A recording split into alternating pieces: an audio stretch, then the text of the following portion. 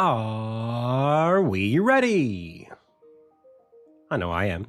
So, whether or not you are, it's time for another episode of the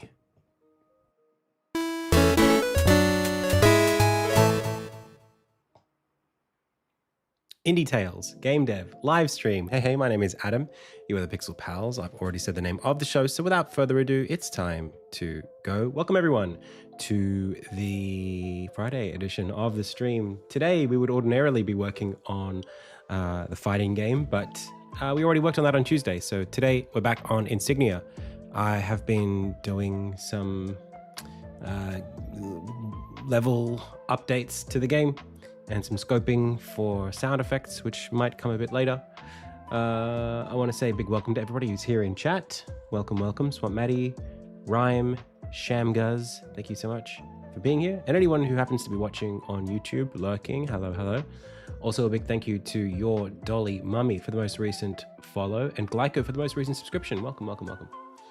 Okay,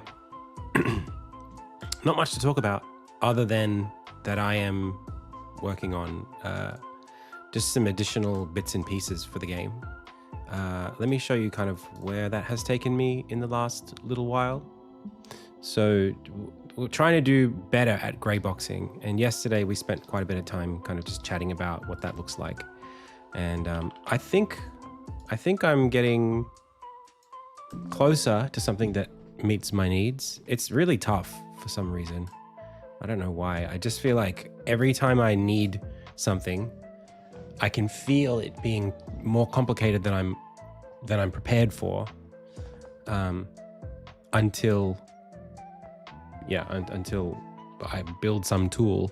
And I'm reminded a lot of my dad, who does that all the time. He's like a carpenter, and anytime he has a problem, he tries to build something to solve it. So I know I get that from him. At the same time, I think this has been really useful for me. So it's hard to even imagine what I would do without this tool. And I built it yesterday. So like, I don't even know how I made this game before that. I think there is, what might be happening is that my tolerance for slow development is going down as the project gets longer. So maybe I'm building these tools because it always would have been useful to build them, but I just had more patience for the game previously. Anyway, so what I've done is I've created this thing called, well, a couple of things. One is you've seen these as of yesterday, but I've updated them. So these red bands relate to the game's state. So it's some of these contain child objects that will be disabled if it's red and will be enabled if it's green. So it's basically toggling certain objects on or off based on your progress in the game. And I've upgraded that system to also apply to sequences. So anything that evaluates a condition will be colored red or green based on that condition. So in this case,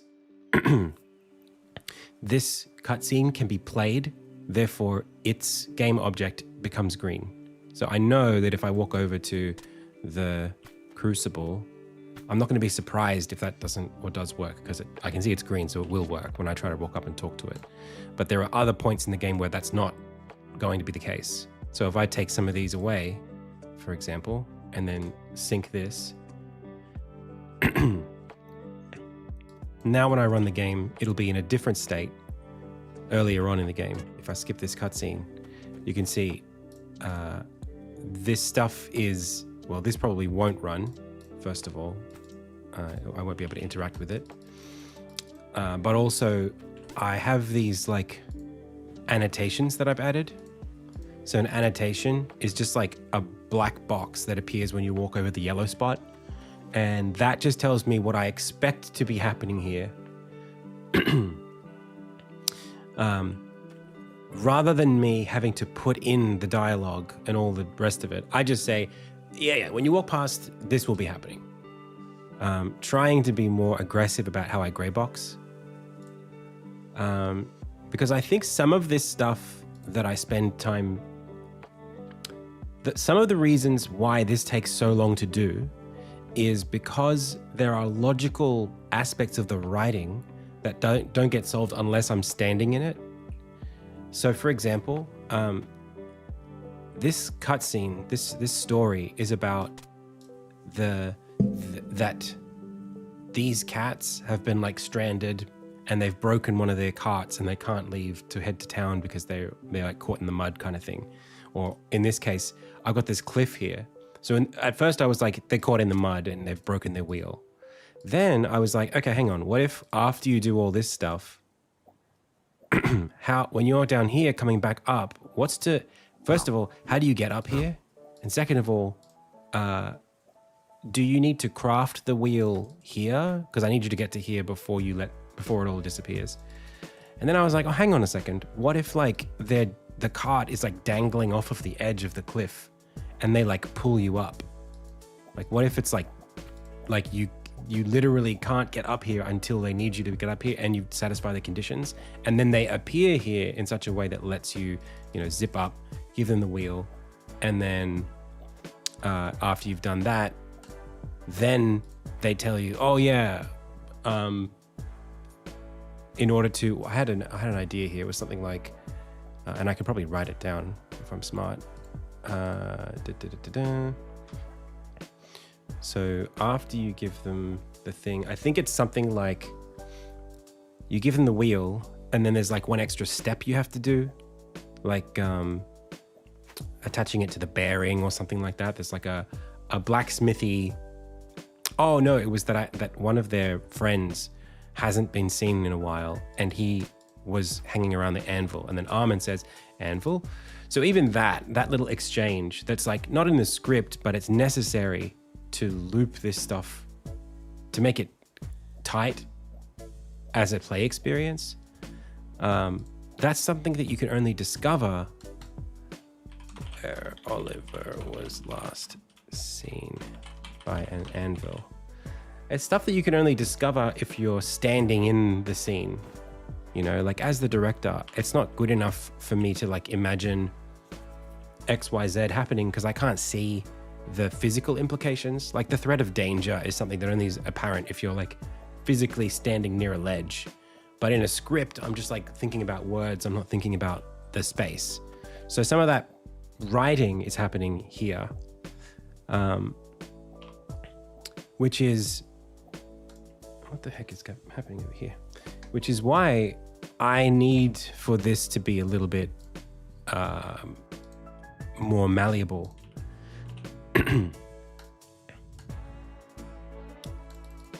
Yeah.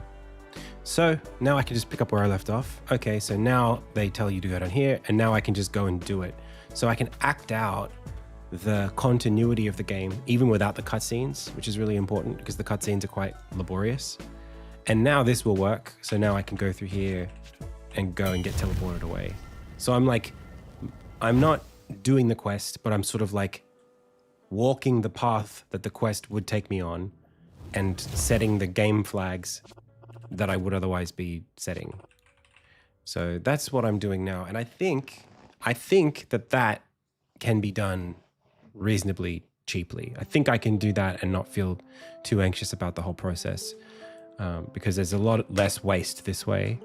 And I think that it's enough to help me scope out the work for the contractors that I brief, and for me to understand what the story's going and how the pacing's working. At least it kind of needs to be this easy. So how does it work under the hood? Well, I have a long time ago, so here's like a very quick story about Insignia's development. One of the first things I built in the game was this quest flag system, which is just like a scriptable object that goes into a dictionary. And if it's not in the dictionary, you haven't done the thing. If it is in the dictionary, you've done the thing. And these quest flags, I used to just have them inside of scripts. And that was that. Like I just put them in places. And then I wrote this feature called Flag Handler.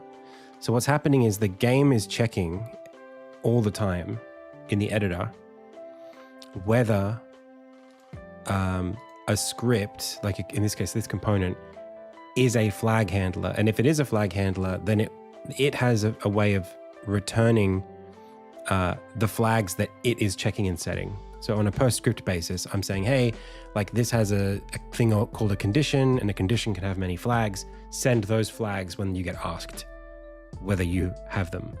So the fact that this can report that it has these flags means that I can then tell whether this is true or false, green, red, and then I can make it red or green that way.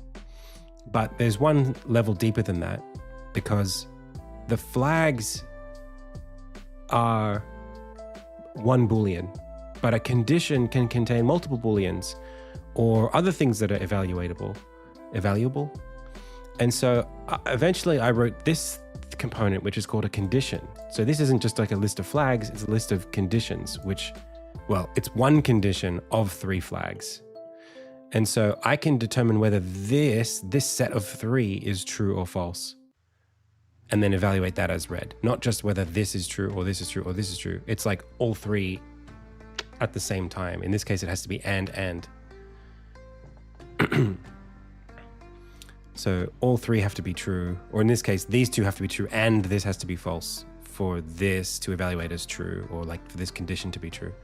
So the point here, what I feel that I'm getting at is something that is unfortunately, because I don't have like a level editor scripting language, this is my level editor scripting language. So in like a game, say like, I don't know, any AAA game, your level editors would have some sort of like Lua interface that would let them just write basic logic to describe how things work. That's not touching the back-end logic. It's like completely separate. And it might even be something simpler than Lua. It might even just be like some sort of parsable, you know, interface where you just write if this, then this, da da da da. This has become that for me. So it's, the goal is, you know, I have these things that I can evaluate, and I don't want to write scripts by hand for every condition. That's insane. So instead, I need a way to create conditions that are serialized in the scene that that I can then evaluate and compare and use to drive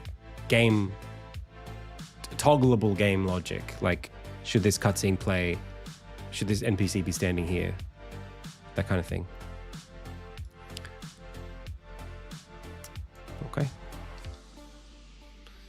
So, I mean, this works. It's really good. And I think I've been going down this little rabbit hole.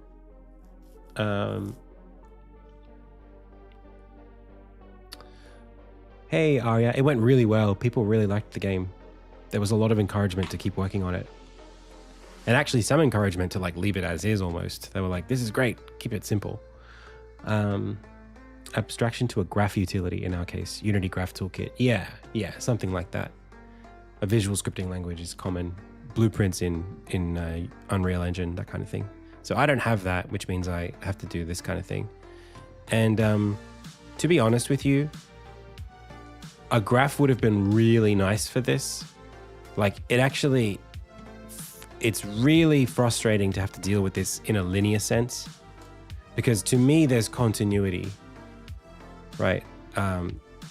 When I say linear, I guess I just mean like, it's not even linear. It's just like a bunch of Booleans, but there is a linear flow to the Booleans that's not evident here, other than the fact that I labeled them 1, 2, 3, 4. But like the conditions don't know that they're the 4th condition or the 3rd condition or the 2nd condition.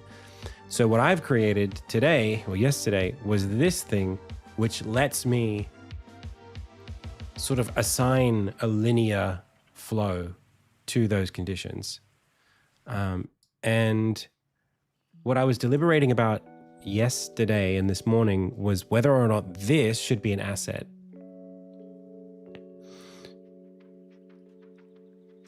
And I think, I mean, maybe the answer is yes. And part of me was thinking to myself, isn't this just a quest? Am I not just like creating a quest here? And so shouldn't quests have one of these in them? Or shouldn't a quest be that? We were talking about it yesterday. And maybe, the answer is maybe, but I'm sort of caught in this set of of concerns here where like I'm asking, should these be conditions instead of flags? Because these are conditions, right? These have multiple. But then I realized like this isn't, by definition, this isn't even supposed to be a linear sequence. It's not even supposed to be an undirected graph or a directed graph. Even if this is, like the things the player does, yes, that's a linear sequence. But the things that the states that the game responds with is not necessarily linear. So in this case, for example, these two are active at the same time because this determines like whether the cart looks broken, and this decides whether or not you're allowed to go talk to this thing. So they're different and somewhat overlapping. And to force that to be a directed graph of steps is probably too restrictive for what I need. So it's a bit mucky, but I think that's game dev. Or if it isn't game dev, it's my game dev right now. Like I don't think it would behoove me to now try to create a graph out of this, or like to try to automate the logic, you know? Like I did this with my character, for example. I have this thing called a state tree editor. So this is like traversing Armin's behavior tree, is like hierarchy, and like evaluating what states belong to what and what's a child of what. And it looks really good, but it's actually incomplete because it's like guessing at what's relevant. So there are probably states that he has that aren't listed here, and there are probably things listed here that probably are like doubles. They're like listed twice because they're referenced twice. It's like you want to impose logic and structure over the data, but like the data doesn't have to conform to it. So it's almost like you either start with the conformed logical framework and then author it with the constraints, or you just, you do something like this, which is kind of like a best guess, or And some of this is like, I don't know how to do it until I'm doing it. So like, for example, I have this thing where there's a condition I can check, like Charlie here, this NPC, he has this thing called a quest item handler, which can give you an item or take an item from you. Now, this checks to see if you have this item in your inventory, but that's not like permanent play progress. Like having something in your inventory is not like a point in the game. It's just like a thing that can be true or false. So previously I am doing it here. This give wheel to Charlie quest flag is like a flag that's created to mark the fact that you lost one to him. You gave him the wheel for the cart. But that item transaction, like maybe I could have authored it so that like item transactions get stored, in a different way. Or there's this thing where I could make a condition, right? One of these conditions could be if you have an item in your inventory. So I could say, if you have a cartwheel in your inventory, at least one, then do this thing. The fact that this is a condition that's not serialized anywhere, but this flag is serialized, there's sort of like architectural options here that I've landed on just because it's how I got here. Like maybe if I'd started the project from scratch, I would have like had different opinions about what should be serialized data and what should be resolvable at runtime, and how to evaluate logic through that. Or like, does a quest, for example, should a step in a quest include something like have X in inventory? Again, is it a key item? Can you only get it once? Or in this case, I've got another one where it's like, have forged something once. That's permanent. If you have forged something once, it's permanent. And I can and I'm recording it like it's save data. So like, is that a quest flag? Should that be resolvable as a quest flag? Should the quest flags and whatever that moment is share a parent definition that then I can add to a dictionary as that abstracted definition? It's hard to say at this point, but I think I just have to like accept that this is the way I'm doing it. And part of what makes this complicated is actually not about tools, but about continuity in story, and that's okay. That's complicated. It's not that like my tools are making it more complicated. It's that like it is complicated to have to think about how this stuff should happen as if it was a movie, you know, without any kind of like, you need to be able to read your own thoughts and compare them with your plans and see what makes sense in the moment as if you were a player. It's a player empathy exercise, I guess is what I'm saying, more than it is a data architecture exercise. So, yeah, I mean, this is great. This helps me see it and I get it now. So that's my annotation. And then the hope is that I can use these annotations to brief people as well. So I could go to like this thing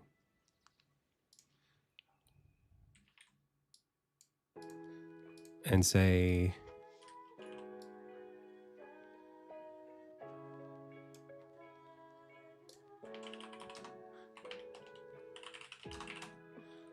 Armin enters the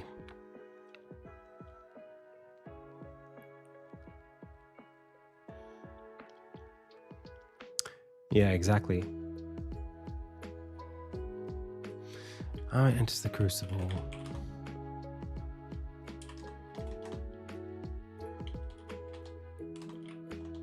Knowing that it could contain, knowing that it will contain a new ensign, but also curious about Oliver's whereabouts.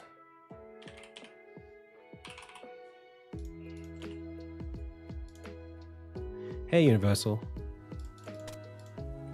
Yeah, as long as it works. I mean, like, you know, people talk about how Undertale was just like a giant series of if statements. So, you know, as long as I know that we want to be really, we haven't done that, which means this is not true. And then this needs to be true. Oh, it is true. So then what's the problem there? Cart fixed. Yes. Why is that false? Because wall ride unlocked needs to be true for that to be the case. Well, then this needs to go there then.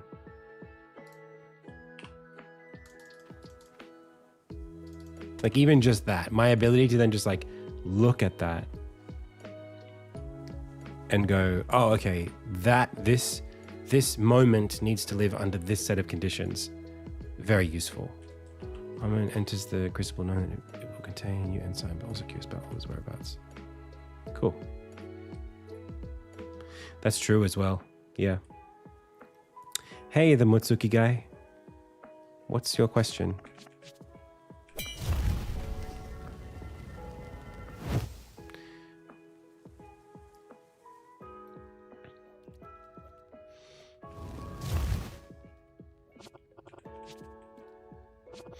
And then this is more defined than it needs to be.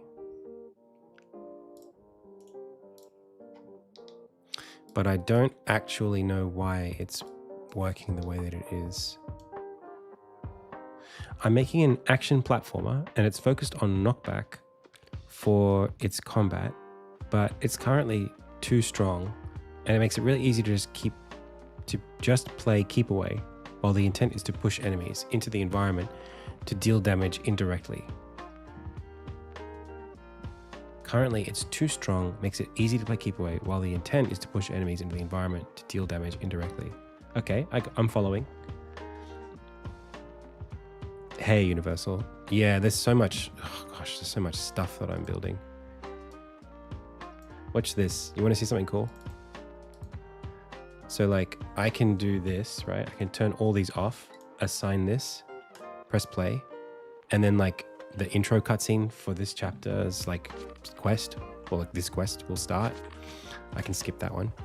And then like I can see what's happening and then go, oh, okay, let's just say we've done that. And then now that's actually what's happened because this was out of sync. Like this flag was set true by the game, but not true in the editor. So I checked it. It's like, okay, yeah, that's where the game is at. But then I can say, oh, okay, actually, no, let's make it so that you've also done that. And that changes things again. So now things are different. And then I can say, okay, now let's say I've done all of that and that changes things again. So I can sort of like play through the level by just like, yeah, like stepping through the game logic. And then these here show you what, these are like things that toggle those objects based on these conditions. So if I step it back all the way, now that's with the state that we're at. So now I can watch the cutscene again because I technically haven't watched it even once anymore. I like undid it. Also, you want to see something cool? I have this console that's been in the game for ages, but now it has autocomplete. So I can say like spawn apple and it'll start auto-completing before I actually finish it. So if I need to know something like, what's that thing, a cartwheel, wagon wheel, spawn wheat, cartwheel, cool. And then it auto capitalizes. I need an H there. Spawn cartwheel. There it is. And I can even do like load or instead. Load house.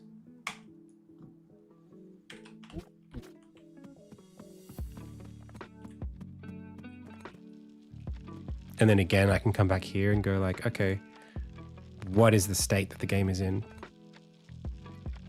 I can't yet, I'm sort of still, I'm wanting to do like set flags to true or false, but I feel like that's a little too tedious. So the Mitsuki guy says, basically the problem is that it's really easy to just spam up attacks and juggle enemies to death and completely ignore the grapple, attack, or environment. I posted a video in the server. Okay, I can answer this question, but we have to be careful about doing like a full review here. Where about, are we in dev talk?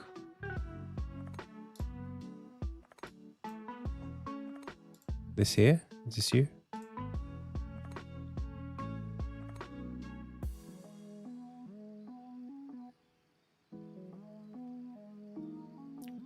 Cool. Okay. So what you're lacking is like constraints. Okay. And the way I like to approach this kind of thing is from the top down. So you're saying you want to be able to do this, but you don't want to be able to do this. So you need to think about those two things from a, I have this concept called competing concerns, right? So you have a vision for what you want the player to do, but you're giving them the option to do something that's not aligned with what you want them to do. So the answer is never encourage the player to do something. Never discourage the player to do something that you've given them the option to do, if it's good, if it's like a good option, right? Don't tell them, hey, don't do that, even if it's like the best thing they can do. So instead, you need to make it so that either they can't do it, so maybe there's some stamina, or maybe there's some, some condition that makes it so that you can't juggle an enemy more than once. Maybe the enemies become unhittable for a while after you've juggled them. And the solution there that you pick will obviously change how the game feels. So your job is to figure out what is the thing that you want the player to feel, and how can the constraint that you add to that feeling so that it's satisfying rather than taking that away.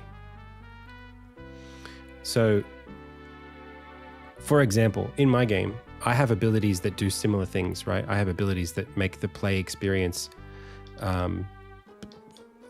probably broken, right? If you get to do this thing over and over again, it's probably broken. Let me show you an example.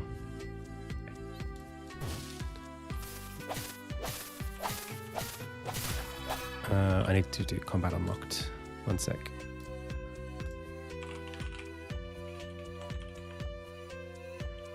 Okay. Okay, so this ability is really powerful. I mean, I could just walk up to any enemy now and then just use the ability if I don't get hit, like pretty much over and over again, right? Or you could say, like, just in general, like if that's a power you can do in the game, all of the ledges now in the game that I would normally not be able to jump up, now I can jump up them, right? Like maybe this one here, maybe I wouldn't want the player to be able to jump up that normally, but now they can. That's a problem, right? But I want them to have the power. So in my game, you basically can't get the power until you steal it from an enemy. Now, the question of like, okay, but what about if you want to just like spam the button? Like, I need to add a constraint the same way I'm what's the word? Advising you to. I need to add a constraint to stop the player from doing this over and over again. Now, for me, like this ability sends you into the air. You can't use it until you hit the ground again. So at the very least, it's following like something that they do in like Street Fighter, where you can't spam it over and over again. There are options here for me. It's like, do I add a stamina meter so that you can't do it infinite times? Well, maybe I don't want there to be a stamina meter because I want players to be able to execute flashy things. Or if there is some sort of meter, the meter should go up and down based on what I want the player to be able to feel good about doing. So maybe it's like,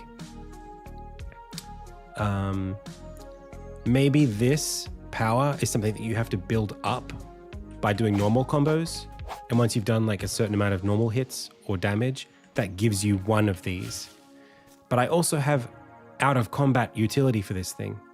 So like, for me, it's like, well, I want to be able to do this just because there's no enemies around. I'm just trying to like platform, right? So like that shouldn't be dependent on combat, because then it'd force me to go around and hit something so I can come back and use the ability. So maybe we could do some sort of like in combat versus out of combat check. Like one thing that I can do in the game right now, I don't do it very often, but I can check to see if there's any enemies on screen. So I wouldn't be able to spam it now, but I'd be able to spam it now. That's also the key thing about that kind of condition, if you are going to do like a heuristic like that, would be, is it something that the player can understand themselves? Being in combat versus out of combat. For me, the way that I currently do it, which is not communicated to the player because I don't need them to know this yet, but if I want them to, this is my like plausible deniability, is see how the player character like is just standing there with no sword? Now he's got a sword. So having there be, whenever you like are acting, when enemies are on screen, he pulls the sword out, and then after a while, he'll put the sword away. So for me, you know, that's an option. You know, it's like if the sword is out, you can't spam the ability. But if the sword's put away, then you can. So maybe whatever it is has to be communicated. Yeah, maybe that's right, Ed Conky. That would be a good option too. Like if you use it and you hit somebody with it, that drains it. That's a great option. And it actually works well with my game lore as well. So that's an example of something that I would be more likely to go for.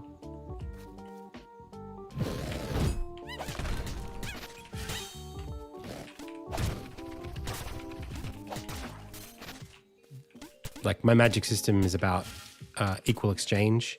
So the idea that when you hit something, they kind of like absorb that hit, that would fit really well for me.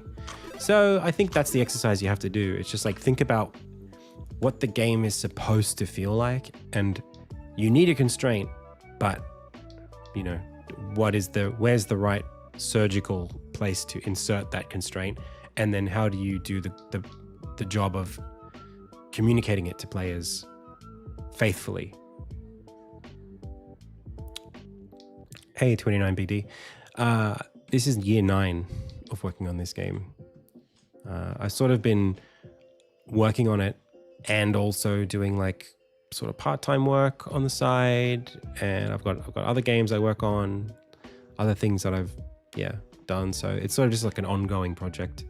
And I have had funding for it. I do have a team, but right now that team is between funding, so we're just waiting for the next round of funding so I can push into big production, into gear on production. Anyway, so I'm gonna keep trying to debug this thing. I'm noticing right now, like, these crucibles are quite cobbled together from chapter 1. So I need for any weird logic to not be there. No, I mean, for me, it's content creation helps, but I also take contract work. So I have a YouTube channel, I have the Twitch stream, there's some money coming in, and then I do work for other people as well.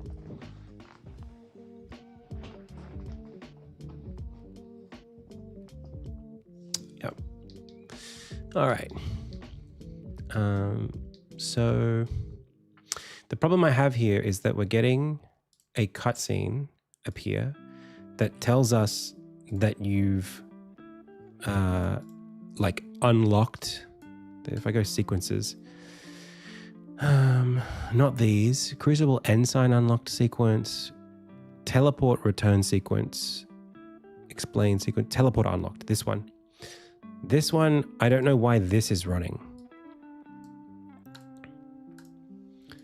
Or is it fast travel unlocked? One of these two is playing when it shouldn't be.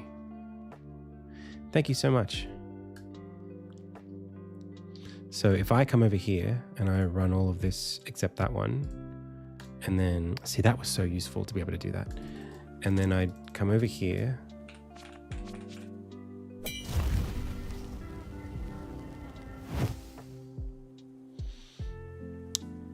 This cutscene plays.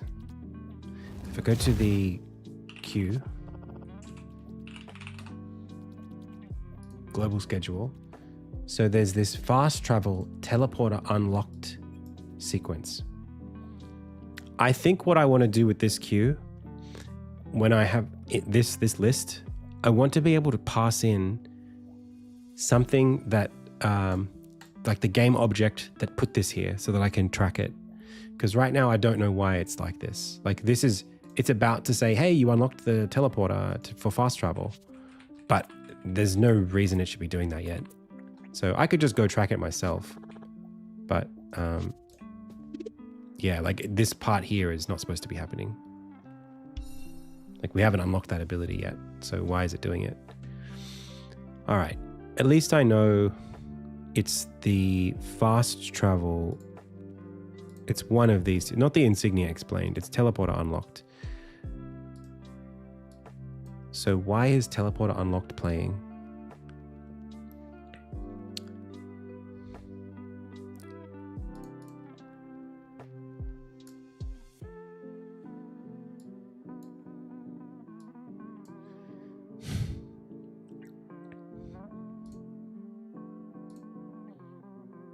It'd be great to have some sort of like call stack.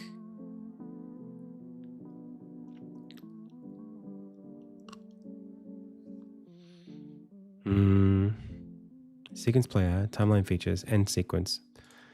Sequence state, respond to end. Schedule state, exit, teleport, local. Let's see if I can try that one more time. Just so I can watch it.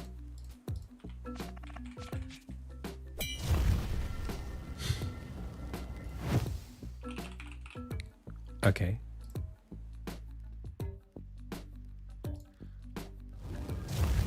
That's fine.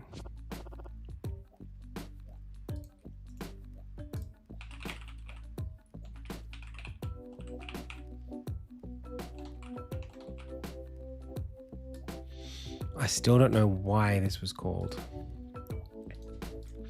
So let's see if we can log it maybe.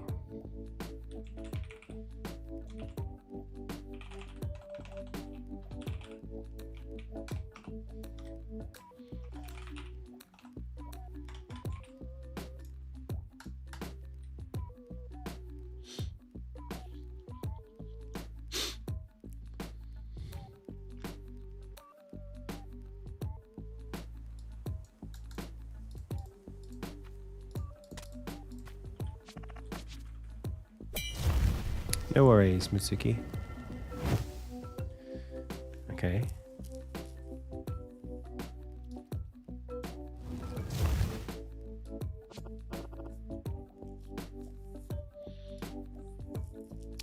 In queuing state, crucible teleport in sequence. In queuing state, fast travel teleporter unlocked. That's from teleport in. And then this should unlock fast travel is what's happening here. Or debug. What's that? Or debug. I'm not sure if we called it with a boolean of true. No. So that's okay. FTM is null. FTM equals get fast travel meta. On teleport in flag, quest manager set quest flag silent on teleport in flag. If should unlock fast travel or debug. So that's here. Okay, this is what I thought was the case. Connected data, teleport in origin room. Current scene meta, get UID. This is a kind of a roundabout check. I think it should be okay, but maybe something's not quite set up correctly. From crucible room equals last meta isn't null and last meta scene GUID is the connected scene GUID.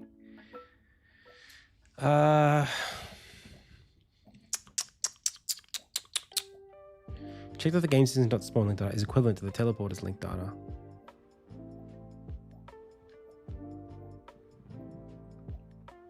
I don't get it. It's this ftm.meta. It's ftm, which is the fast travel meta. ftm equals get fast travel meta. Okay, so I think weirdly, what this is dependent on is if I've got a menu called fast travel. Fast travel menu. This menu has a list of places where you unlock abilities. And so if what we are looking at isn't in that, if the scene that we're in right now isn't listed here, then it doesn't know whether or not we're coming or going through that teleporter. So we need for wall ride ability to be Crucible wall ride trial. That's actually what it is, I'm pretty sure. Crucible wall ride trial, wall ride ability. But it's not that, actually. It's not. It's Cheverton Forest, Hithen Cavern.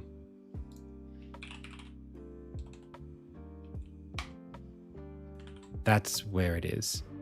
So when we return to there, I set it up incorrectly. Okay, that's fine. So this is where technically we unlocked, this is where the fast travel happens, right? You can fast travel to and from here. And the Crucible is just the nexus. It's not considered part of the map. So when I enter here, it shouldn't say that we've unlocked teleporting because we haven't returned from, well, from here. We've come to here. Good, it worked. Okay, that was just user error.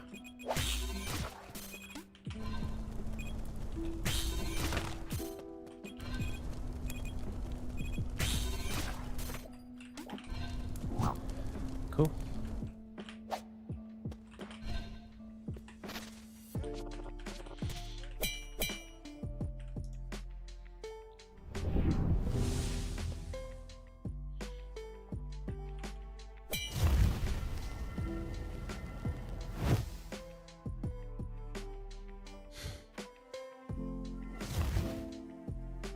And then it should say fast travel unlocked. Nice.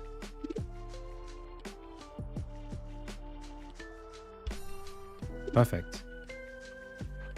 So,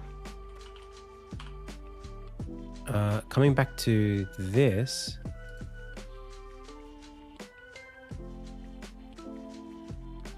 this now should be unlocked wall ride. We should have, I don't know why that didn't unlock that, but let's just sync it with the game and say that we have. I didn't get the thing come down and light up the thing, so maybe I actually haven't unlocked wall ride.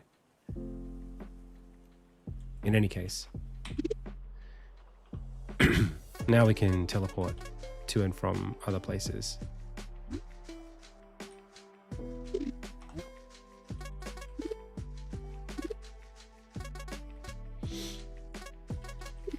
Okay, very good. And then when we come back here, should be able to go that way.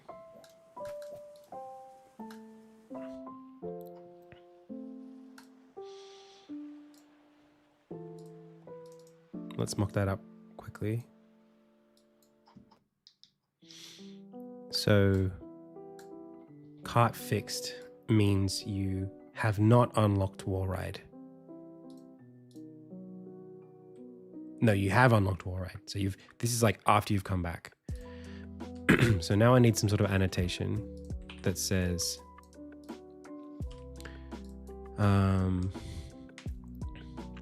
Armin returns with Oliver and they go after, well, okay, Oliver's been here, so Oliver can't really be stolen by the Martin. He has to be somewhere else. While we were gone,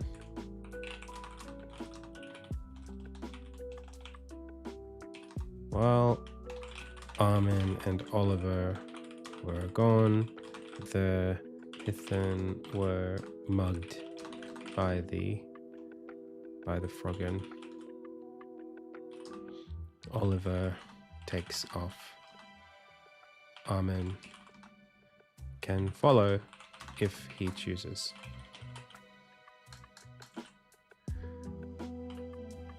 Okay, so we come back. This is all lit up. Good.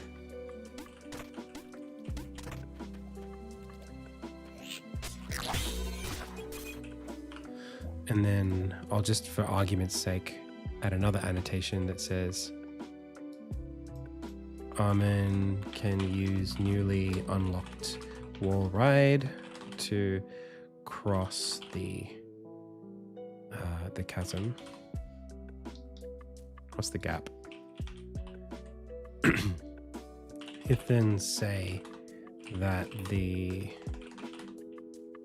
Froggen went that way.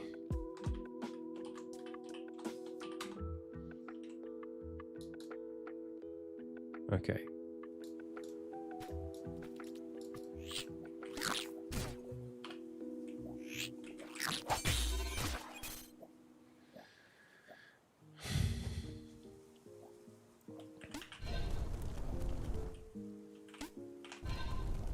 Okay.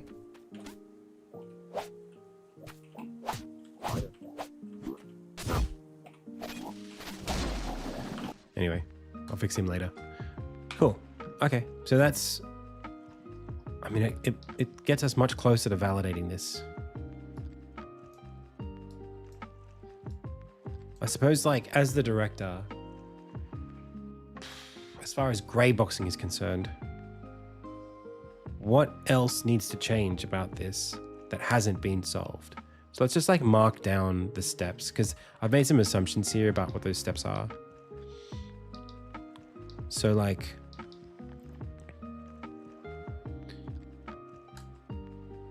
script, scenario, data entry, and then like alongside this is like geometry. The geometry needs to be at least somehow compatible with what's written here. So like, can you go down here anytime? If not, if so, how do I stop you from doing it? Like part of the play being validated is whether or not you can actually do it out of sequence. So you shouldn't, let's just say like here on first pass through, there should be some sort of collider here that stops you from going down this way.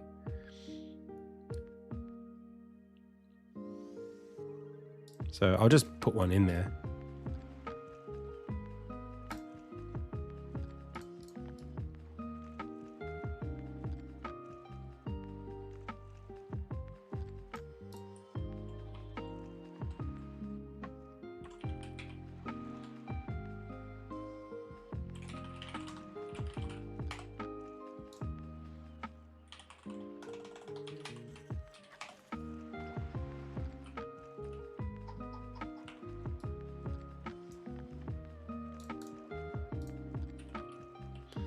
And it's allowed to be ugly.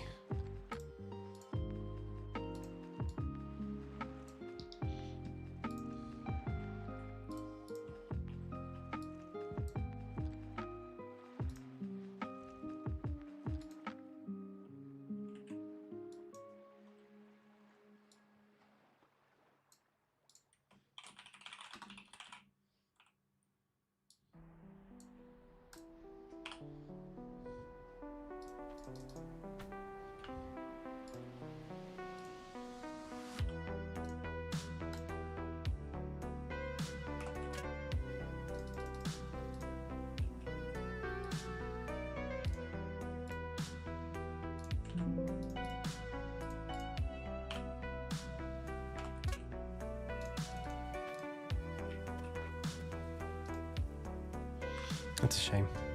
Maybe it should allow on mouse over.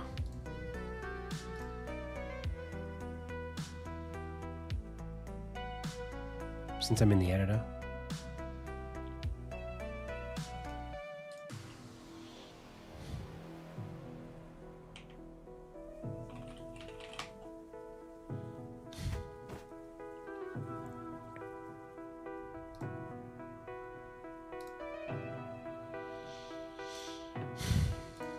So this has a proximity fader.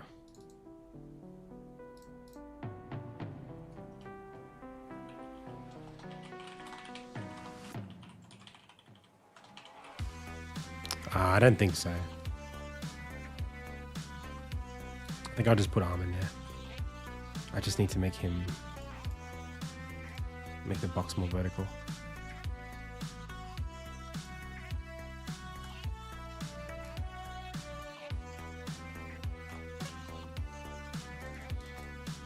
There's no release date.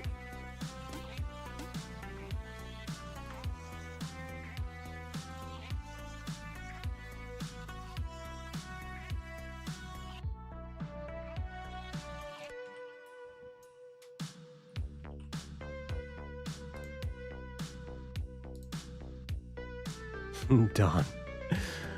You can wishlist it though on Steam, and you can play the playtest demo.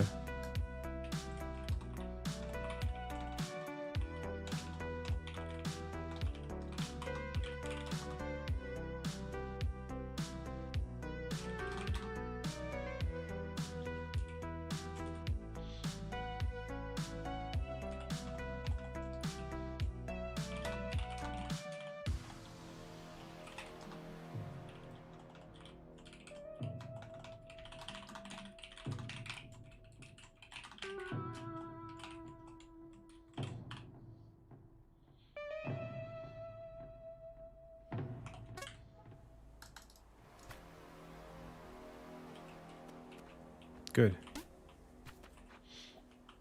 So then we've done this. We've met Charlie. Met Gallier. And then that's not here anymore.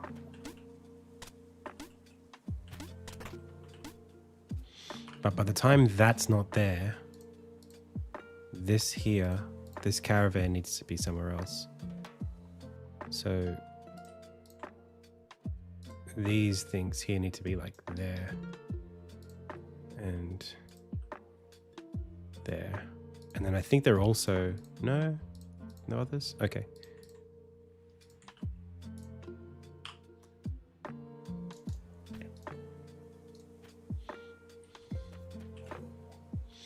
Yeah, perfect.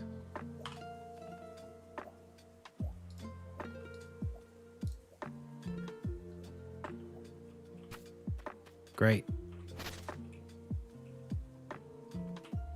Oh, so that's so important that I can read it like that. That's so valuable. That's so important. Oh man. Do you know what it is? I'll tell you what's been happening.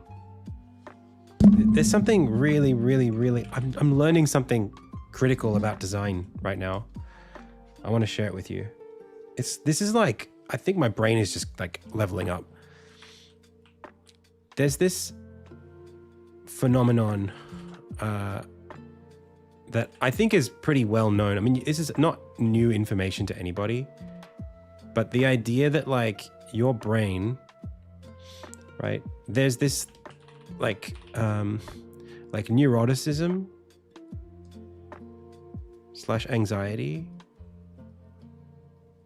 It comes from future projection and worrying about what might happen if something is wrong, okay? And I think a big part of that, future, and part of that is about modeling the future, right? It's kind of like search. Your brain is searching to, it's like trying to hold info in RAM, right? Your brain is trying to like think about all the things at the same time to render a picture of what could happen. And design is a lot like that too. In design, you're speculating about what something should be like. And when you're doing that, you're trying to render in your brain the different reasons why it should be this or that. It's very similar to this. And the antidote to this, people say like, break it down,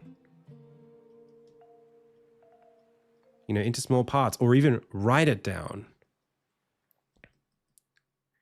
And the reason why writing it down is so valuable is because it means that you go from having to do a calculation, from having to do a calculation task to just doing a recognition task. And recognition is much cheaper than calculation. So if I look at this and I go, oh yeah, that's the ground that breaks away. Okay, cool. And then yep. That feeling of going tick, tick, tick, reviewing something I've already put in here is much more relaxing and confidence imbuing than me looking at the geometry and going, okay, first you have to do this, then you have to do that, and then you have to do that. Now, how does that work again?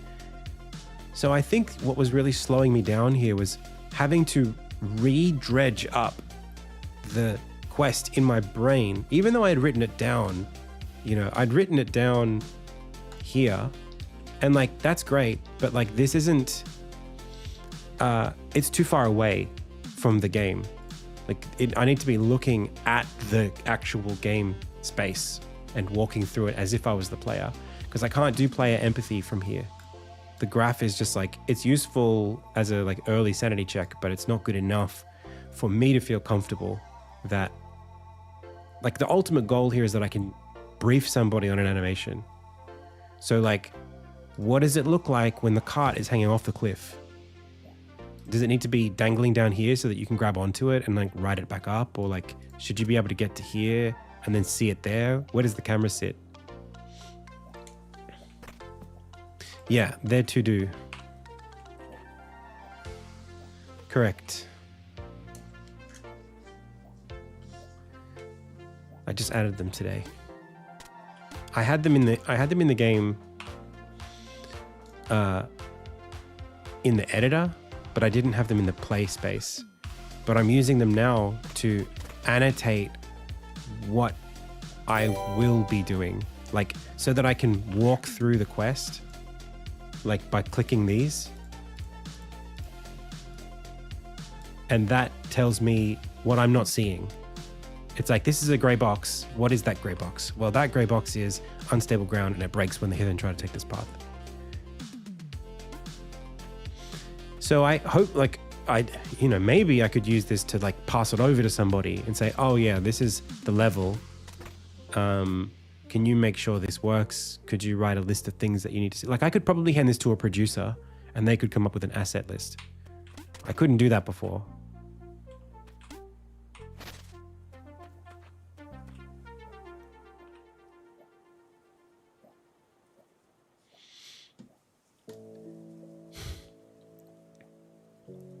Yeah.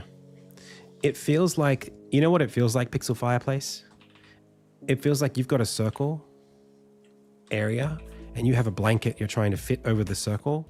And every time you pull one corner of the blanket to cover part of the circle, you lose the other part because you can only fit so much. So you can do this, and if you do it fast enough, you might get the sense that you're covering all of it. But like that costs a lot of mental energy to do that. It's extremely tiring to have to remember more things than you can.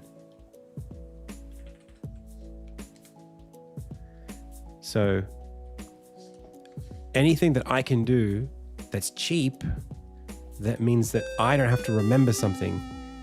That's the task I need to be doing here. It's like make decisions in the editor and then record the decisions and set up a scaffold that reflects the decisions. That's what greyboxing is, at least for the scenario, not for the gameplay. I feel like I have the like energy to do the rest of this now. Hey, Bankshot. Welcome, welcome, welcome. How you been?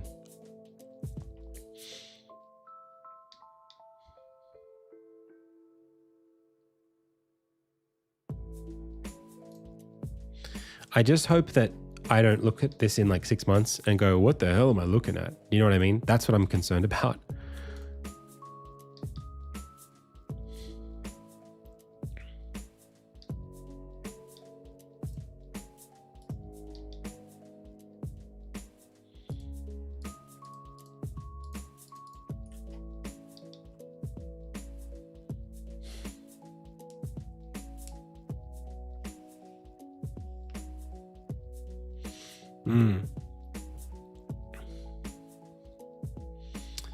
Yeah, I think it's true. And you know what? I'm good at it too.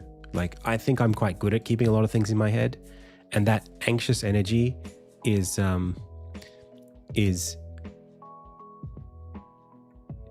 problem solving is kind of like, it lives in that space, you know, thinking about lateral things of like, oh, I can't do this, but I turn left this way. And okay, yeah, that might work. And, you know, that ideation is really valuable, but it can also just be crippling if you have a problem that's too big to fit in one brain at a time. That's why I'm so visual, you know, when I talk. Like even this, I'm mentally summarizing. I'm visually summarizing the mental scaffold of the conversation we just had. That's why I draw notes like this. Because I can go, oh yeah, the blanket analogy. Oh yeah, the modeling the future brain. You know, like it's just there.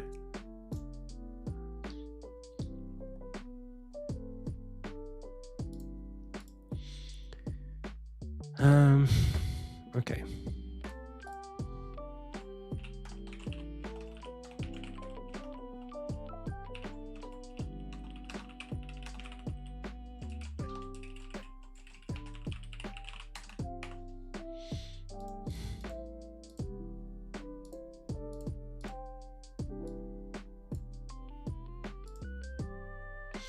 I could probably put this like up here maybe.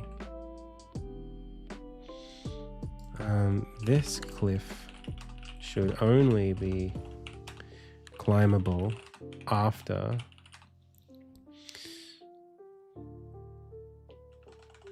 once the Hithen need Armin's help. Maybe they...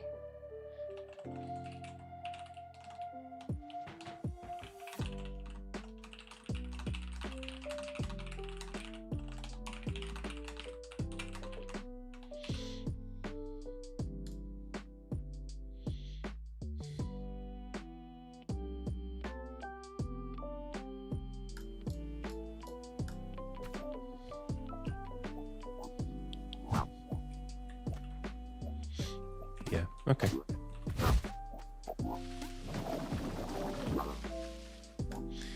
Cool.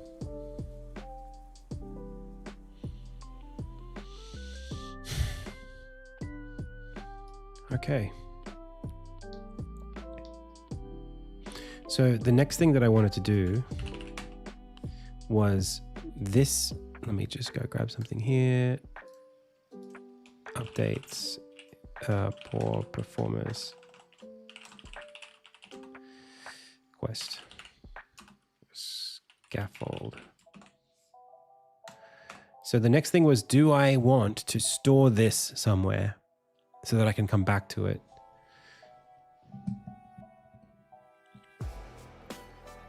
Possibly.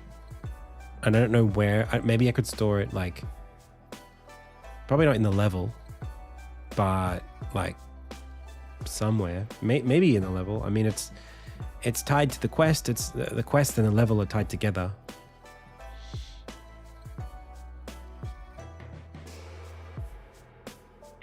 Could go in the project hierarchy, but it could go on the quest.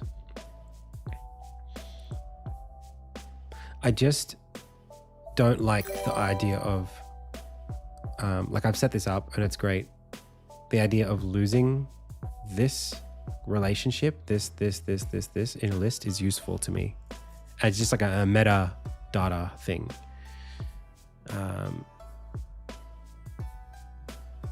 Maybe it just goes into the progress state folder.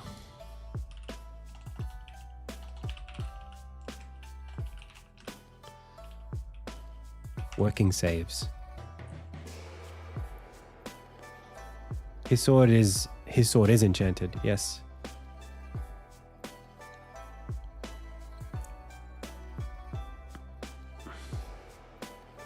Okay, so maybe I'll just do it here.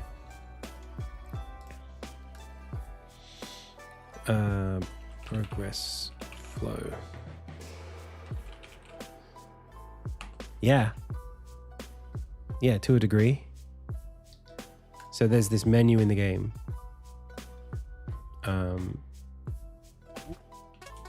Called ensigns.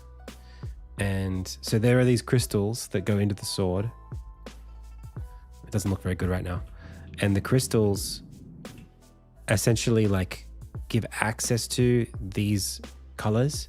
So there's a yellow one, a red one, a blue one, a green one.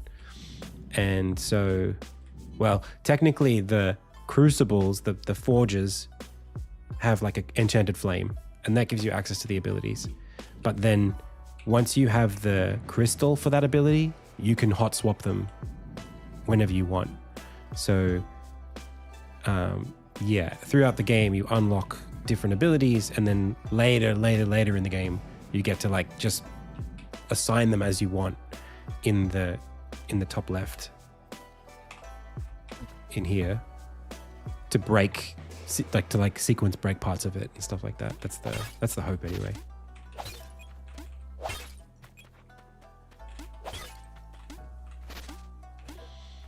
And to do creative combos and that kind of thing. All right, so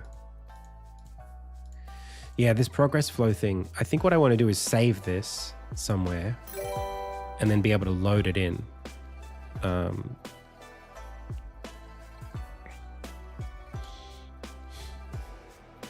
Maybe I just press a button and that creates it,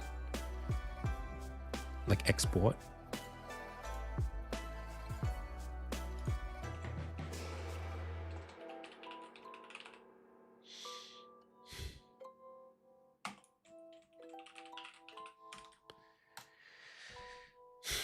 So these would be called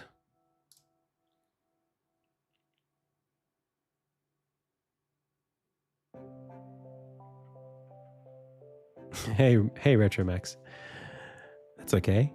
Retro Maximus. Welcome. Thank you so much for the follow. I think I've already got a scriptable thing, so I'll just make a new scriptable.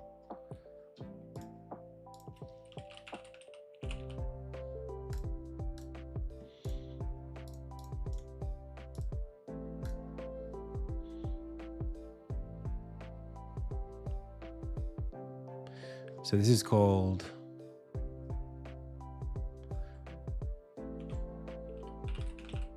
progress steps, progress checklist,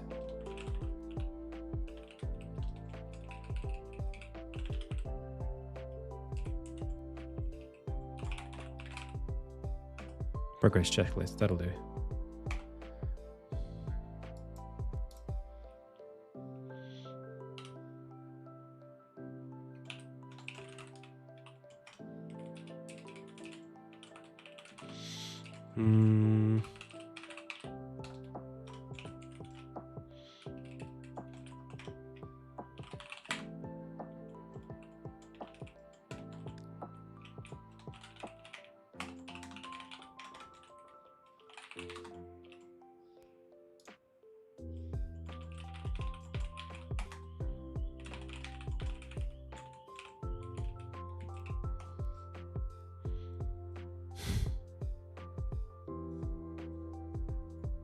And I don't think this needs an output state.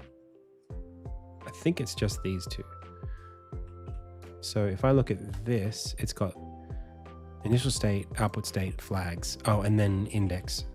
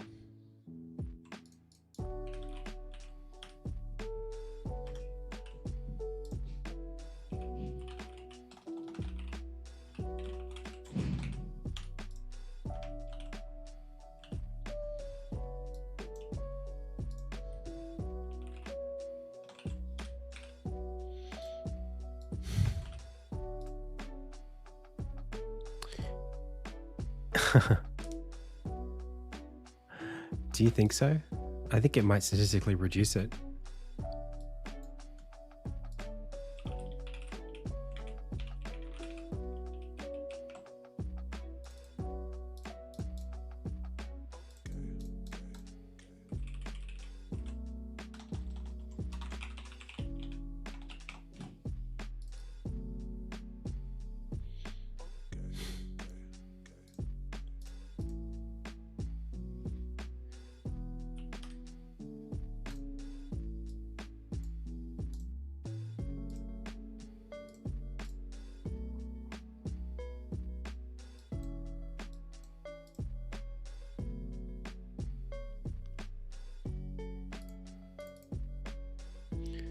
Doesn't like that. Uh-oh.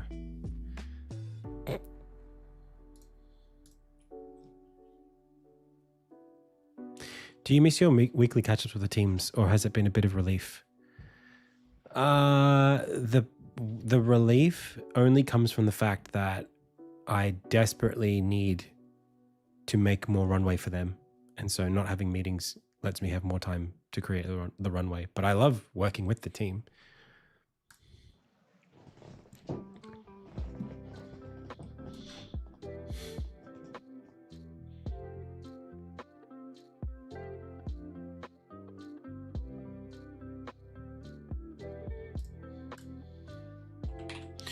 just gonna ask, please refactor this to properly work with a scriptable object.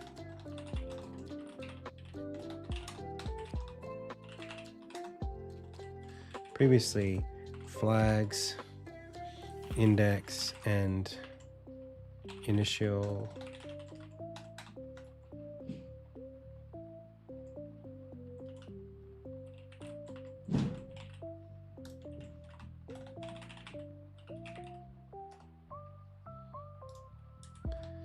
were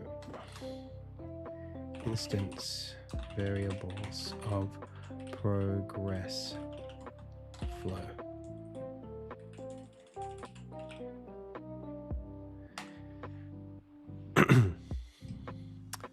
I think this will be better at vibing it than I am. It'll do it quicker.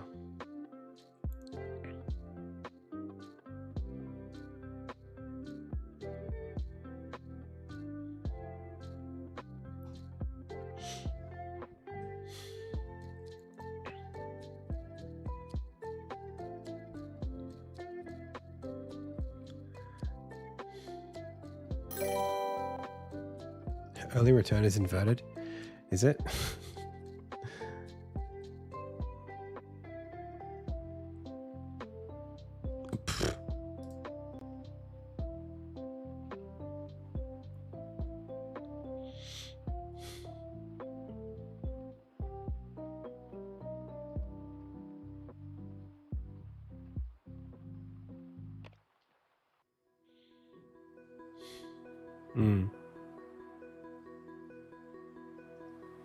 Okay.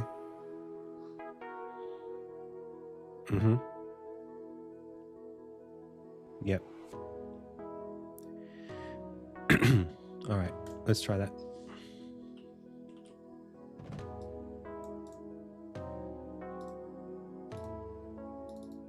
Yay, it works.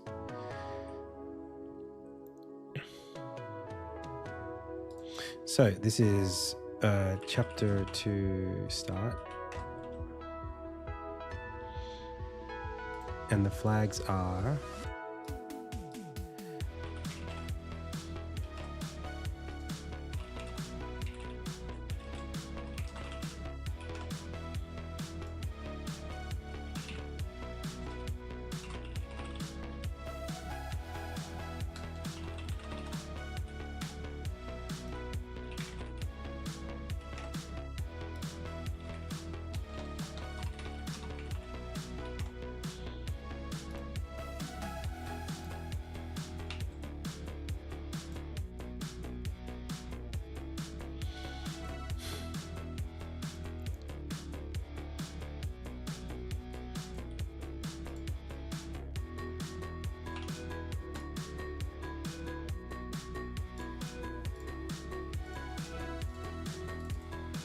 Still works. Great.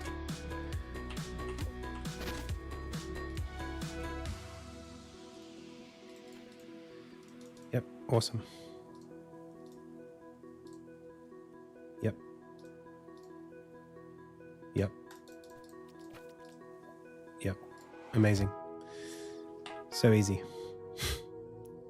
Thank you, Copilot.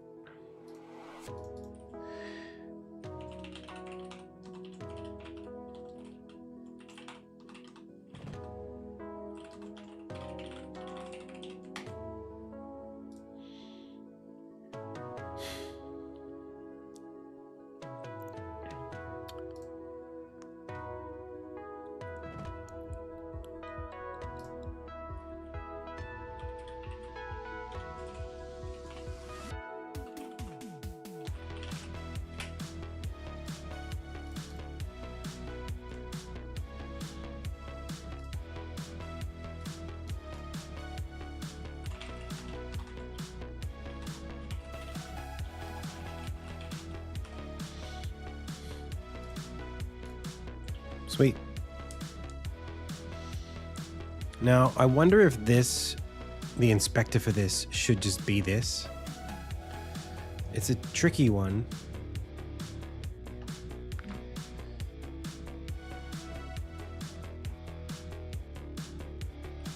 Because it being its own editor window is useful to me.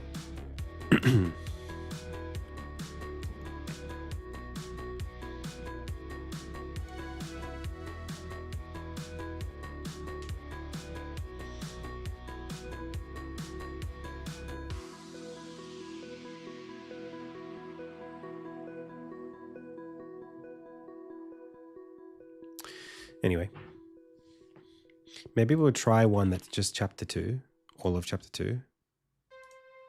Main quest checklist.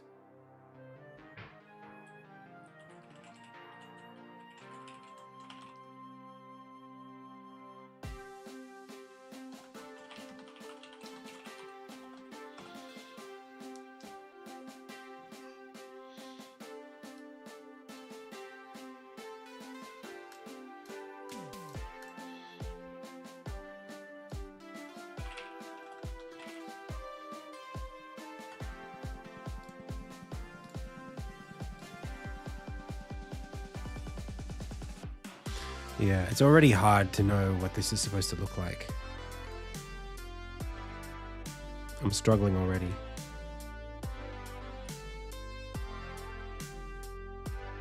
I think this is maybe just going to be useful for quest level mucking around in specific domains of the game.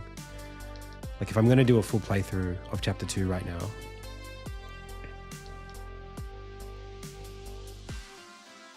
like do I tick off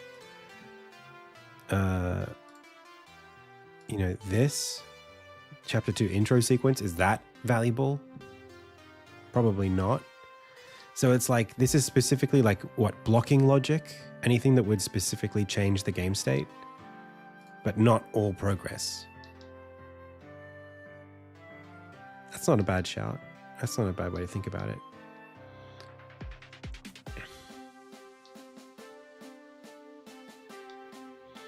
In which case, like, I would remove this or swap it out for like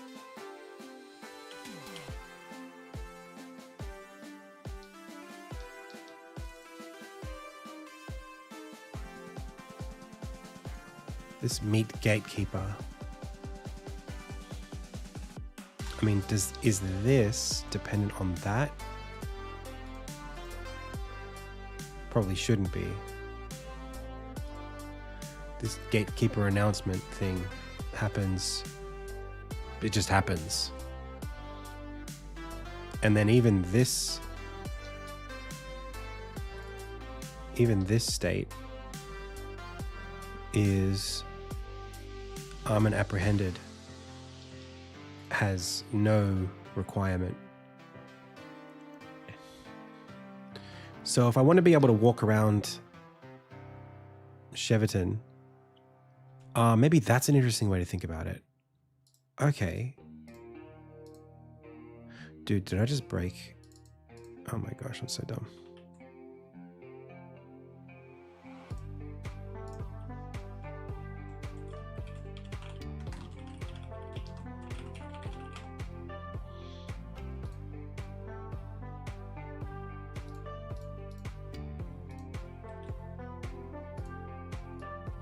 I already hate this.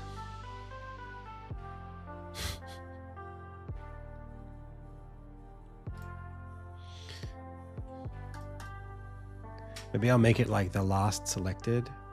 So instead of set being this,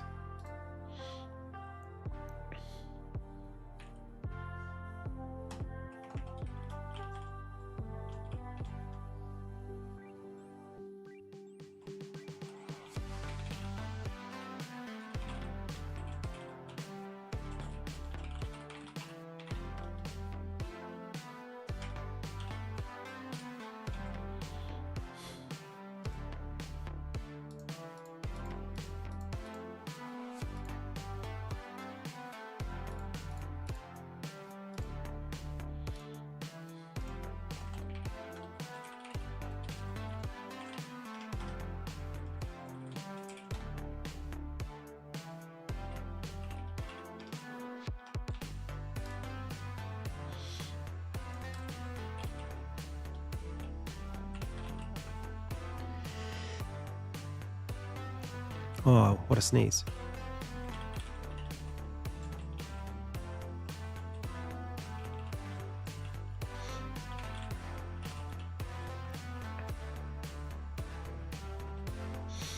Why does that say checklist at the top? I can go.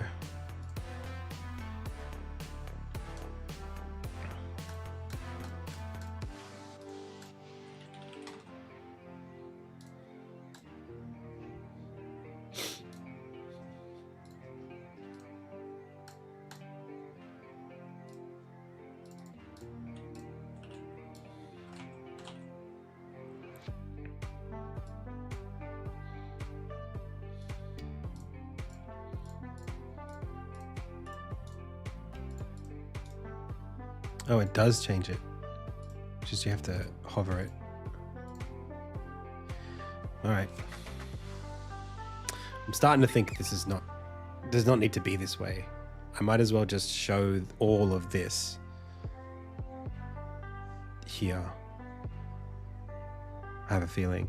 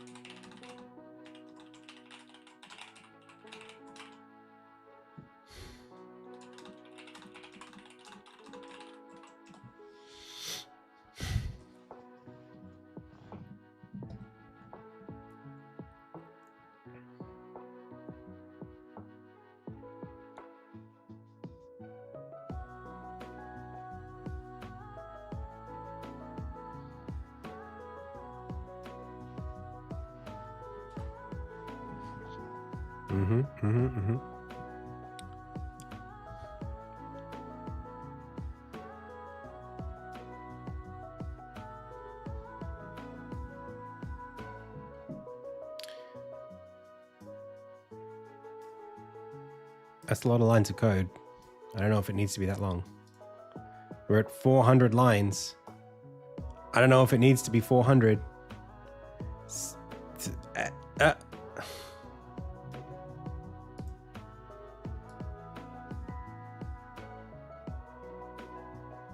Okay.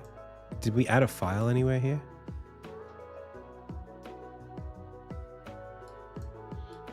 No.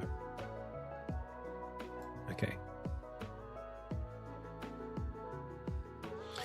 All right, so what do we do?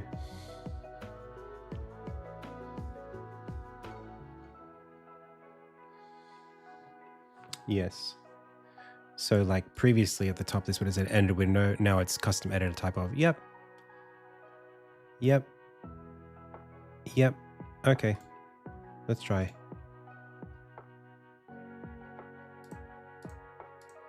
Perfect. That's what I'm looking for.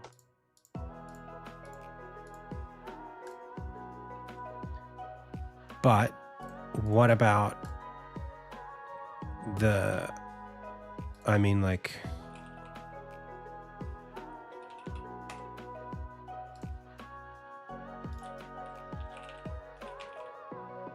Sure. Okay, yep, that's still there. I think though what I want to do is like lock this, put it here, and then get an inspector here. Like that. So that if I go off that, I can at least do that. But I want this to be... that's so annoying. Well, that's okay. So like maybe this is like...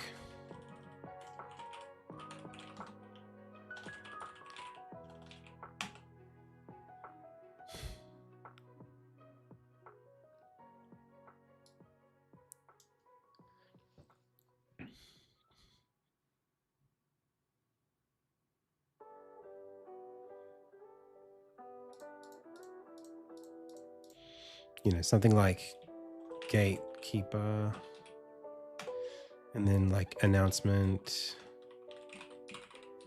and then like apprehended, and then fate. Yeah. So like the first time I come in here, this should happen. But if I've already done that, now it's not like that.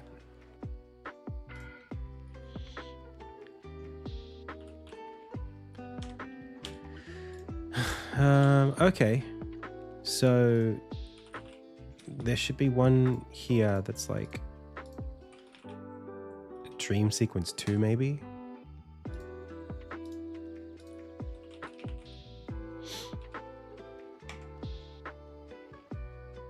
Or maybe Armin awakens from dream. What does this one do?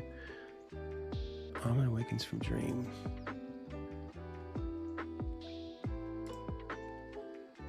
Which cutscene is this?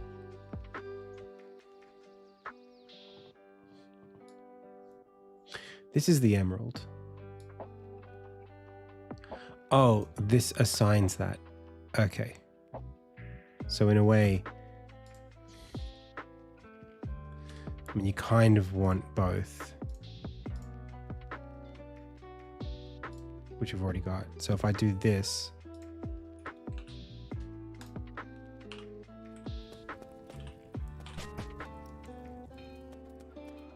and then here, I guess the question would be, what is it that I need to do to make all the people appear in the town?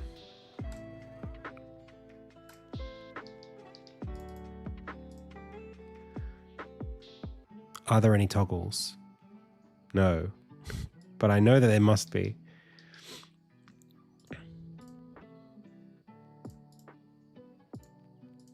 I mean, these have...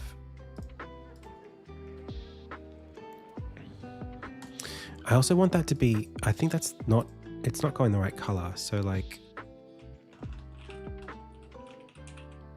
Hierarchy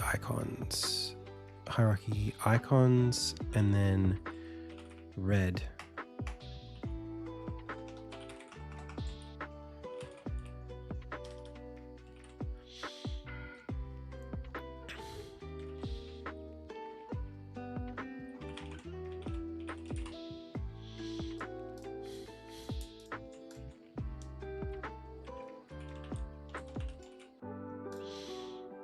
So when I press play here, it says Armin apprehended trigger. It just does nothing.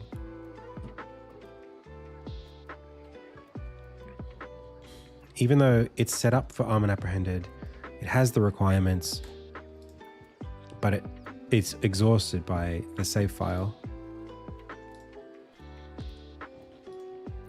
So why does this...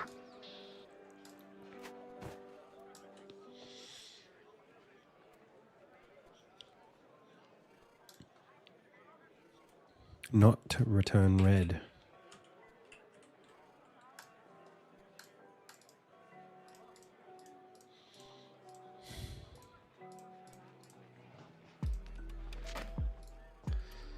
See, it's green or it's red, which means it's not doing evaluable.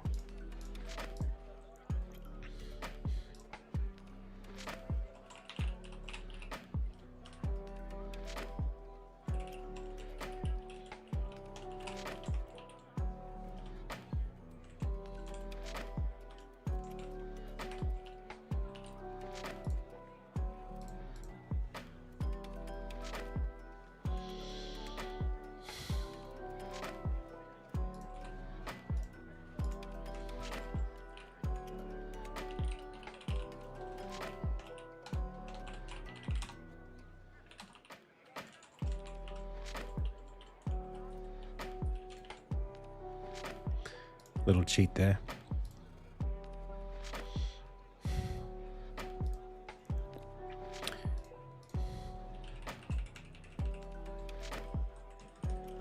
So I'm looking for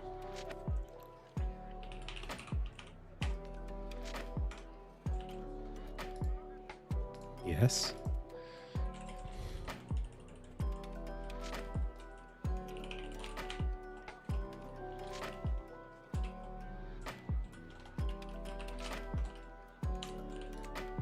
No. Okay. So then the answer to this is we need to make it so that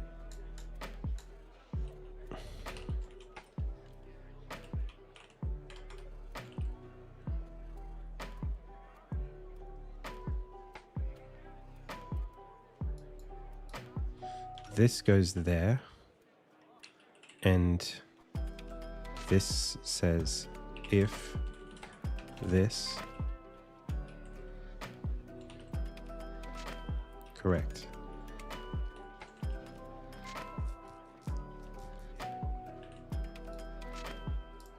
Still no good. Oh, this is true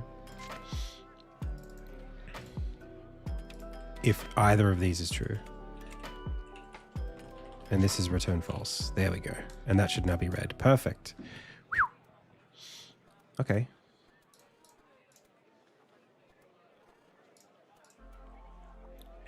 Very good. So this decoration, flowers, all of that, I just turned it off? Or it's because they've got a quest toggle on them.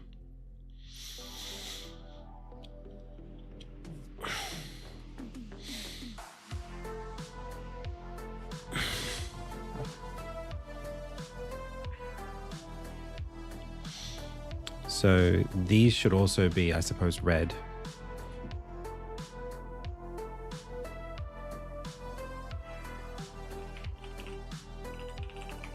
I kind of resent quest toggles at this point, but that's okay.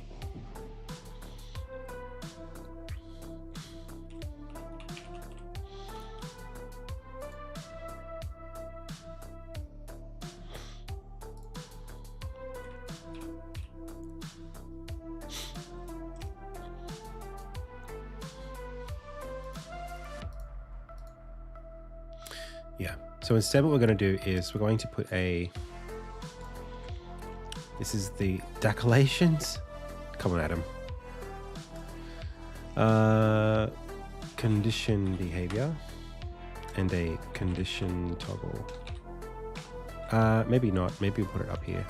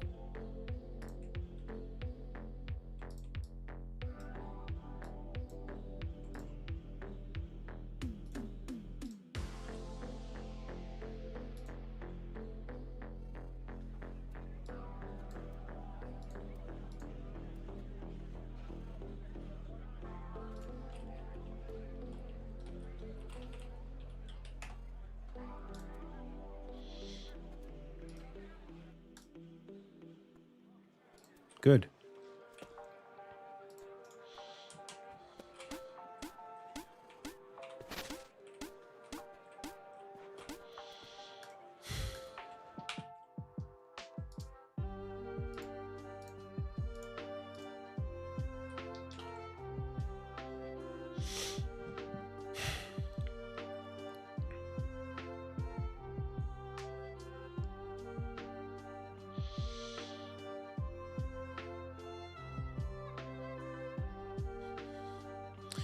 So I'm still not sure. I mean, let's go back to the quest and see how I've got this set up.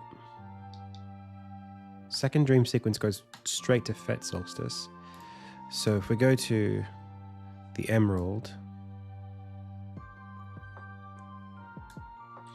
and we read this.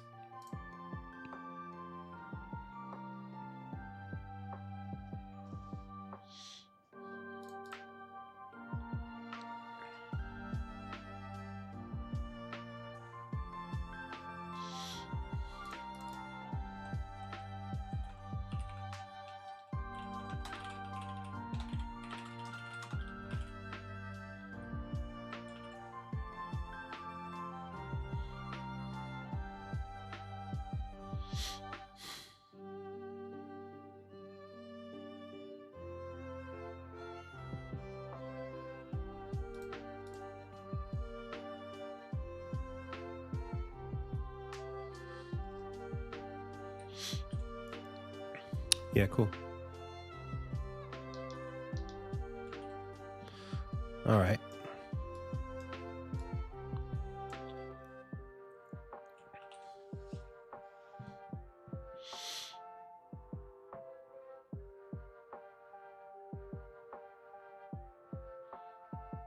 So now what?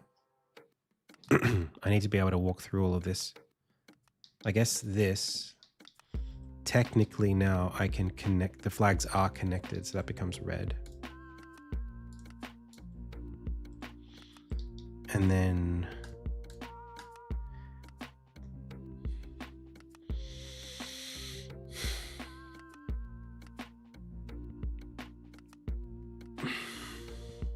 he will have something to say at some point. Let's look at Ned's flow here.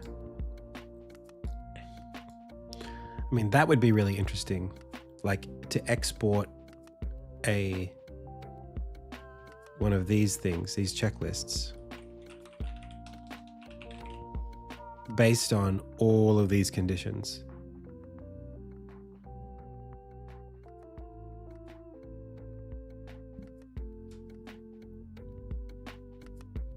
Dude, what an idea.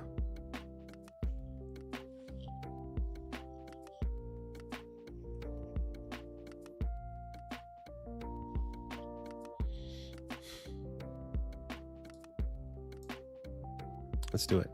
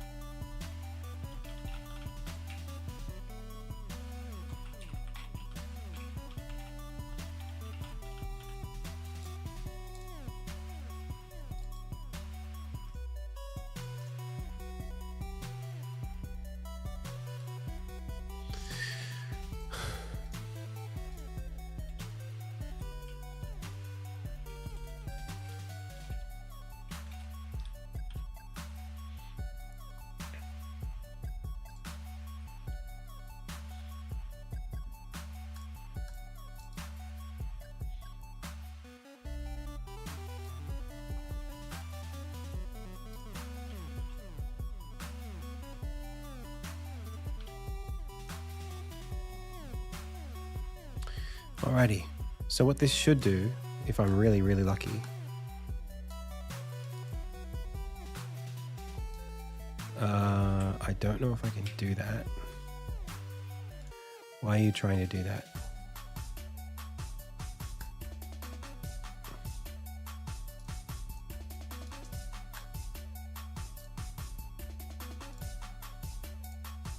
Is it you? Is it you?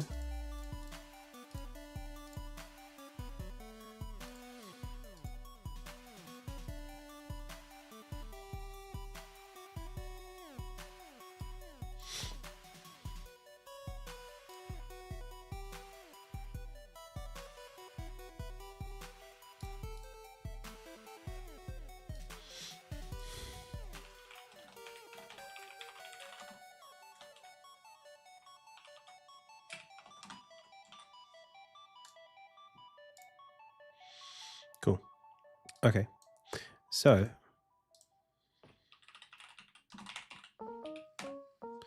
my hope is that I can click on Ned and then press this and then generate checklists and get a checklist that has all of the flags in it. And it didn't do that. Hey, Drusy, welcome. Thank you so much for the raid. How's it going? You know you're such an onion girl? I don't know what that is. So, what went wrong?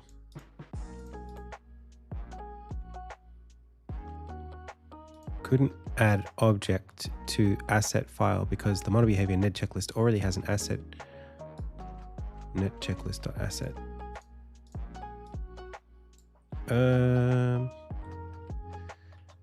This is part of the sequence player.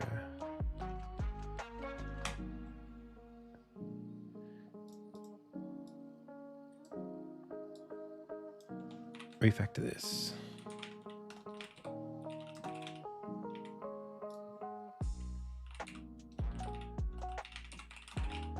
Make that good. A lovely cozy day. That's very nice. Mine's been okay. Yeah.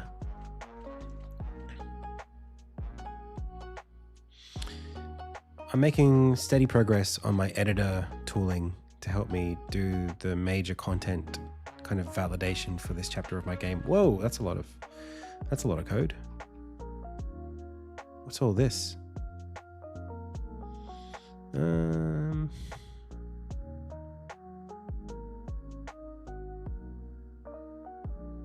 Let's keep it.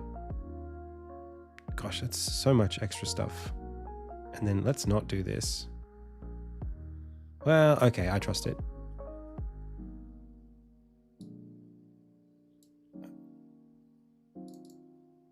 Working saves progress. Progress state tool, working saves. Why did it make it say progress state tool? I didn't ask you to do that. I'm not even sure it's progress state tool. It might just be progress. Oh no, it is progress state tool. Holy shit.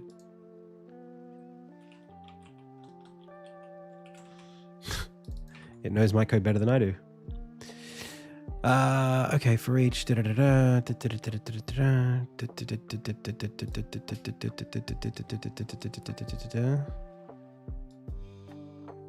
Yeah, that is an issue, isn't it? It's just the flags we have to add.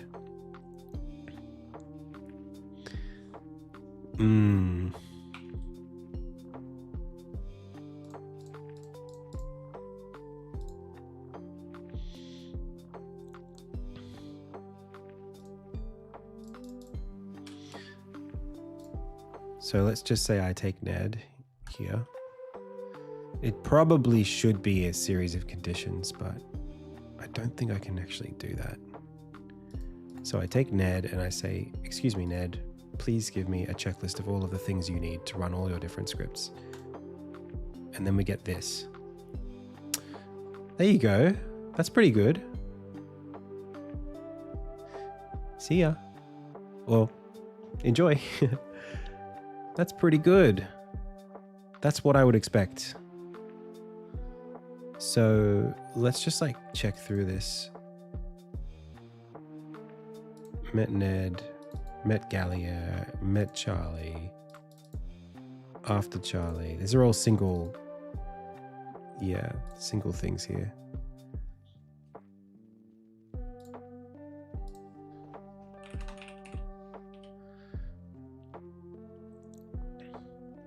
So when I click this, met Ned, met Charlie, yeah. I mean, I should be able to just do this to there. Make this test.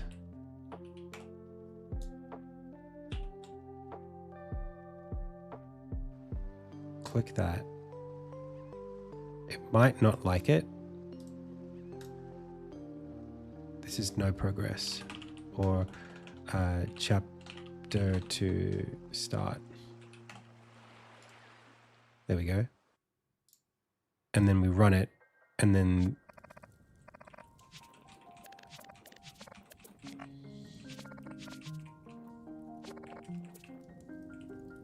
yeah. Yep.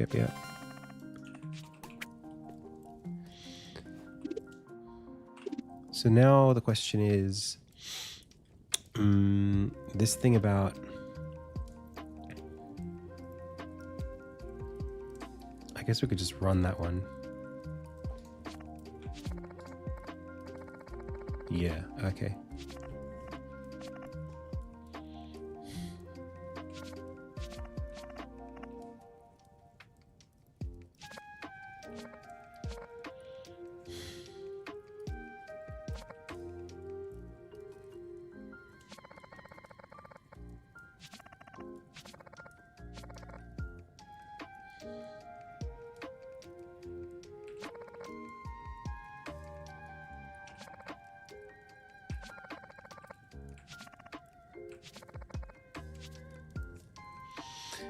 Good start. I don't know why this guy's still talking to us.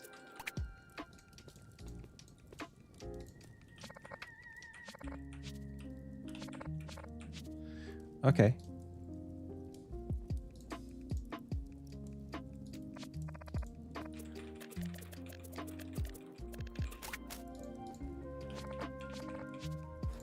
And then if I leave,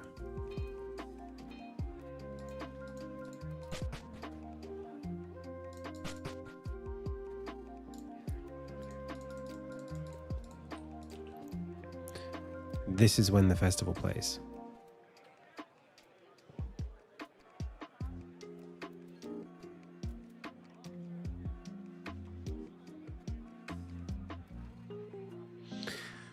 All right, I gotta take a break. I'll be back in a bit.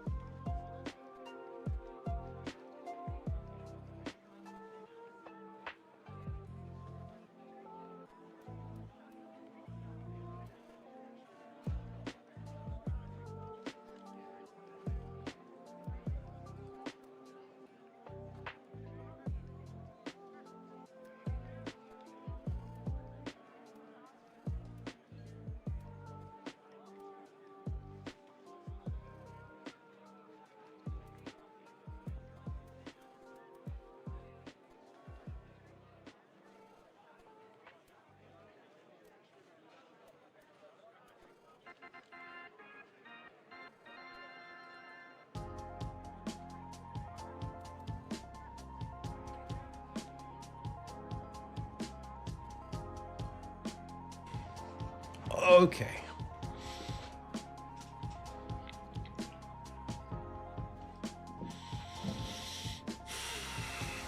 We're back.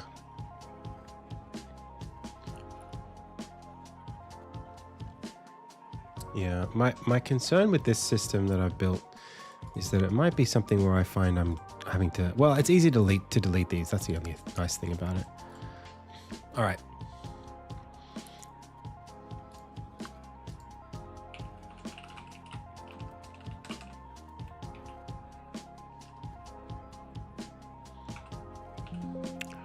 Okay. I'm just concerned that there will be greater and greater like clusters of these very overlapping. I guess like the game state is such a complex data structure that trying to take slices of it might still be difficult. But I mean, it's that or deal with this, you know, every time. So I don't want to do that. So I think what I've got so far is probably fine.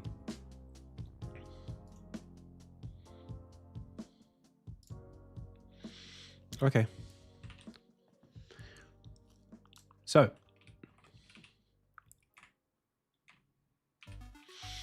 what do we want to do? What am I testing?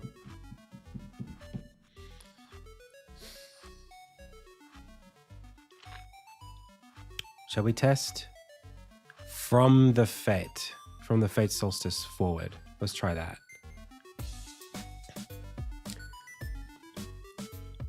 So I should be able to start with Ned checklist. In fact, I'll make a new working save for it. Chapter 2. There's a chapter 2 complete, I think.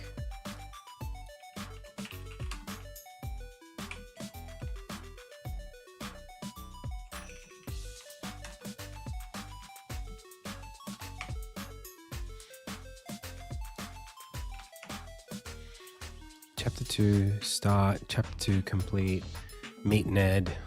Is chapter 2 complete? Is that everything is complete? Well, that's pretty good. Oh, that's unlock everything. Okay, so let's call that game complete. Let's keep it game complete. So there's chapter 2 start. Then there is, I guess I've got chapter 2 pre-audience with Gallier. O2. And is that like, have we met the, like, Nettie? What do we have?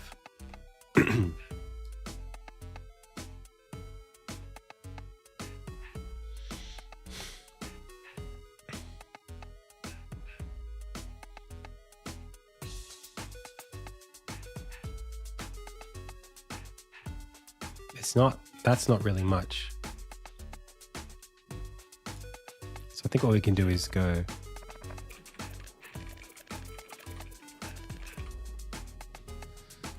chapter 2 start,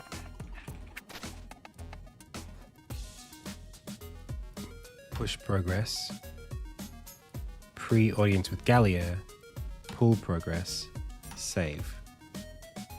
I just saved and loaded between 2 save files. So now pre-audience with Gallier has all of that done, but not the rest of it. Okay. Yep.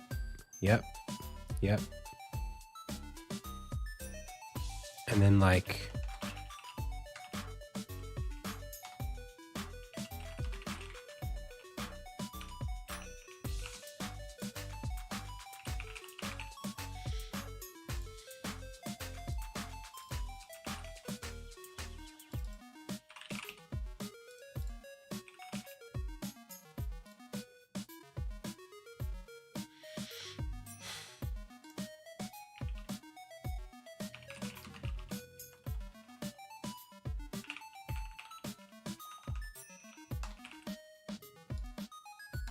I think I'll leave it at that.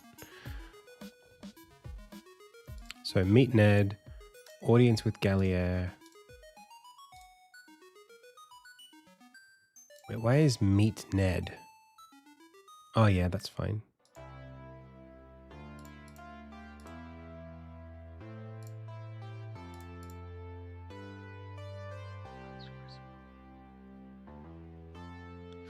What is that burning question? I can't remember what that's for.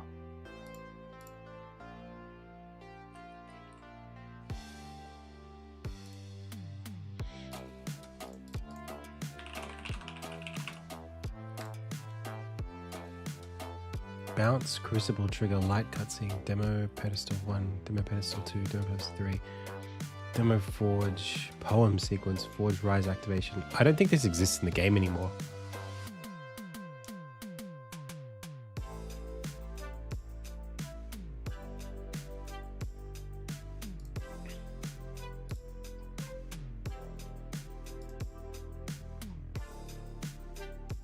Yeah, dude.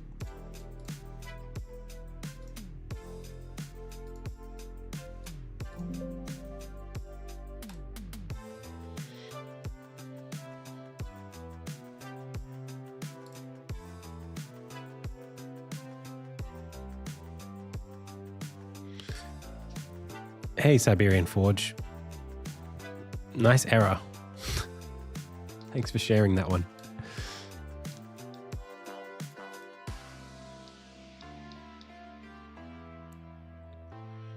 So I think actually a burning question. This might be something that I can recycle a lot of stuff from.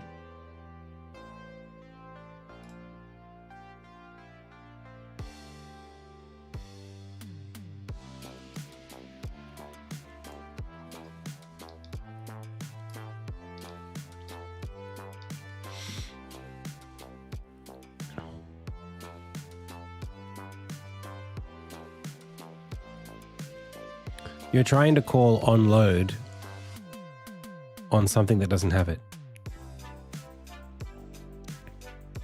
Are you like sending a message in Unity that says on load or something like that? That's what's happening. Okay. So back to where we were.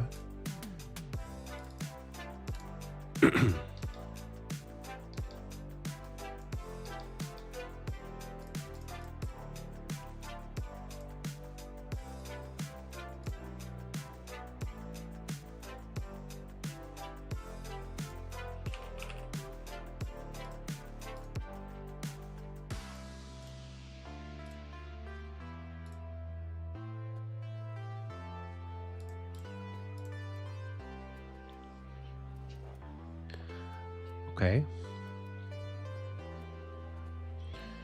So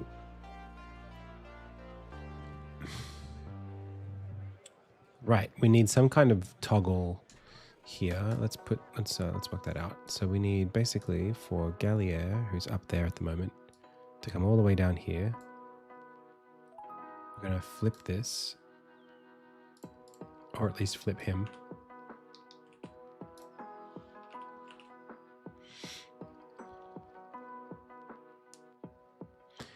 Yeah, that's custom.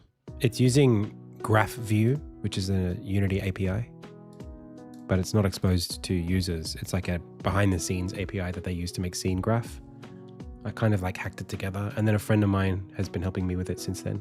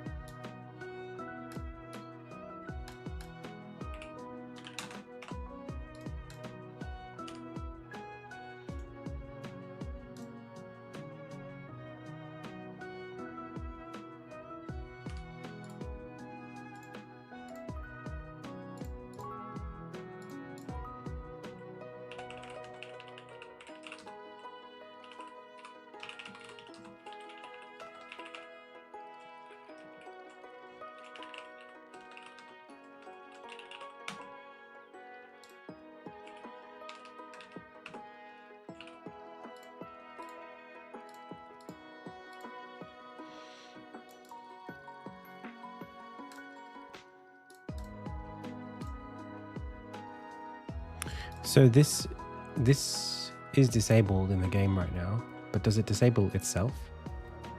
I feel like it's not doing that.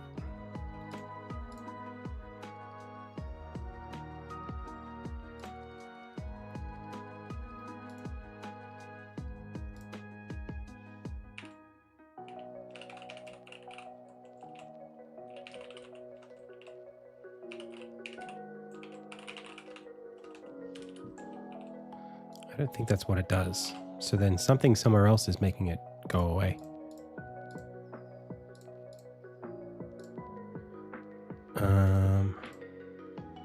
And I don't know where that is.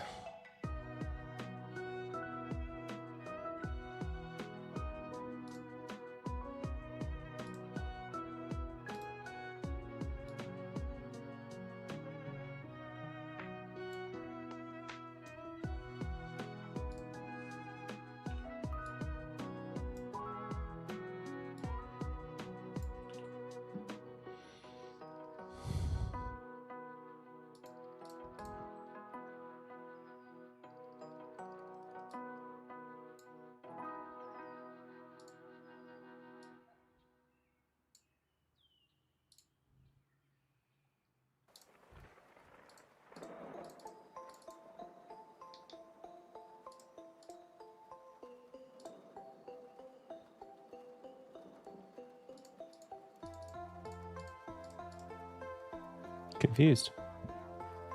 Oh, thank you.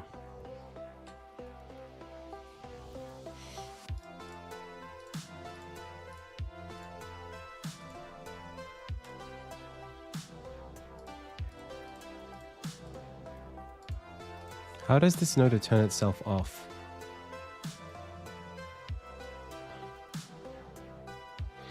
Oh, it's got a toggle here. I see. Okay, that helps.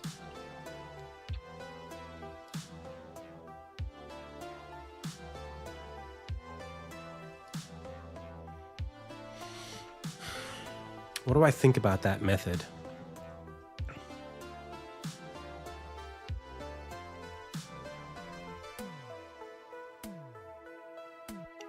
The jaunty perspective. Yeah, I mean, it's a bit hodgepodge right now. A lot of this is like work in progress graphics. So that was taken when the scene had a different perspective. I think that was like, it fit a bit better, but I still like it. Anything where something goes like off kilter, I quite like. It's very easy in pixel art to do everything flat and orthographic.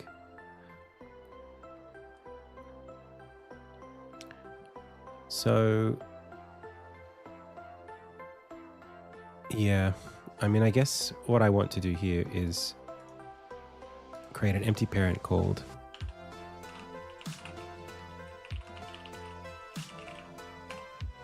Armin apprehended. And then this actually should be like a sequence instance, not a sequence player. I mean, I could do one. That sits up here. This goes there. This goes away. And then we validate that.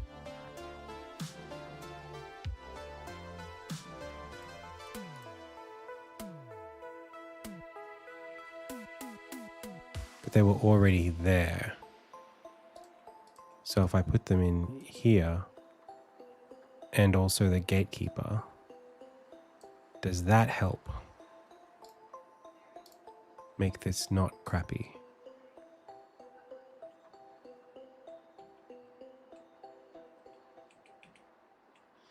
No. Okay. Missing character binding for gatekeeper.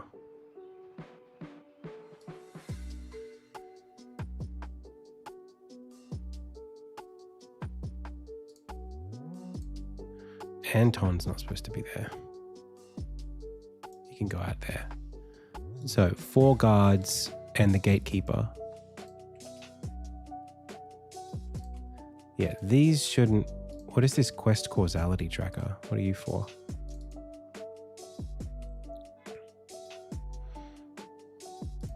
mean, they're just guards. They don't do anything. They do have sequence players on them, but they also shouldn't. They should just be NPCs. But I guess the guard is a kind of cutscene NPC classic. So then they just have these on themselves, which I don't love. Maybe if it was just NPC instead of cutscene NPC.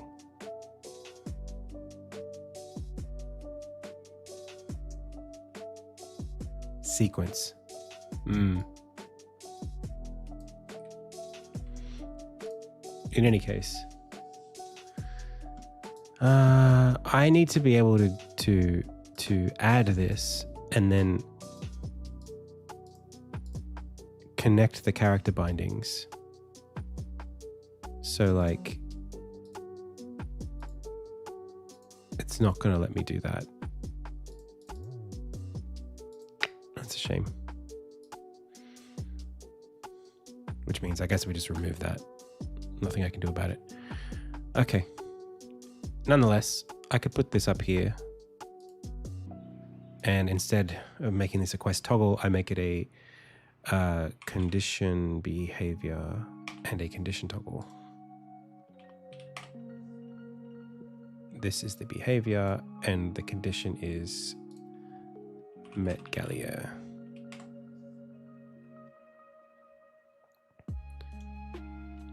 And that's not allowed. It's not true. Cool.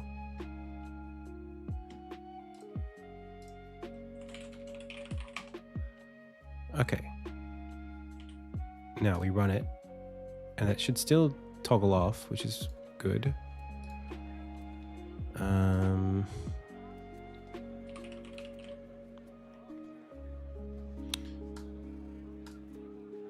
So toggle that off, go over here, go to test progress.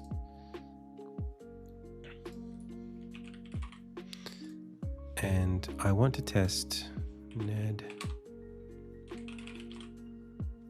this thing here. And then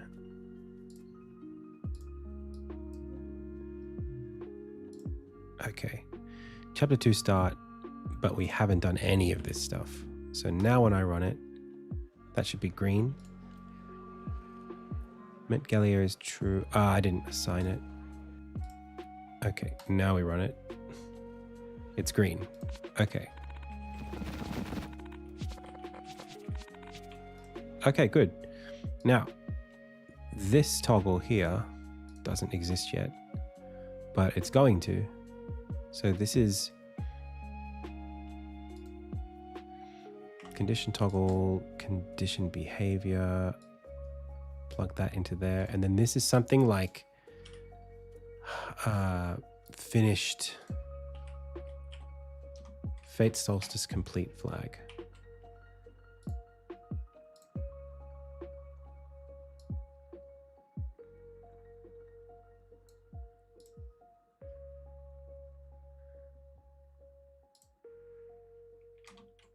We'll call it festivities complete. So there's that. And then this says the festivities complete have to be true to run this. And then when we run this, he's not there. That's great.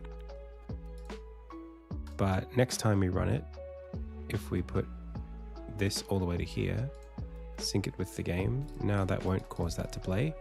And now we need something in the game to talk to or do something that ends the festivities.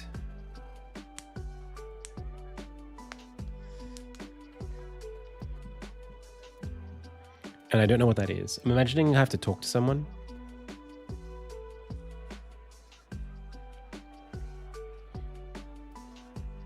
I don't have in the game at all a choice mechanism, but maybe I can create one. It's so weird. There's not one point in the game where someone says, do this, question mark, and you'd say yes, no. I've gotten this far with that one.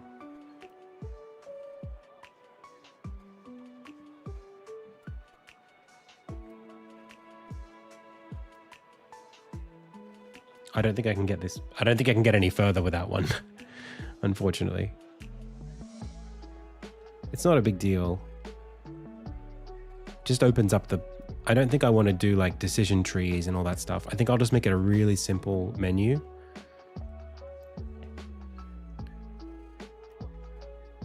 That's more like quit game, not like dialogue options. So it'll be, you know, essentially just...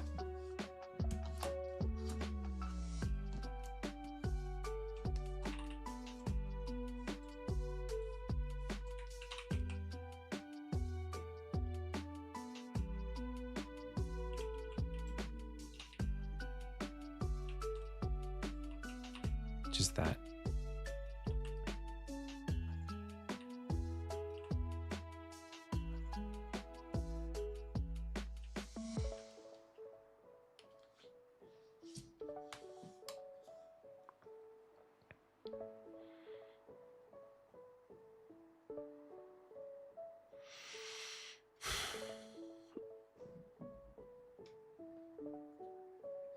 And the... oh, did I just break this? It doesn't look very good. Oh, it's splitting. Oh, that sucks. My Wacom cable. Okay.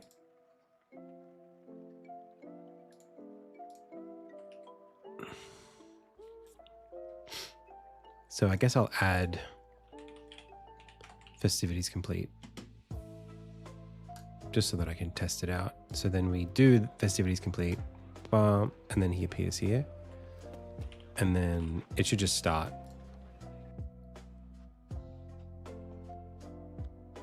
Immediately, I think. Now, do I have how many Gallier? Gallier's verdict. Guilty.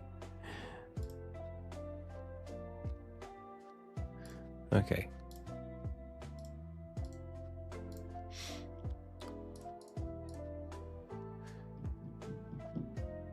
So this probably we could get away with a... I guess I'll just write it down as annotations.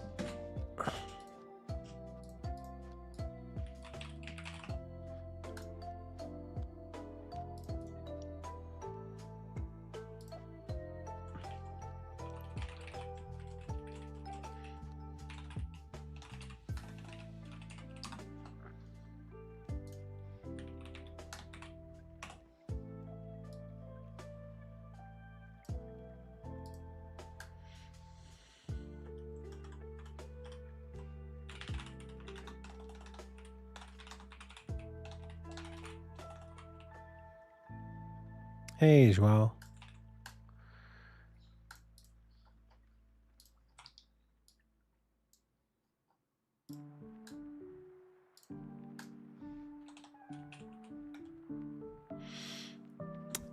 Yes. Yeah, it went really well. I tested it with some friends at a bar a few days ago, and they all really liked it.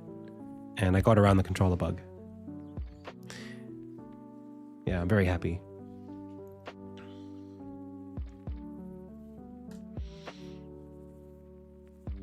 Yeah, I'm excited to work on it again next week. So, Gallier's verdict. So the first thing we want to do is say, Gallier is carried in by soldiers. He gives a long-winded speech. Armin asks, what about my parole? My hearing? Gallier says, right. I almost forgot.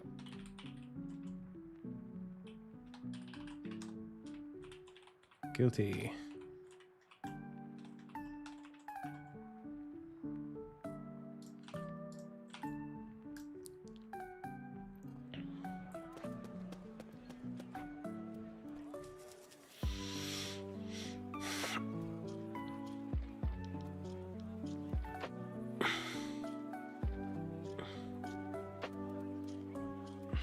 And then there needs to be something that we can do, some interaction that I guess it drives a cutscene that sends us to like outside of the town.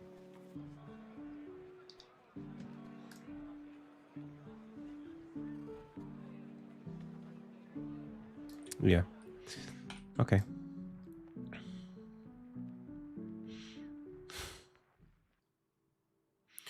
So right now we can put an interactable here.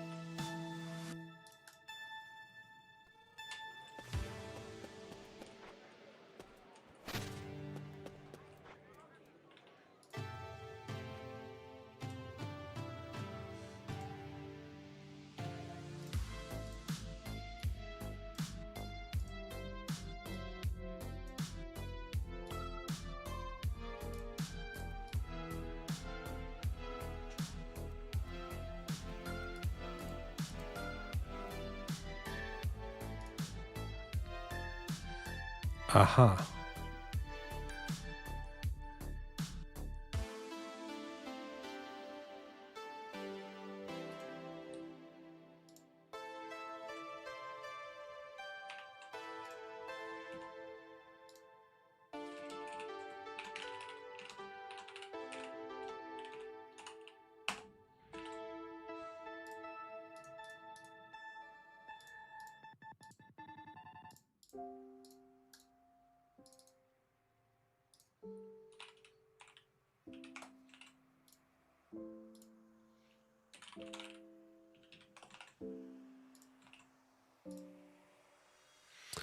That's better.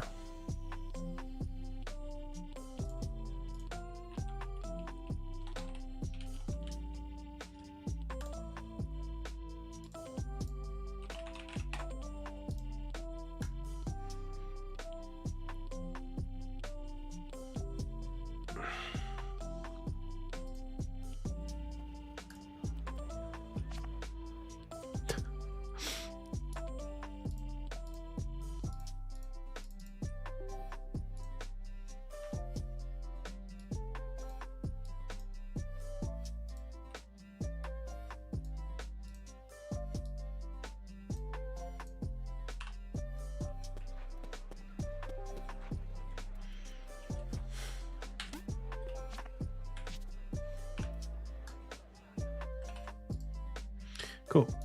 Okay. And then we load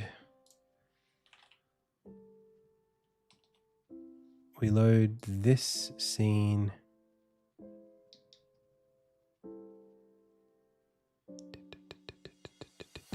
this one here. Shiverwood floor, west.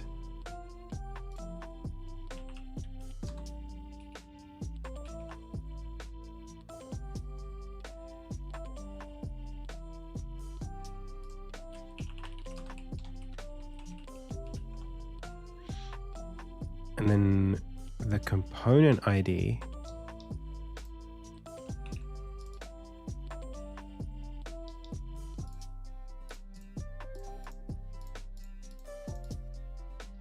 is this one here, which I don't know how to get a component ID, or if I do, I don't remember how. It might be copy link data.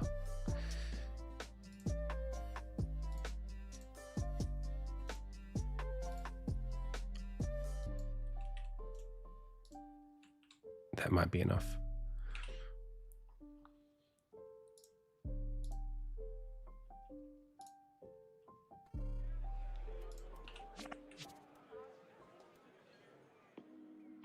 Cool.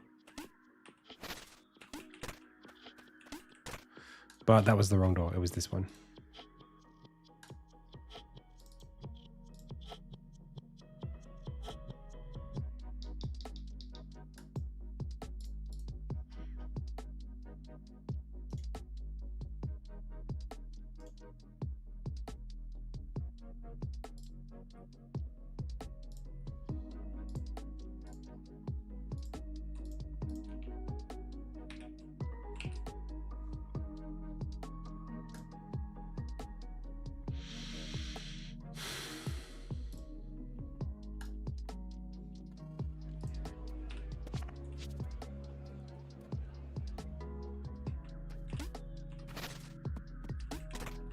Okay.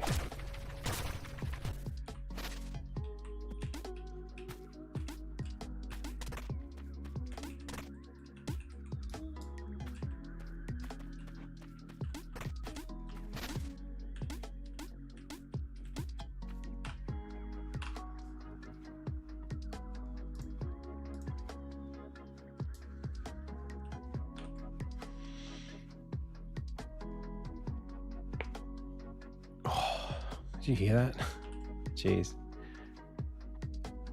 Okay, so now, I mean, the great part about this is I can take this, I can go here, and I can just continue annotating. So I can just drop this here. And his name is Asquith.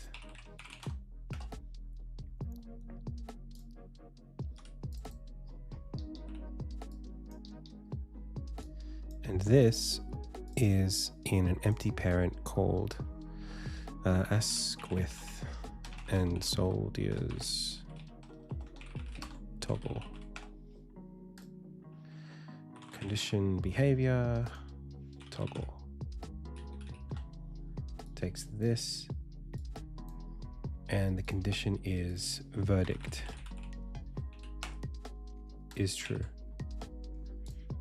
And chapter 2, what's the word? Defeat.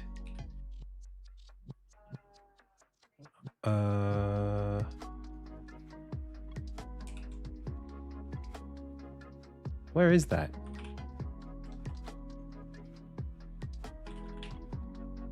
Defeat Wrecker and Kerr. It's not true.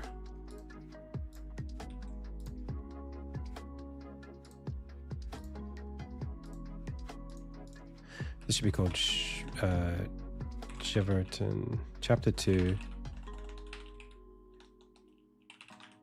Boss Complete. Defeat Wrecker and Kerr. Okay, so Asquith and soldiers. You have to have done that and not done that, and that will make them appear here. And this is Asquith and soldiers.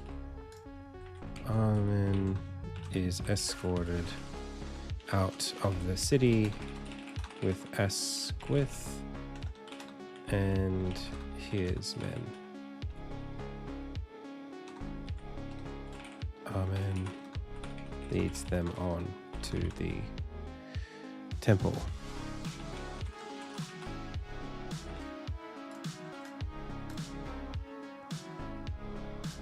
So,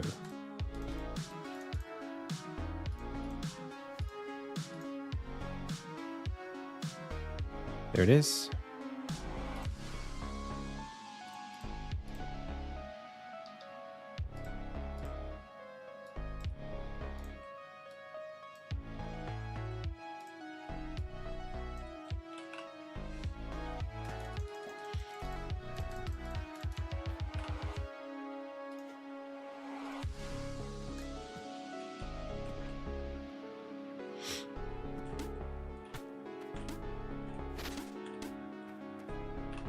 And where does this go? Oh, I see. Okay, well, it's that way.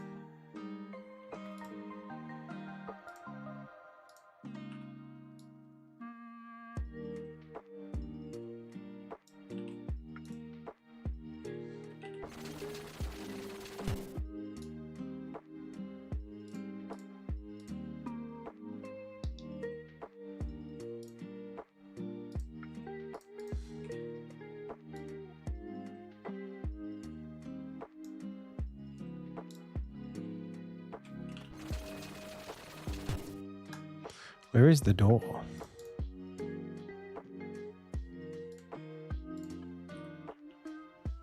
Oh, it's way up there.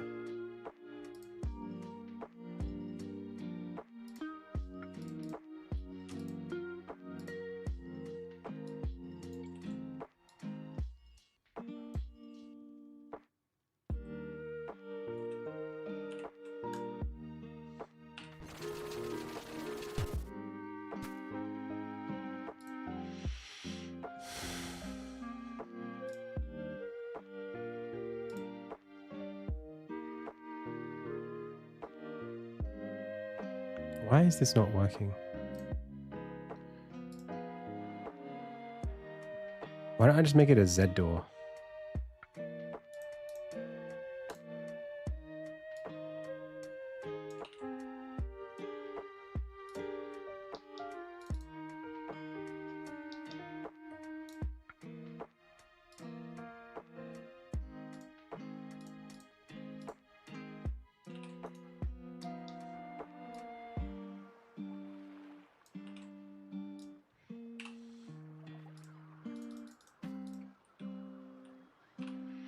Because there's a problem, and I don't know what the problem is. Key not found exception.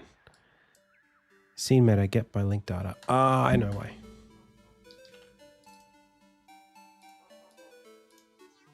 Doesn't have a scene meta.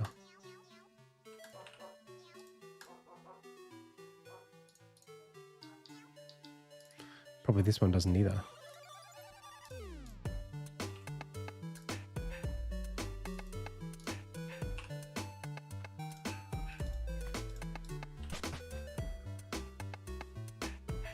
Cool.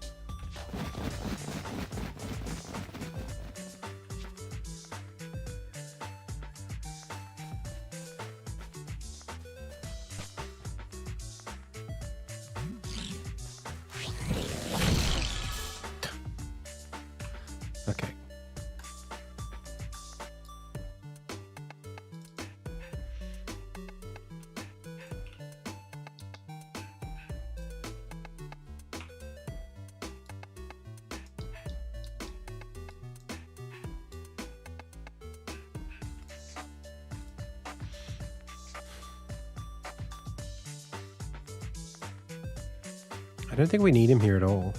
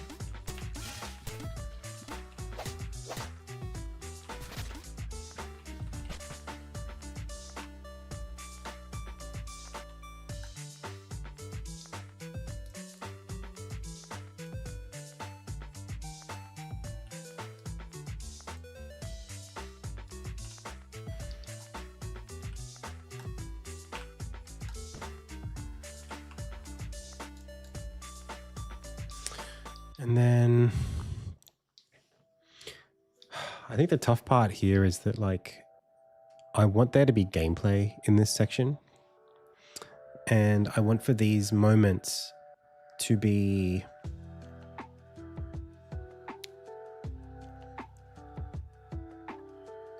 what's the word?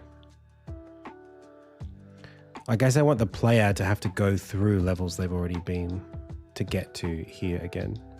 So even if we go here, there should be some sort of like acid lake dead end area, which I've already got actually. I could just bring it in.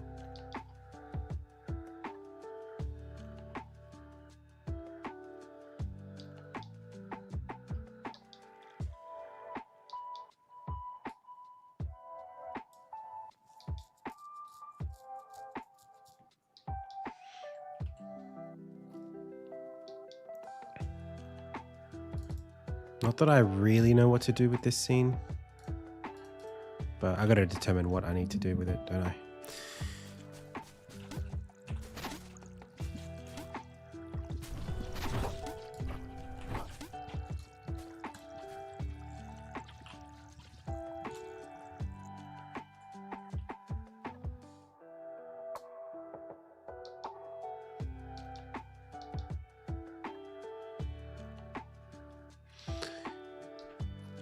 So the next thing that they need to do is, and maybe this shouldn't exist. Maybe this deer thing is like another elevator. I had an elevator here. I have an idea. Yeah, maybe they're elevators. And then use them to descend down underground.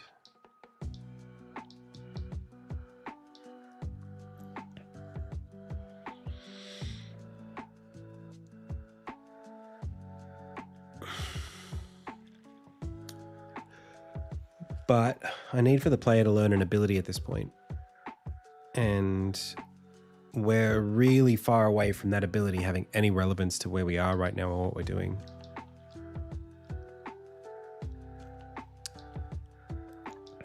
Which is dangerous. I need the player to learn the yellow ability right here. Right around here.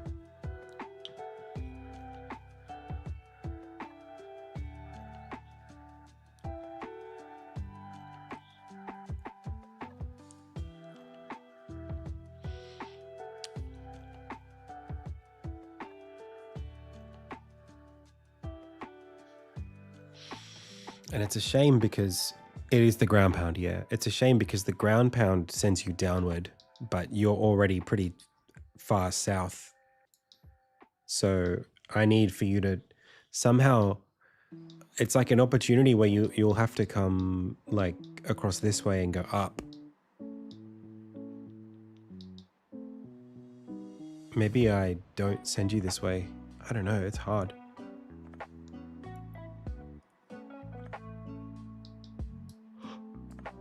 Oh.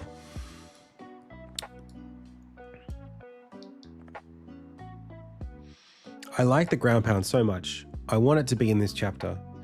It doesn't have to be in this chapter.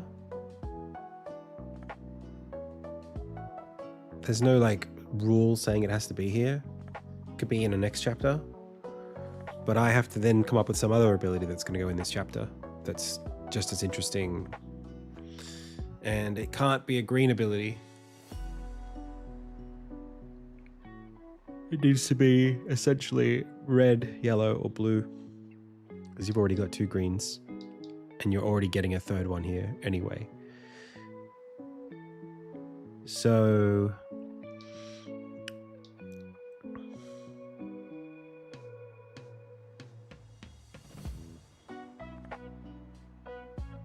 yeah, there's something like that in there,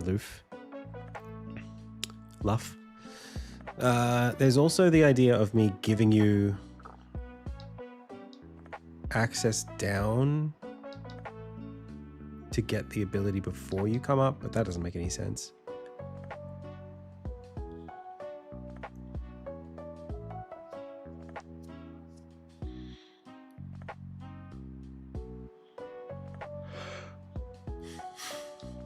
So the story, as the story goes, what's happening here is Armin at the start of the chapter was up in these highlands, coming from a mountain where he lives. He's come down here, and it starts to rain on the mountain, and he cuddles up here in this abandoned chapel, and then gets hunted by these Hunden, these wolf people. He takes this like elevator thing down and winds up in this forest. This is going to look more like a temple. I don't have the exact look yet for it, but I know what I want it to look like. And then beneath that is like an arena. Maybe they'll be the same thing, the temple and the arena, I'm not sure. And then beneath that is the dungeon where the deer live. But that doesn't happen yet. He stumbles down here, heads across to the right, and then finds his way to the town. When he gets there, there are already rumors that the dog people are skulking around looking for some artifact outside of town. And he is told, he is like accused of plotting with them to essentially overthrow the town. And he's just an outsider. He doesn't know anything about any of that. But because he was with them, it kind of doesn't help.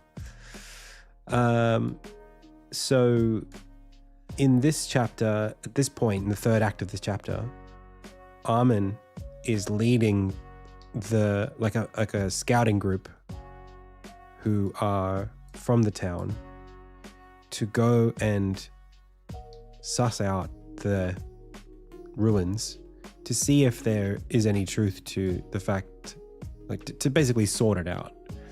And Armin needs to go here anyway because he's been informed that there's a crystal down here that he needs for the sword. So he's coming here. The militia, like the guards, the men of the Night's Watch kind of thing are coming. Not Night's Watch, the men of the town watch are coming, and we're expecting to run into these dog people again. So the pathway there needs to be a bit out of the way. That's the first thing. It needs to be like not on the beaten path. Second thing is I want there to be a sequence of gameplay where the player goes through an area they've already been so that you can experience this differently the second time. And third, I need a level like this one, a crucible, that lives somewhere here where you learn the yellow ability, or the next ability for the chapter. There's 2 abilities in the chapter. You learn the second one here. Either I do that or I give it to you earlier in like another side quest. I guess I did put this here, swordsmith side quest. It's possible. In fact, how did I draw this up? I was considering, yeah, I wanted this to be there, and then you need the yellow one to go there and then up there.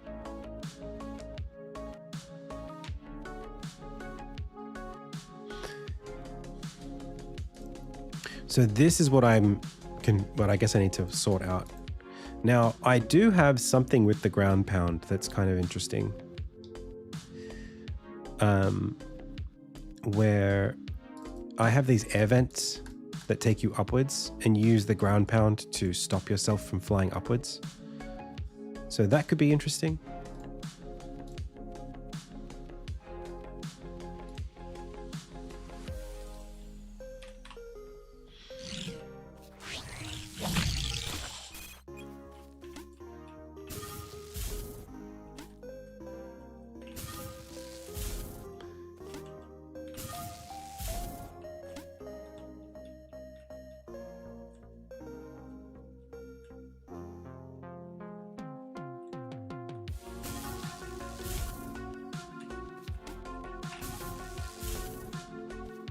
Thanks.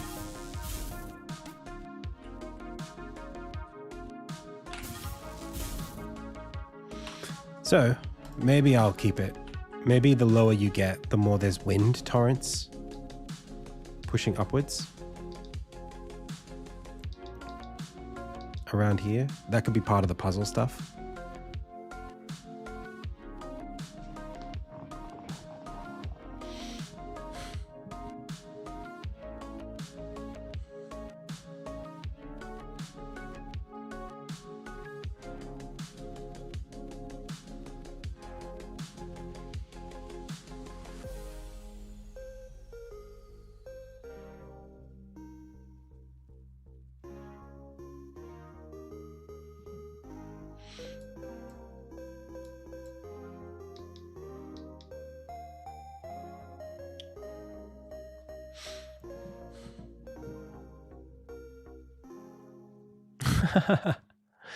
You're worried people are going to get far enough into the game to enjoy all the cool things?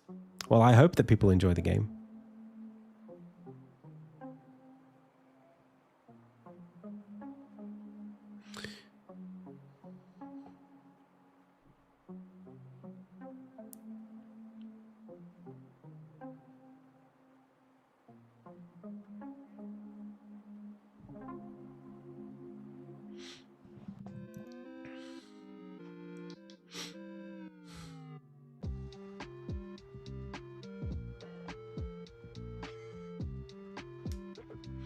There's also the idea that rather than move with them scene to scene to scene, it's more like we'll meet you there. So like, I don't know if they'll have him like in chains or anything here. You could just walk with them.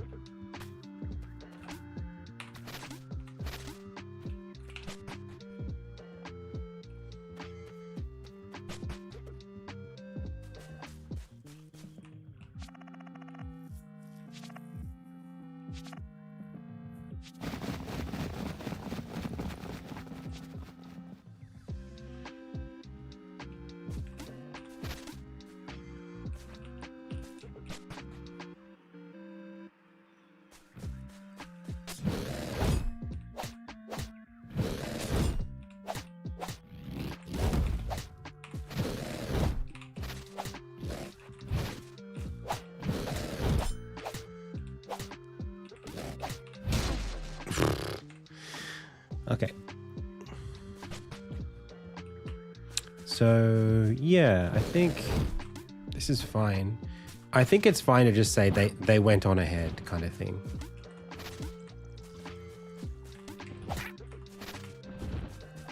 Or they could be fighting something.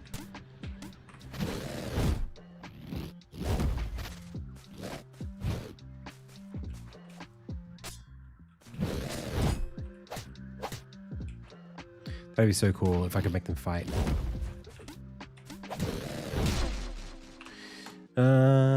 I actually totally could make them fight. Like today. I could do it right now. But I won't do it. Like make them fight the Wolverine bear or something.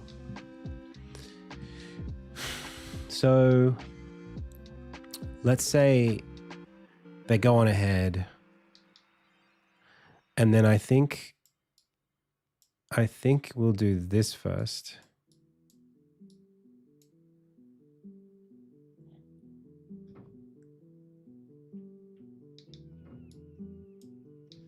And then it's, I'll go on ahead and meet you there. Because they get stuck here in the way that I've got it set up. It's like, this is all, they're like, oh no. There's like acid all here.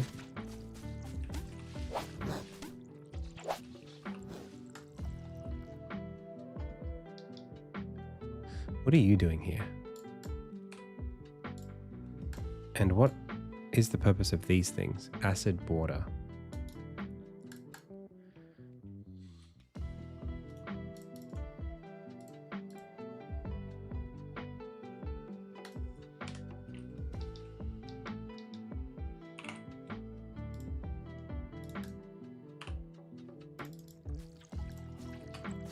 That's better.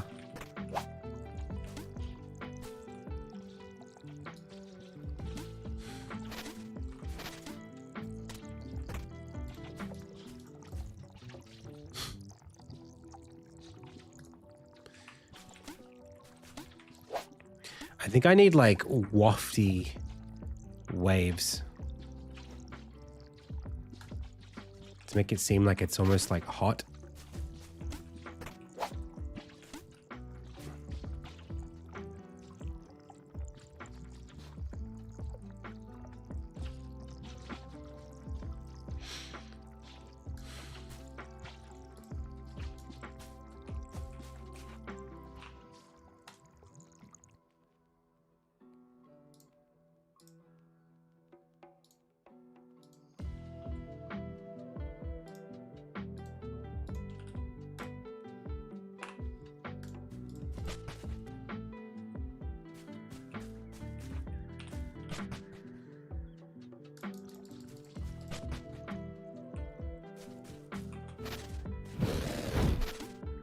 Yeah.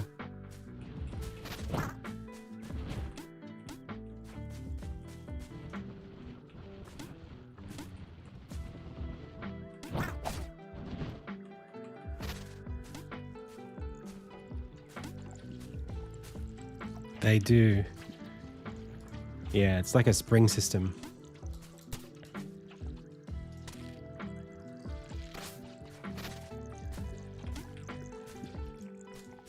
Like there's like surface tension on the water and they disrupt it. They send a spring thing away. So, okay.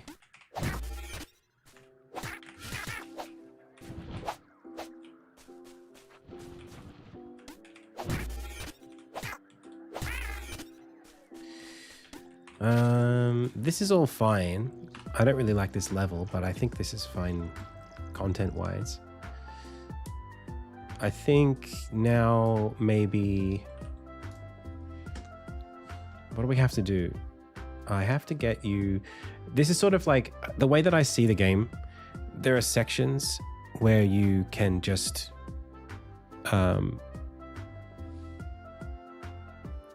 free play, and there are sections where there's lots of story. And this, in my mind, from passing off from this area, there needs to be like 4 or 5 scenes of free play. That's the idea. Because you've had about 4 or 5 before getting to the town. Then you've done a lot of town dialogue, NPCs, items, questing stuff. And now you're back, you know, in the countryside doing mission stuff. The alternative could be that I just cut all that out and just jump you here and then just start the temple really quickly. Like, just don't worry so hard about having you crisscross back through. Keep it simple, which I'm all right with. Maybe the idea is just keep it simple.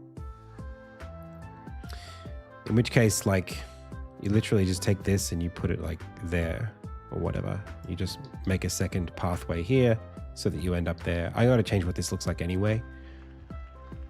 So maybe that's how that goes. And I might just have one more slot.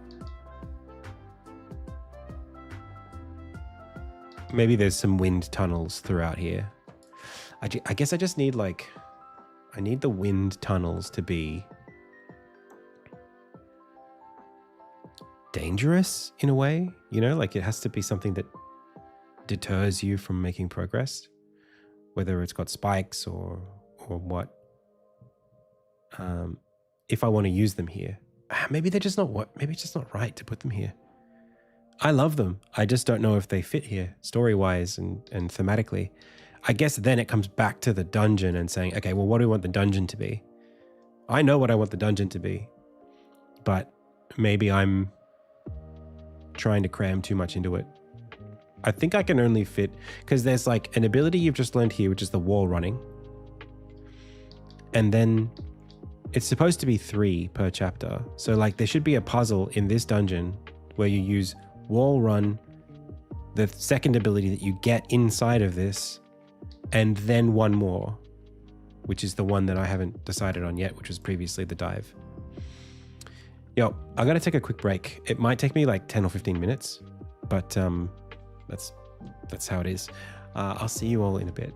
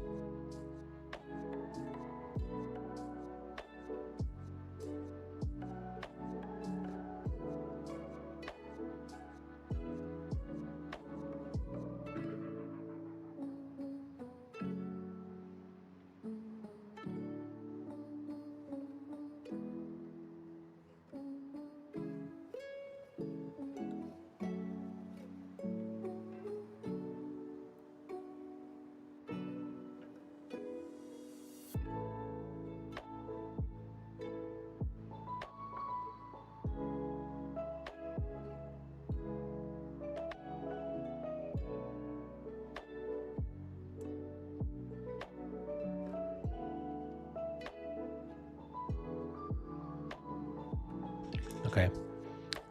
Break delayed.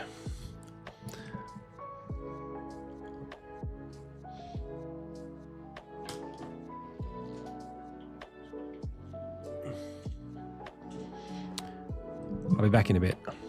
Well, I'll be leaving again in a bit, but then I'll be on a longer break. But in the meantime, okay. So, I mean, I've got lots of ideas.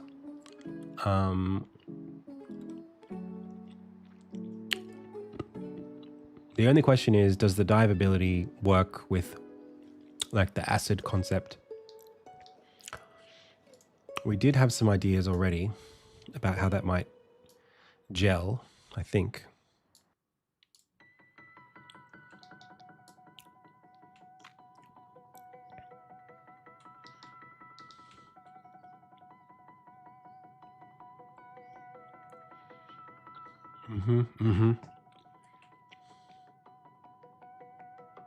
Yeah, I just think wind is better for desert than forest.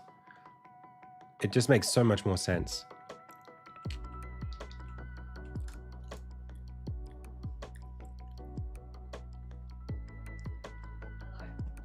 All right, I gotta go. I'll be back in a bit, pals. Maybe 10 minutes. Maybe 15.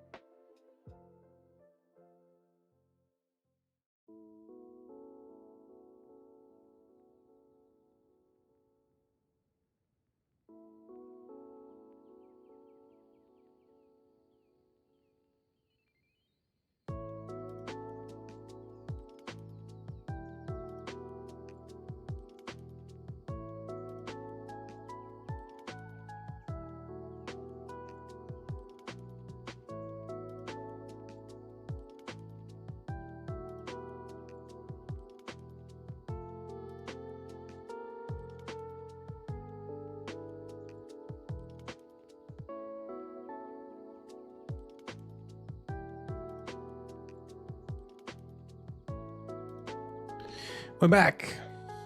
Sorry about that. I know that took a little bit.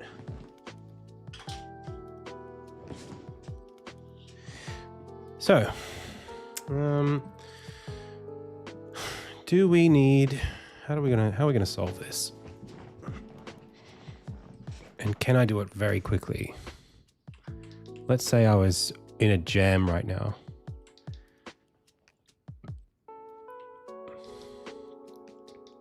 This is pretty cool. I don't know about that, but okay. Yeah, I particularly like the lighting up stuff thing. That's pretty cool. Breaking rocks, that's pretty cool too. Maybe it's fine. I think I'm overthinking it.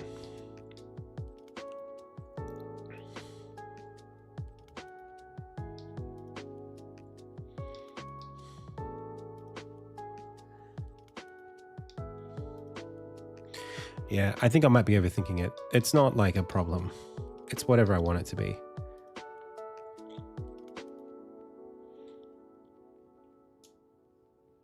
Like, looking at this, would it be better if the abilities were sending me upwards? Sure. Does it hurt that they're not? No. I've got other abilities I can use to do this. We only just got these from chapter 1 anyway. This is the thing. My game has so many abilities in it, and they're multiplicative. Like, having one ability doesn't mean that it stops being useful after the chapter where you got it. Like, I can put enemies in here that give you the chapter 1 abilities. So I don't know why I'm worried about, this other ability. I think I just need, I guess the point is that in a chapter, you want to, you want to be able to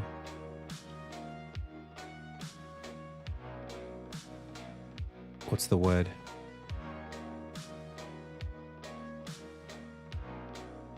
In a chapter, you want for the environment to be able to kind of demonstrate the need for an ability. So if this environment doesn't need a lot of downward mobility, then why would I bother? But I could probably figure something out. It's just those wind tunnels that I really like, that I want to use for chapter 3, I think. That's the only thing about it. But other than that, I mean, I still want something that's going to send you downwards, or at least something worth hitting on the floor. And we've got ideas here, plenty of ideas, like strike the ground, something comes up.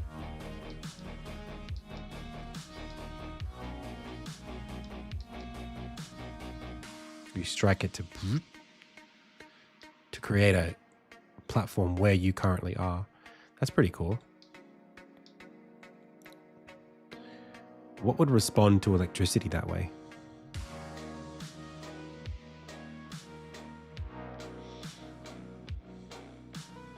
I like the lighting the room up thing. Pull weight down, bounce and buoyant things, loosen an object clinging to the ceiling above us, or below us. Knock a plunger down, which then slingshots back up. Force underground enemies to the surface. I like that. Knock enemies into the air. Lifts heavy doors briefly. Carnival hammer. Knock enemy on the head. Strike a lightning rod. Light up fireflies. That's a lot of things, but they're all sort of... There's the destructible rocks thing, which is not out of the way. I mean, maybe we could have...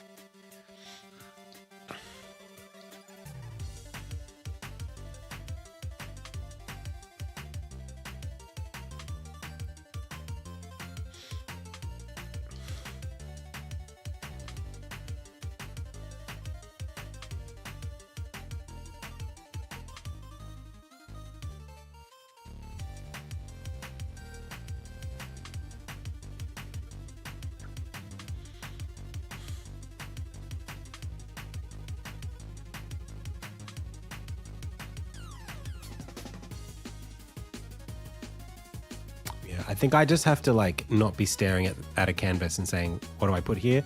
I have to just put stuff in and see how it feels. If this is going to be an extended gameplay section, then I need to put gameplay in it.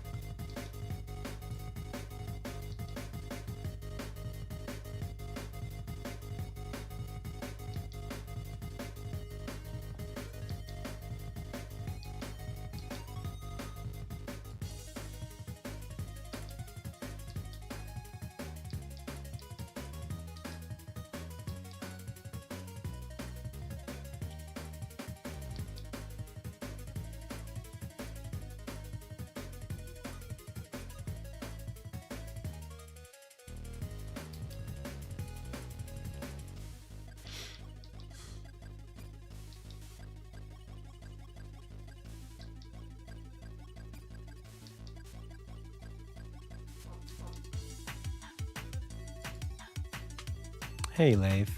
I'm okay. How are you?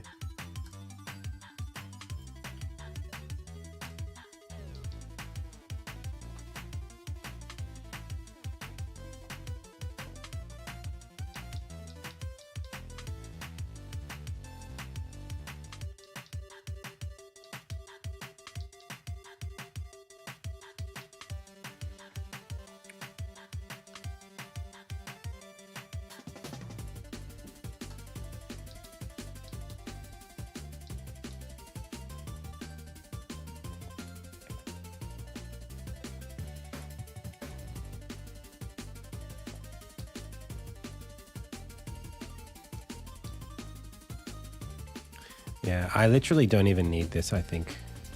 I think I'm overthinking it. Not that the levels don't deserve to exist, but like, it's actually not that critical. So let's just get through the story and figure out the rest.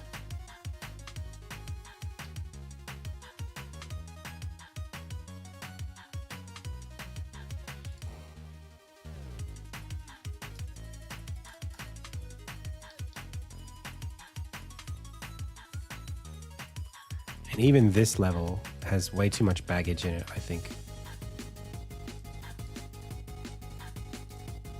Whoops.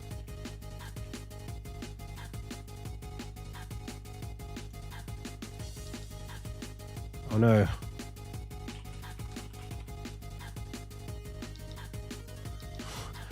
I deleted the scene and I don't know where it went. I didn't delete the scene, like...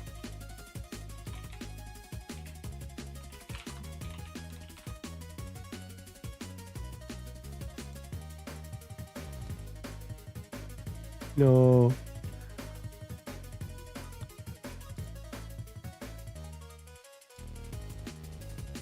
Ah, that's it. Okay, well, that can stay over here. But I wanted to do...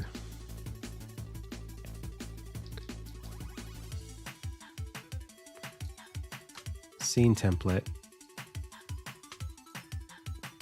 Level template.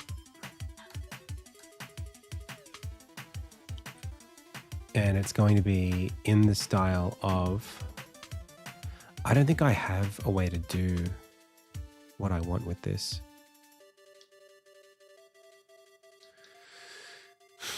If I say... well, because it's not a 32 by 32 tile set, so this actually might be really bad.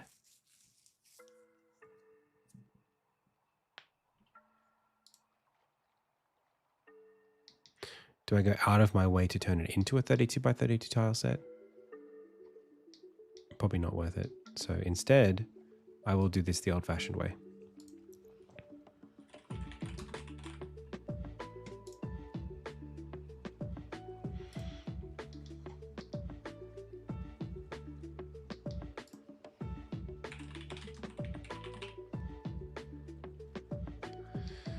So this is supposed to be a scene that's closest to one of these. So let's call this thicket.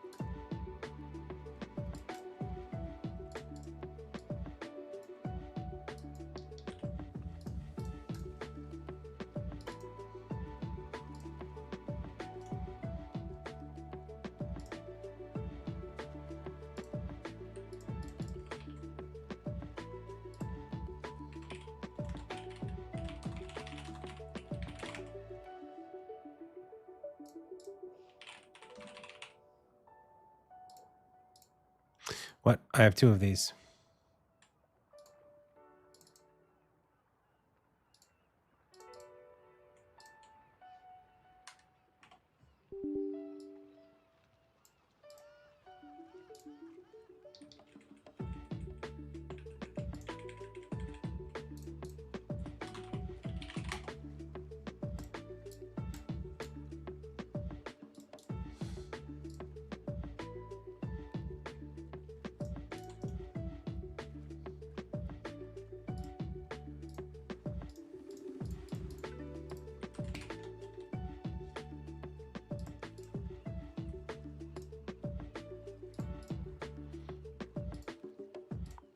I don't know why this is called that.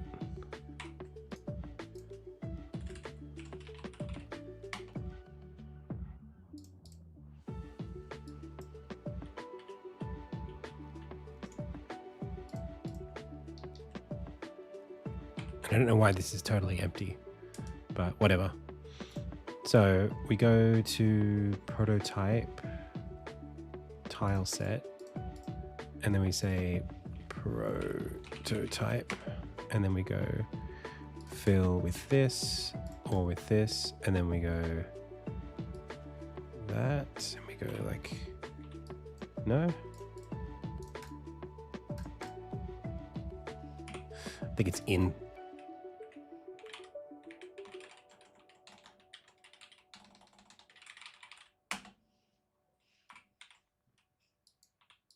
No?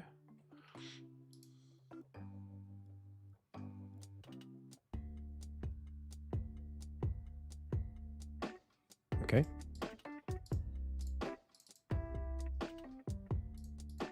It is called prototype. What? Why is there no in or out?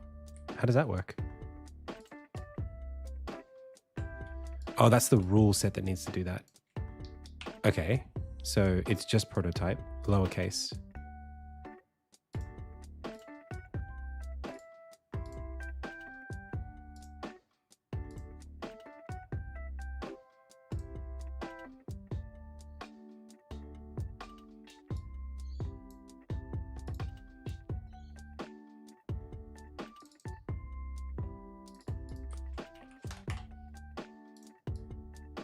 There we go.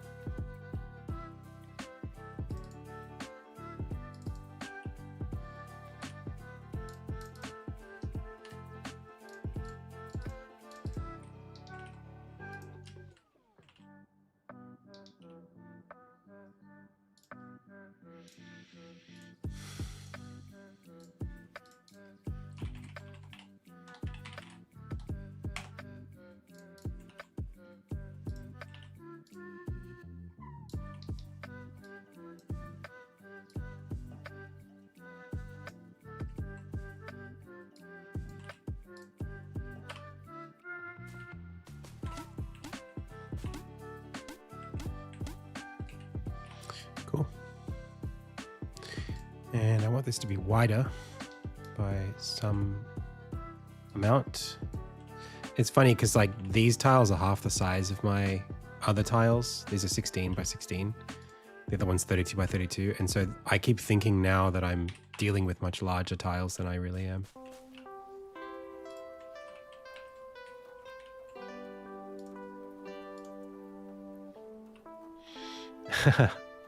Oh, I'm winning.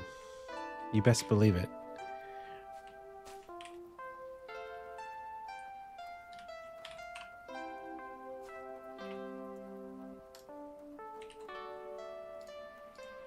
Why is that doing that?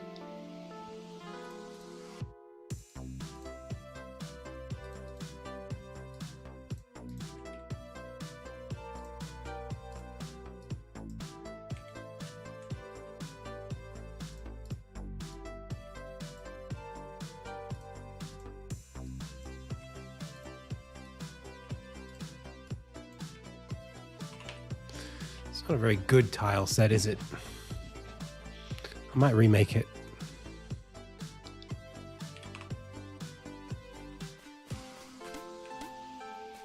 Because it's so green. In like a monotony way. It's beautiful. It's one of my favorite pieces of pixel art I've done, but the colors are just, they need a bit more variety, I think. And I want to see like roots and things coming in the background of them. Okay, so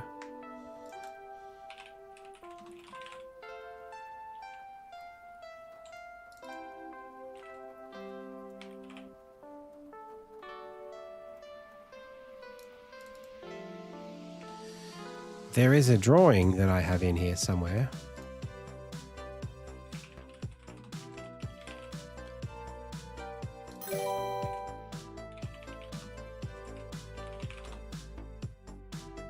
This is what I'm looking for. Really? It's just that?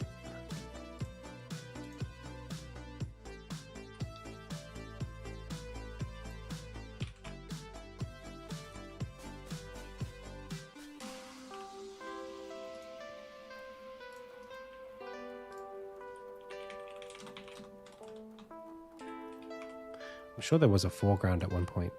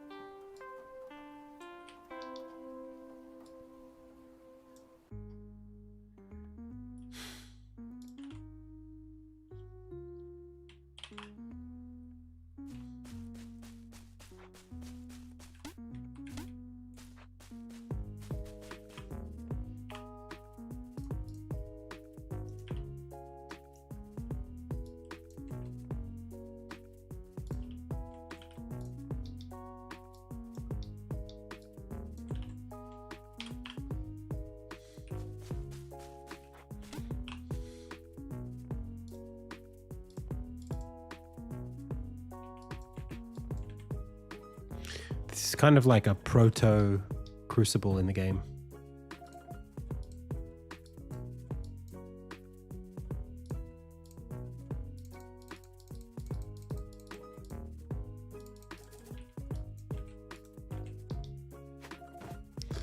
That's crazy that I didn't have any tools to split this at the time, because I can do that now.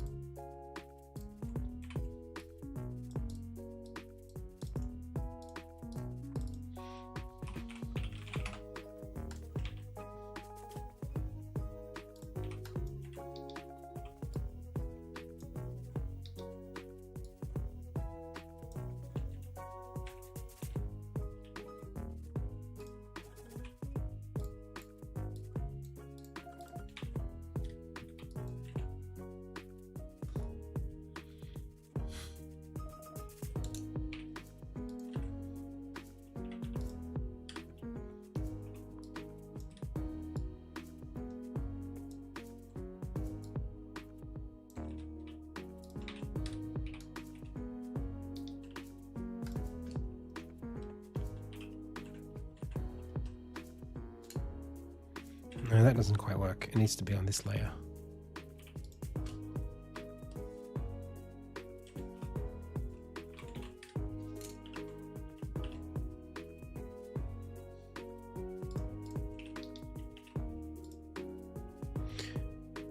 So that should have split that into like 3 different layers.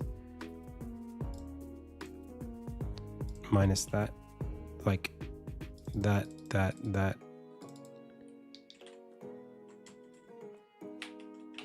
Control Shift E, and then I do this. Why did that happen?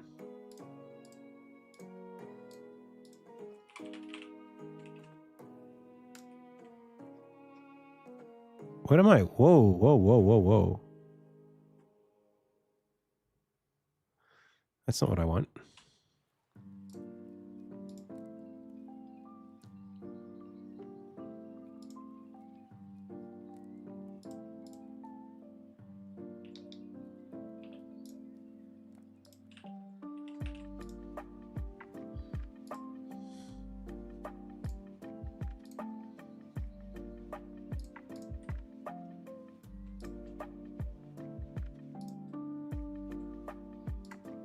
Okay, you guys can all just go.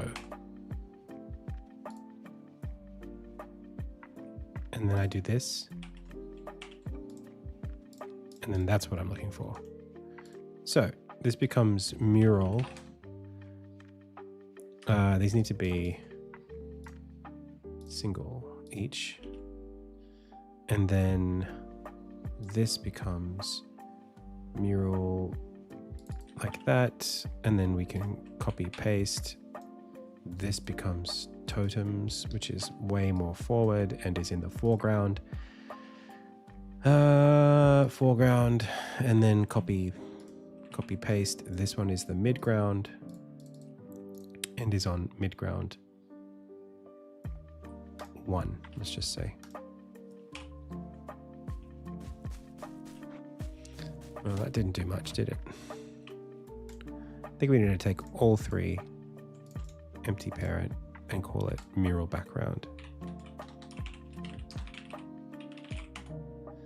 And then go here. Okay.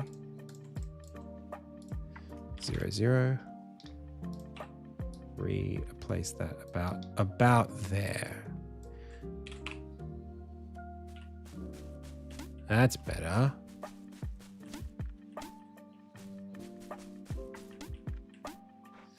Still feels very close, doesn't it? I think we were to push it back further. It's just that this probably needs to go back with it if that's going to happen.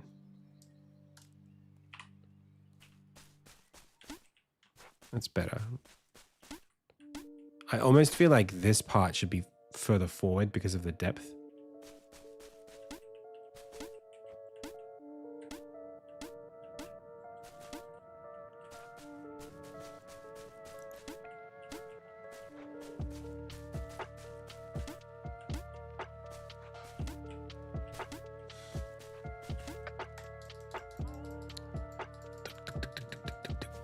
I want to have a cutscene where Armin falls out of the sky and rolls to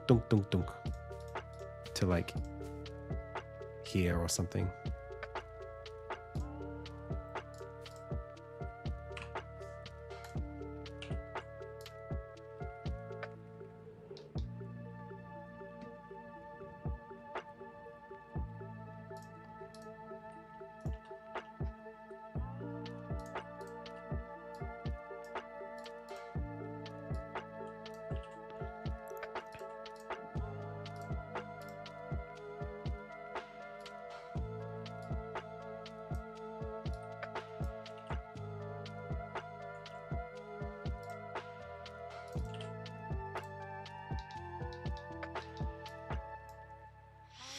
Okay. So what's next? We need doors.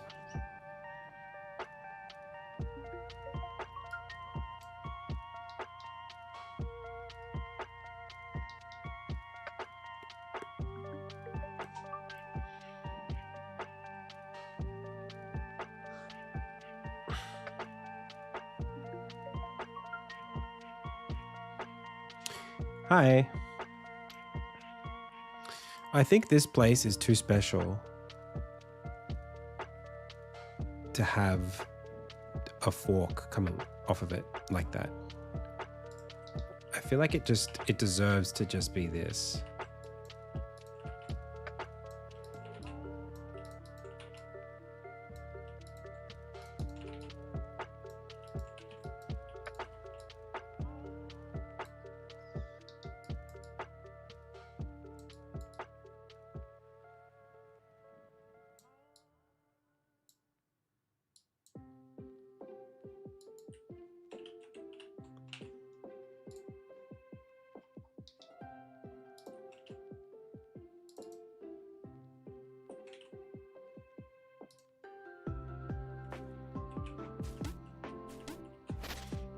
Ooh, the background is not anywhere near where it's supposed to be.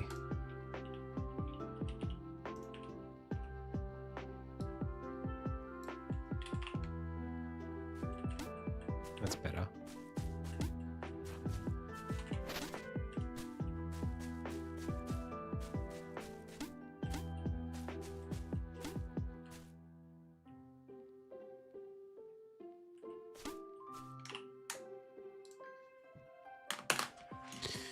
All right, so we got 2 doors, east, west. East door goes here, west door does not exist. It's actually a south door.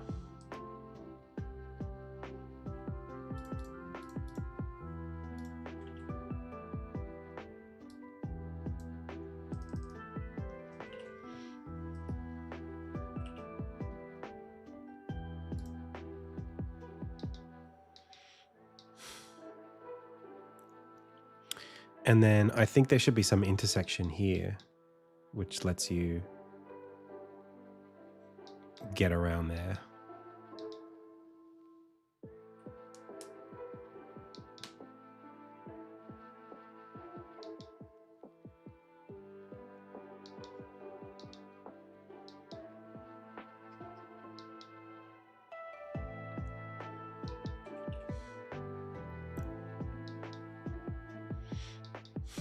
So it would be like across and down.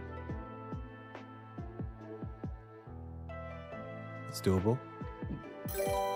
Oh, maybe when you... Oh, I just had an idea. I just had an idea. I just had an idea. I just had an idea. I wonder what it was. Imagine this. You see a rock. The rock has a crack in it.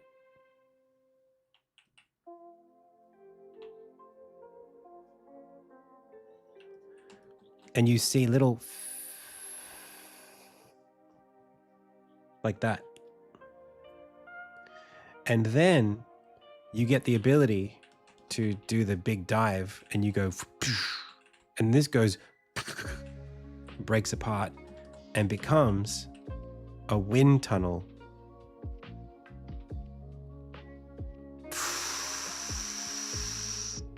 And then you can jump up and go up.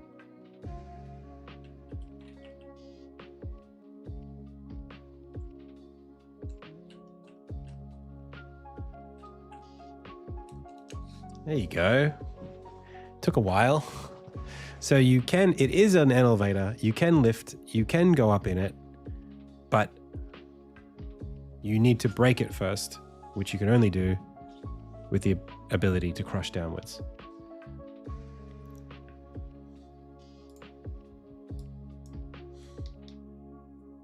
I'm still a little bit meh about the wind stuff, but I think we can figure it out.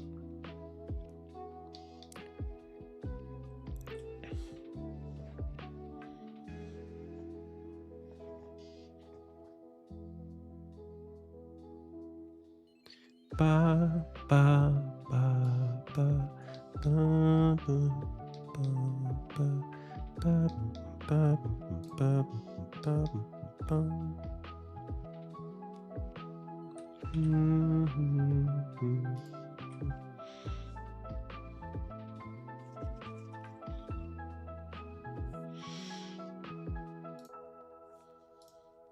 So we can even do something like this.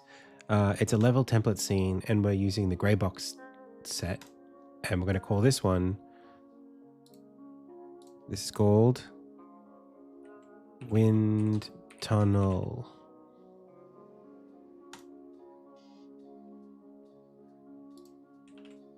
Save it. Click it.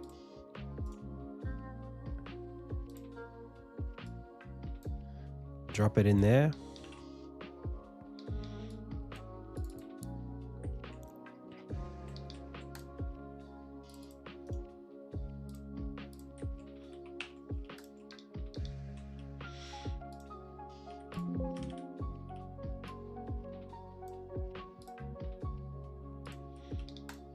Okay, this is the gray boxing power that we need. Okay, so there's going to be a crucible, maybe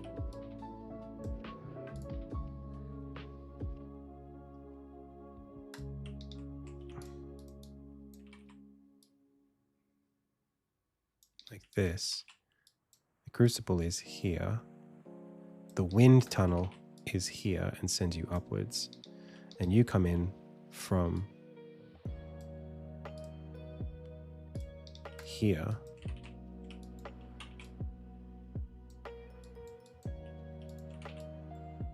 Like that.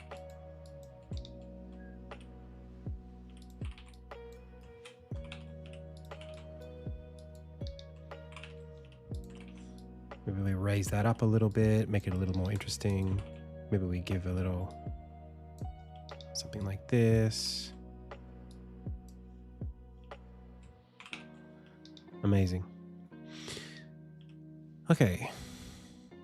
And let's go like that. Map, crop to selection.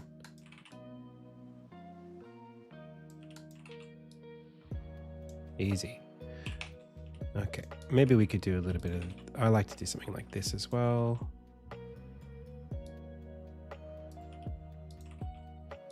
Make that more even.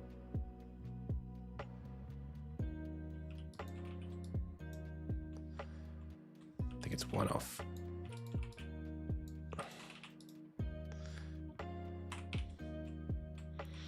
What's the distance here?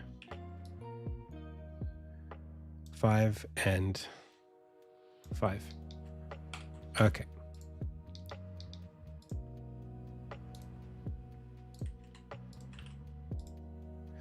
Cool. See, like now these are too big, aren't they? I always make it hard for myself because the tile scales are different.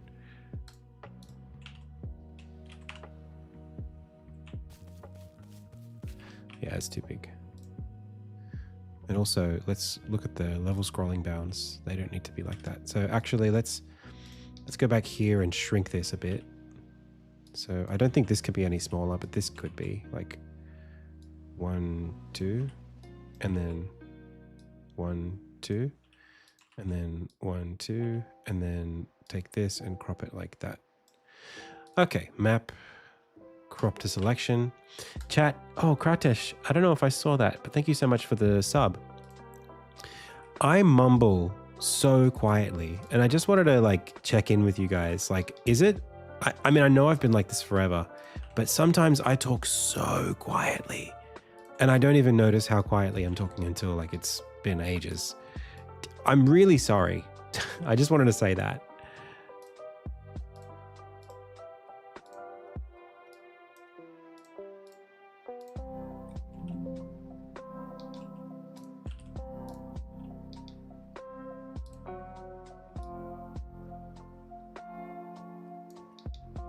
It's pleasant. Sometimes I'm editing my audio in a video and I'm like straining my ears to hear myself.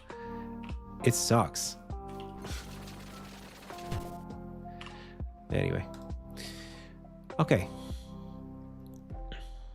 You can hear me. That's good. I'm glad that you can hear me because I fear that I am not audible. All right.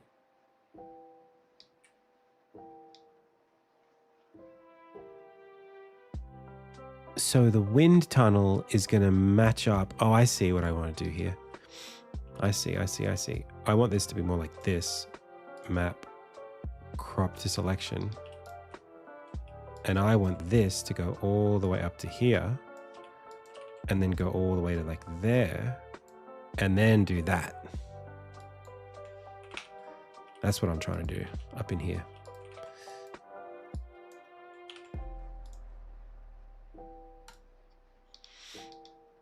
And now this doesn't even need to be a door. That can just go. In fact, it can be a door, but it can be a door that goes west. It can go west. Like that. This one can be down here. And then we get another one like that.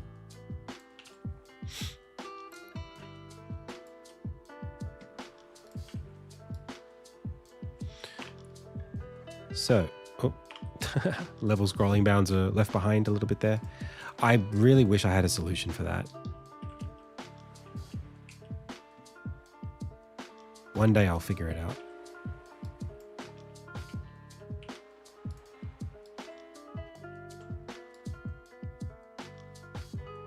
Is there a button that I created that was like snap to geometry? Oh, there we go. Well, that's something.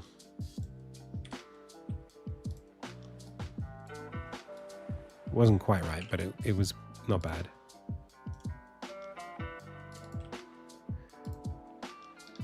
Okay, so now this goes to that like that, and then this connects to that.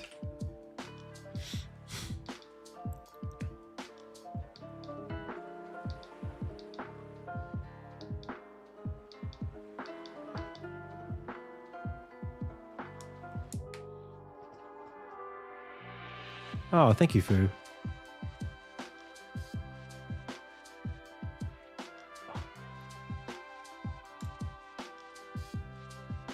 So, we come through here, and then we see the crucible here. That's great. And then we have the wind tunnel here. The wind tunnel. So, wind... field.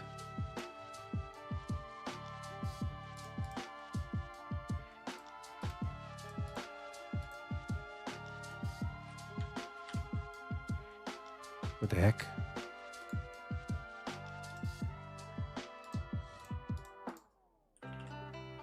Okay, that's probably broken all of them, but that's fine.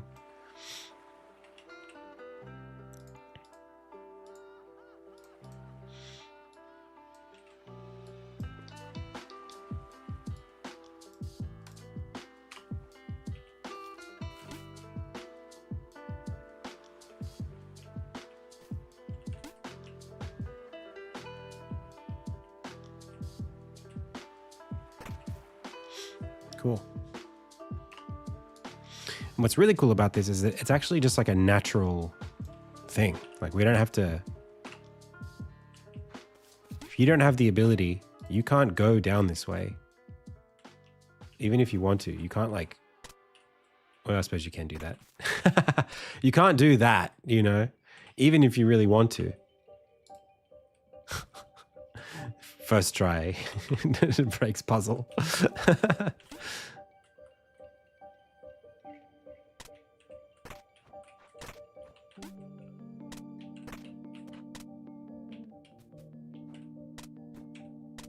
Yeah, there you go. You can't do it.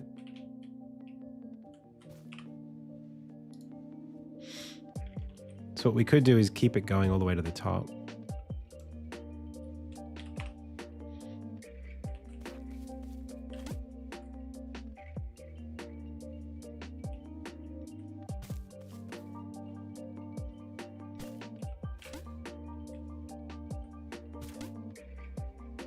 Sweet. And then now is actually the perfect place to introduce our wind friend, our slam shell. Oh, That is some sick level design. You pop one of them here. You pop one of them here. You're good to go. But in fact, I screwed up. It doesn't make any sense because, well, this is going to have to be a Toy Story moment. The light bulb in the porch moment, because coming through here, this wind is going to push you up. Coming through here, the wind needs to be blocked by a rock that then you break to push up. So it's like, it doesn't work if the rock is supposed to block it, unless it was blocked recently by something.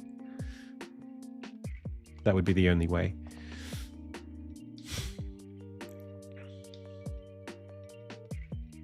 Nonetheless.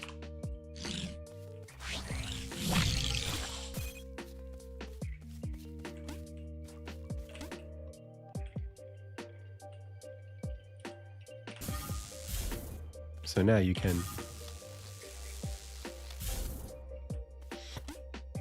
do that. Now, what the hell happened to this guy? What the heck was that all about?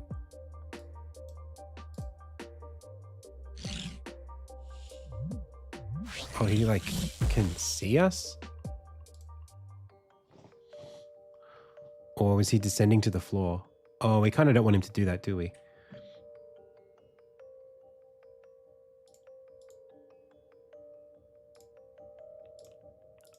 His patrol has a fly, and this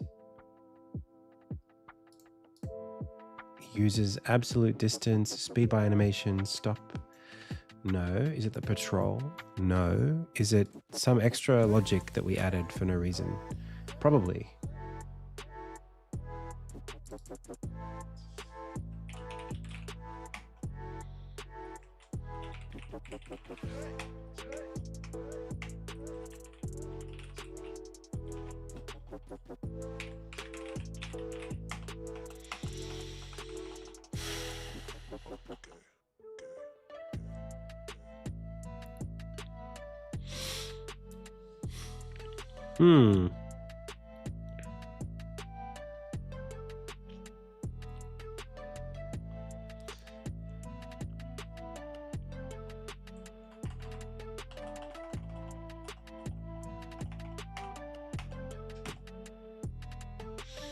Okay.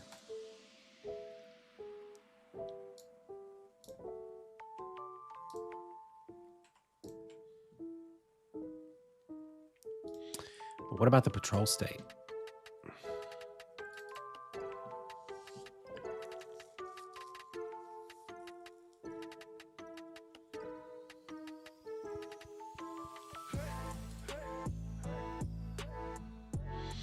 I don't see anything here that says that it should descend constantly.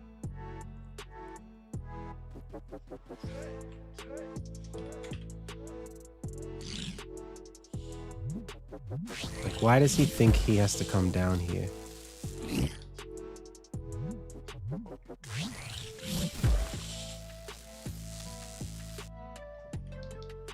It's actually kind of crazy that he can go down there, but I don't like that he does it.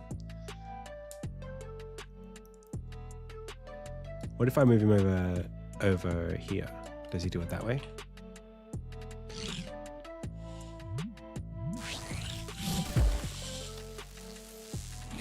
No, he's fine.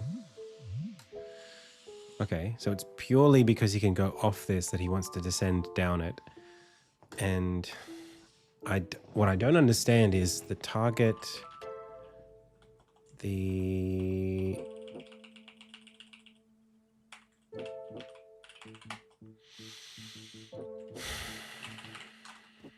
balance altitude. Yeah, this is no good.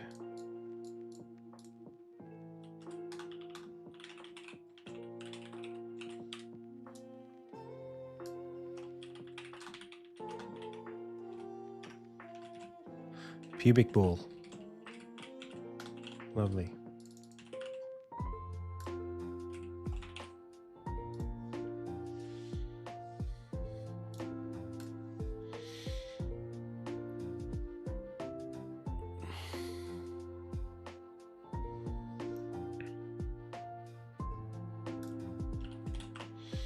Okay. What about now?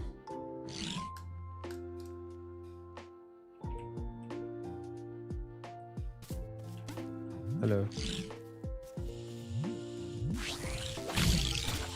Why did I do that? My instincts took over. Time to kill. All right. I want to watch what happens if he...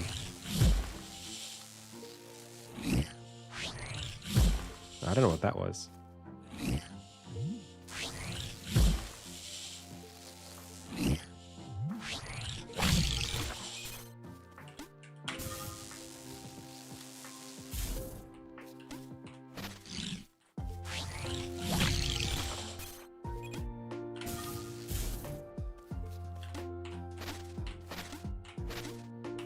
Cool.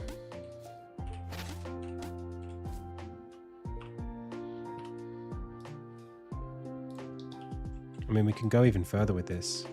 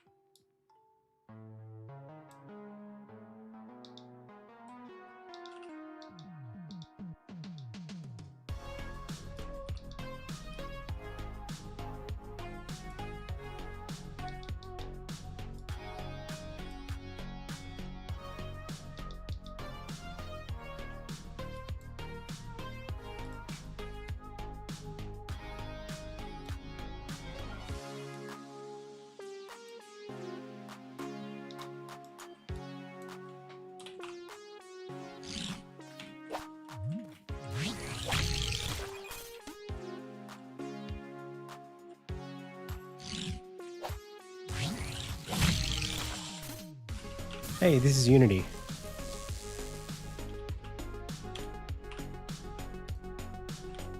I did want to do something down here, but I wanted it to be like maybe a secret level or...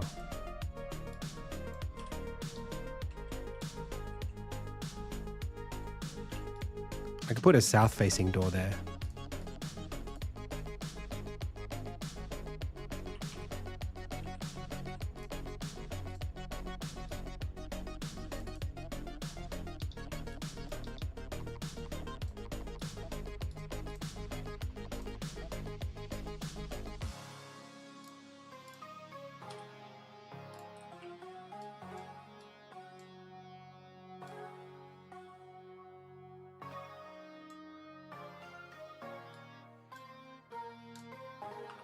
Hey.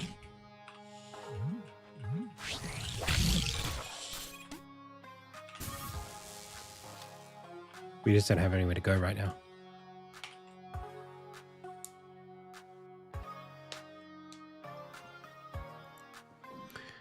You've seen a lightning effect? You mean this one? The one that is happening right now?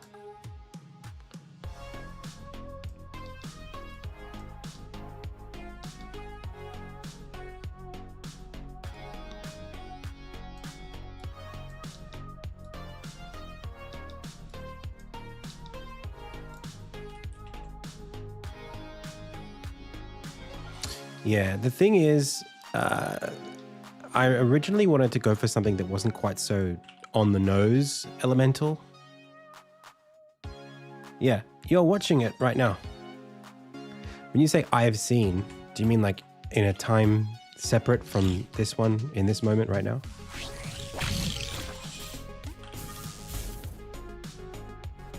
Right.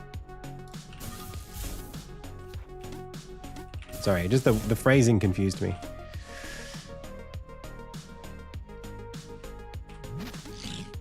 I mean, yeah, of course, we've got like...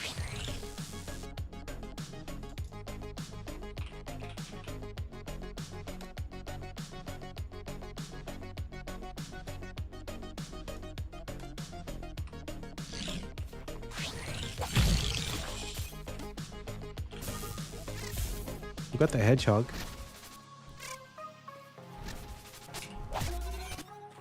That's fire.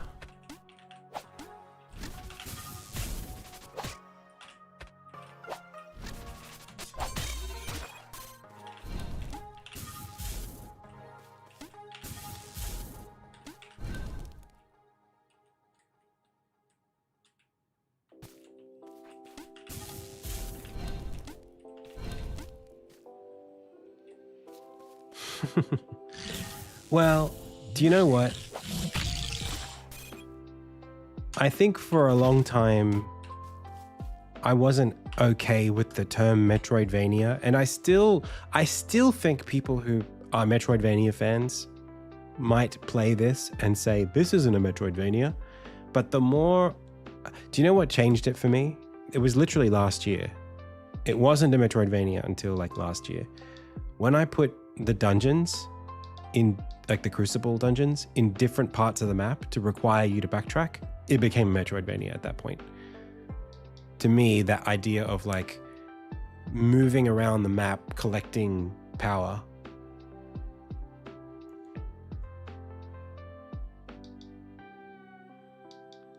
that puts it in a Metroidvania space. Because before that, it was like linear. You just go left to right, and then you're at the end of the chapter. So for me, that's just how that works. You know, it's hard to.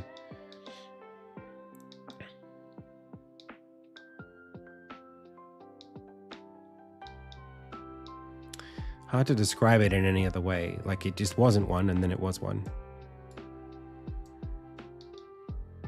And these are very, you know, these are sort of. I guess the salient point is that like these kinds of games are all, you know, action adventure is very similar. But the things that make something one genre or another are kind of nuanced sometimes. But it does affect the feel of the game. And I guess the point there is also that like game feel is not determined in the 9 years I worked on this game. Game feel is determined on what the result is. You know, if I was working on something in one direction and then I changed one fundamental thing about it and now it feels very different. I mean, why would you care how it used to feel, you know? You just sort of accept how it does feel now, which I think is, you know, it's just what happens really, isn't it? Like Dark Souls without the soul mechanic, losing them and having to go run and get them back and that kind of thing is a very different game. But like, it could easily have been a different game.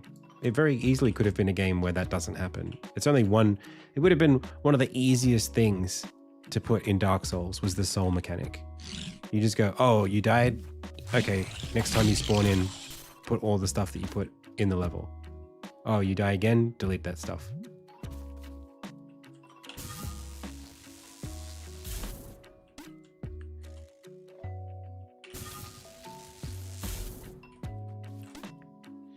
But the way that it feels, the sort of gambling mechanic and trying to like, you know, you've gotten too greedy and now you need to sort of like rush back and almost like beating your PB, you know, that aspect of it of like, oh, if I can do better than last time, I can get back to my souls and then I'll be fine. That's a fantastic little quirk, I suppose, of game design.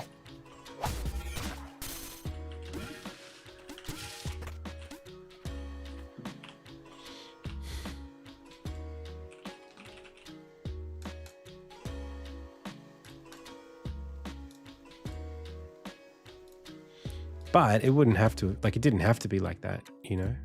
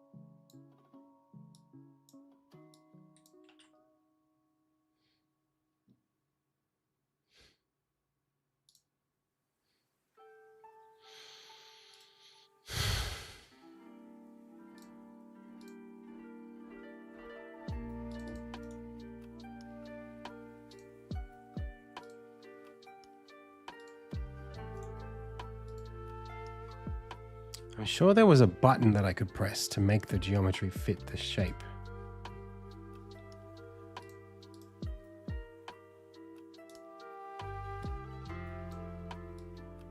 But, oh well. I'm sure there was a like generate physics or something. Fill, stretch, update collider.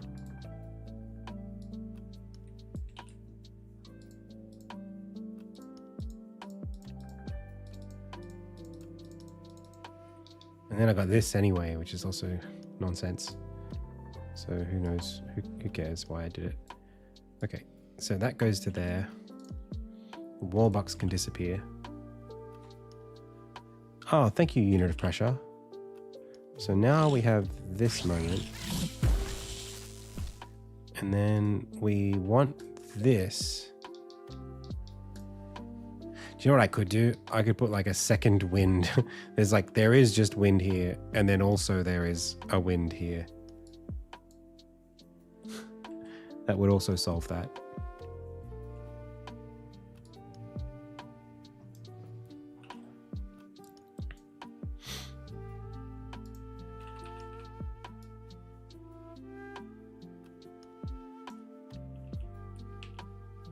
I don't know if that's very responsible design, but it's what I've chosen to do.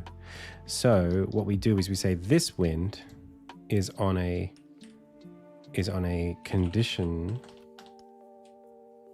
toggle, and the condition toggle has a condition behavior, and the condition behavior hang on, I'll do that on a parent.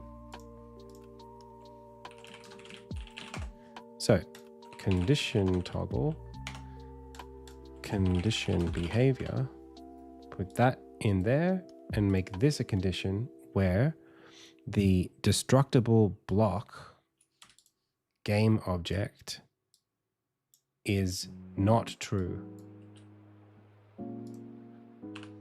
So when we start here, it's no wind, and then I do this, and I do this, and that makes me go up.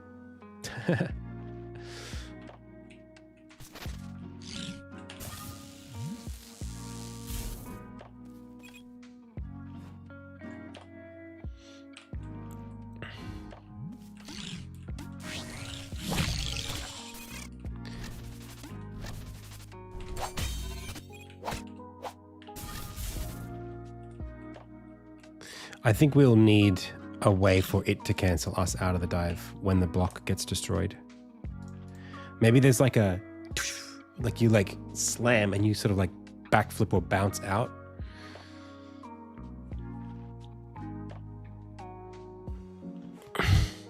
Like the way that like dive kicks in games, like what's it called? Silk Song. You know, you do the kick and then you sort of doing, doing, doing, sort of pogo out of it. For this kind of destructible block.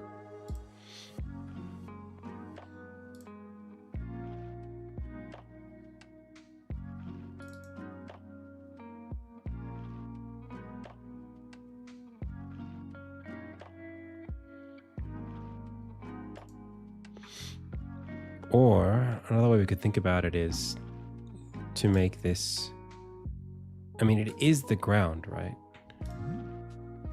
Maybe it's just like a, it's just like a,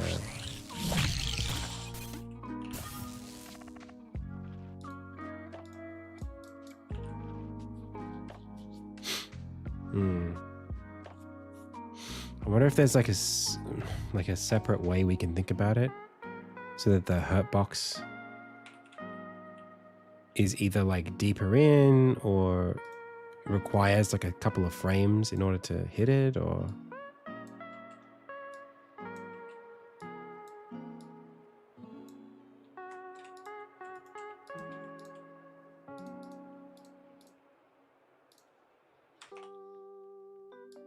that was lucky.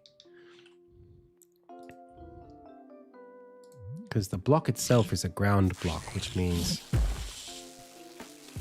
What the heck?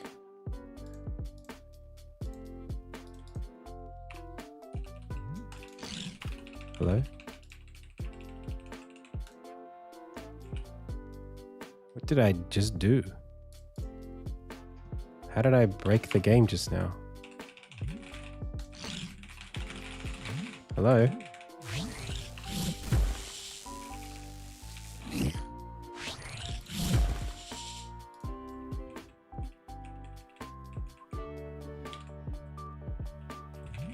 What? Let's just compile it again.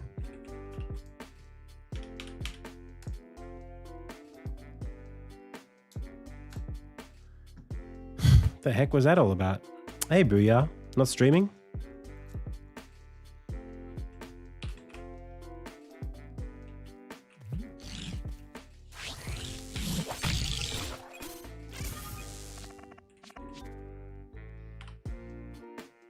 Oh. Such is wife.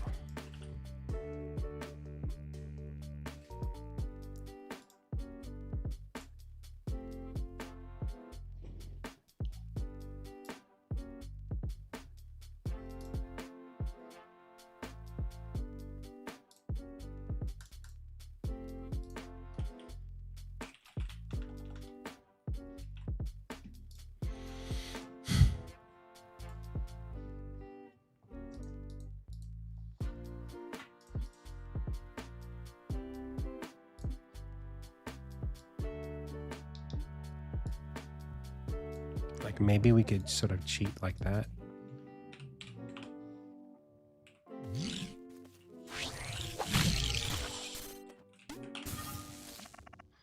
No.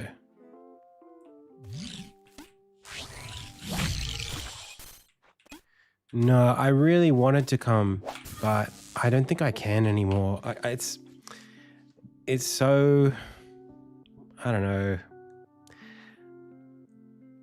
I really wanted to, but I don't have the funds to do it. And I feel like I'm too busy, but maybe that's wrong.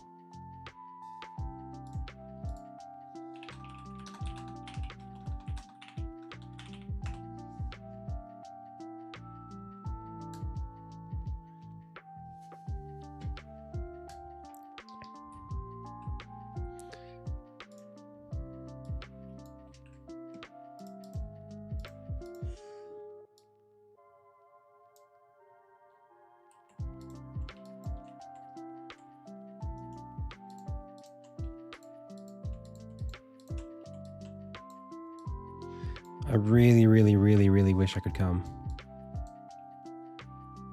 I know, it's gonna be so good. I'm feeling the FOMO really bad. I'll say that much.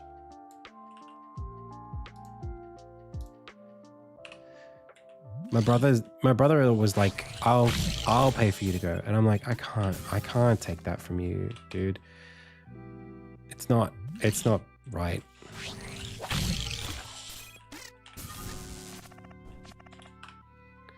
I don't think there's a way I can cheese this to work.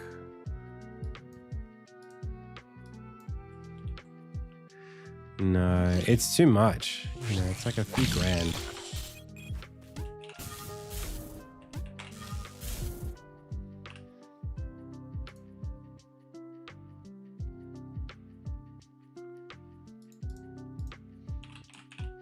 And I feel like I need to spend this time on Insignia as well.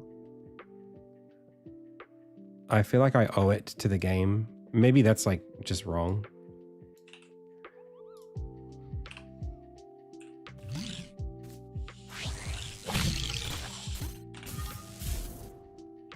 Okay, there we go.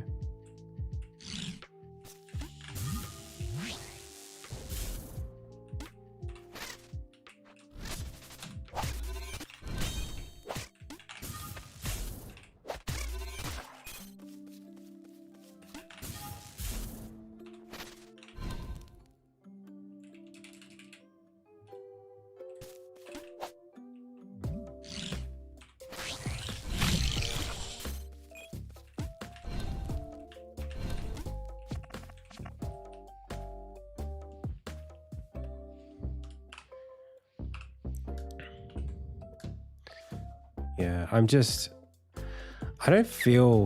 don't really feel like,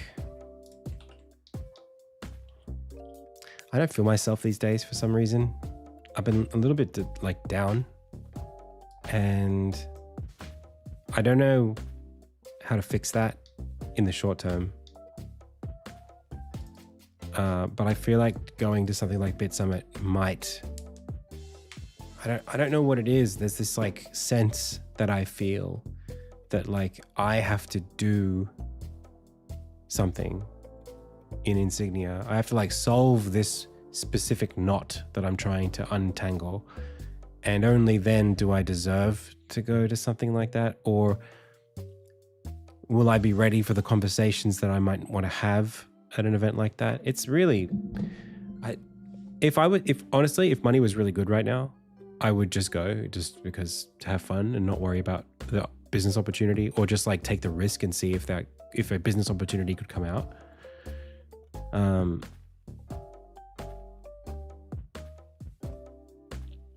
Yeah.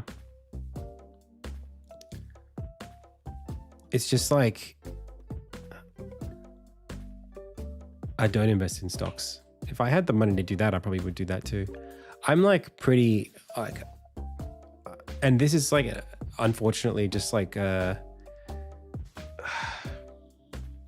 it's a thing that happens to people, I guess, when you're in like financial distress, where like the less you have, the less you can take opportunities and like make stuff. Like it's like having low chips in poker. It's like the chip leader plays every hand, and the person who has the least chips just has to be very careful. That's how I feel right now. And I know that's not like a winner's mindset, but I just like, I don't know. It just doesn't feel right to spend a lot of money right now.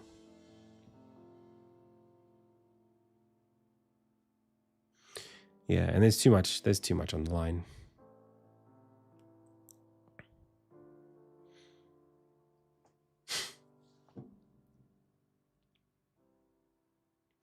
The playtest did go really well, Unicursal. I was really happy with how it went.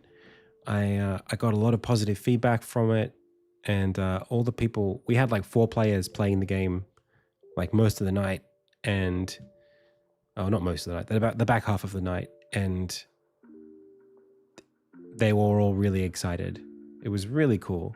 I was it ran without a hitch. Like it was just, we just played it, you know. I only got the scenes to even stitch together from like character select to battle to back to character select. That I got together in the last 5 minutes of the stream, and then we played it all night. It was really cool. Hey Grim, thank you so much for the raid. Welcome. How was your stream? What'd you get up to? Sup? So yeah, I mean, like, I'm very proud of how, I mean, the thing is, gosh, you know, we look at games and we think, games, you know, it's all the same thing. And even if it's not all the same thing, it's just so hard to appreciate how like some genres just design themselves a little bit. You know, fighting games, especially if the two sides are even, if you have a symmetrical game that's a competitive game, like say Counter-Strike, there is just in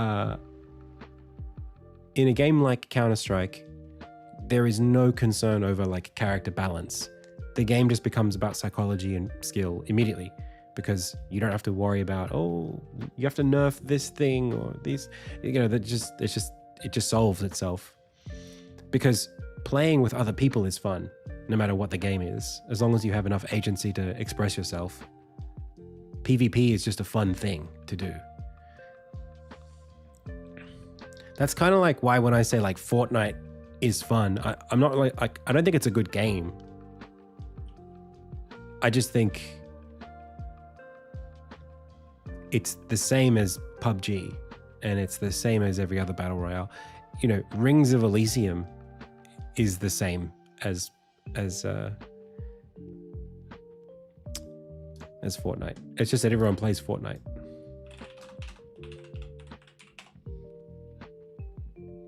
That's still around. Do people still play this? I played this for a while.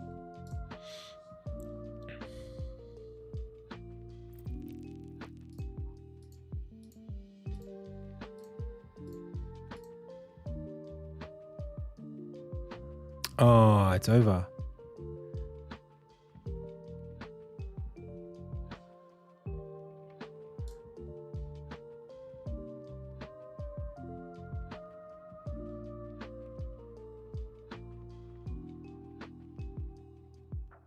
They took the servers down.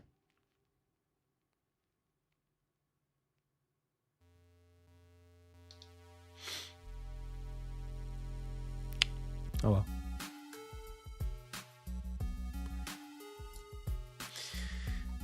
Okay. So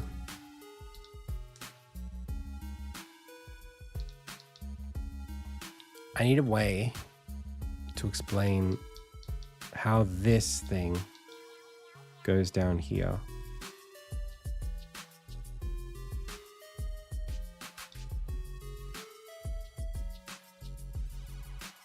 I guess it could be the platform that goes down.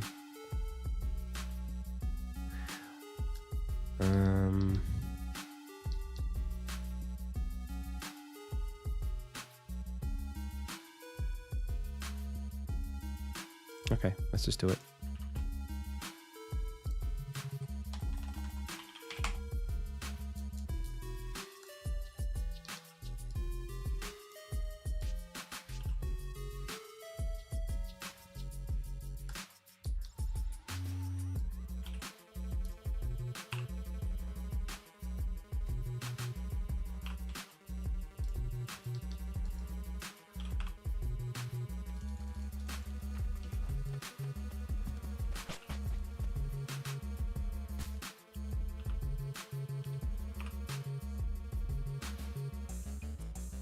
Nice.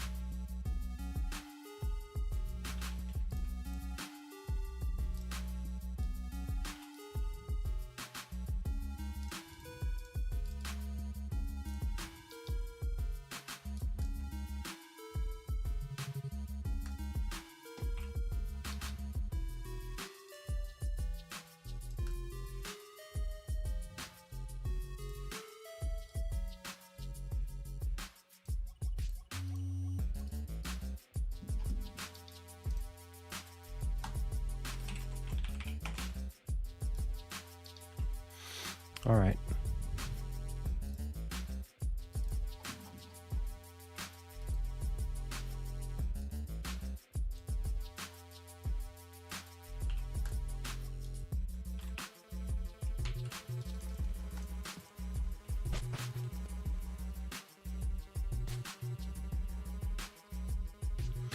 My game will be released when I get funding and then can release it. Still a while away.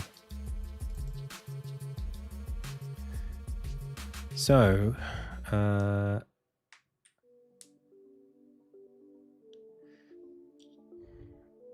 what I wanted to do was do a cutscene where Armin goes duk duk duk duk duk. But we'll do that later, I suppose. Okay, updates.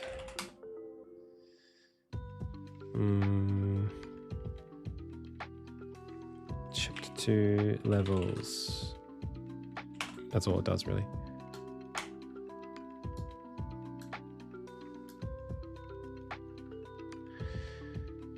Let's bring this in, and I want to see what Morgan did.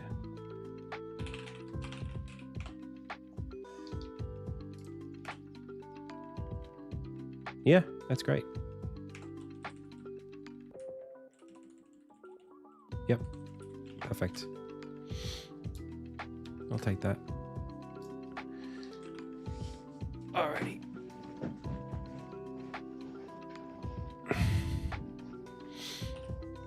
Thank you, Ronnie. I still think, like this, I think I could do much better today with. But this one was actually done by, I had someone work on it for me, and I paid them to. And I want them to keep working on the game with me. But we decided that we would have to maybe do it a bit differently to how we did this one, because it cost so much time for him to do it. I do like the blue highlight quite a lot. I've been using that a little bit.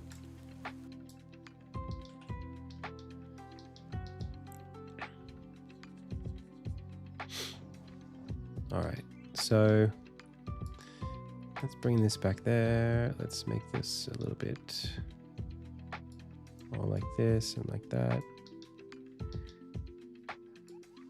That just goes like that. I mean, we could just play chapter 2 for a bit and see how the map shapes up. So this is chapter 2 start. And then we come over here, we do some running around.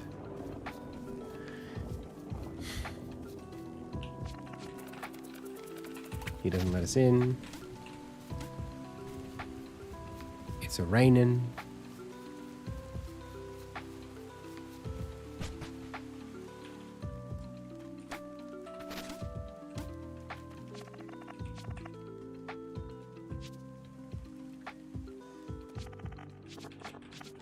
Dream sequence, come back. It's nighttime.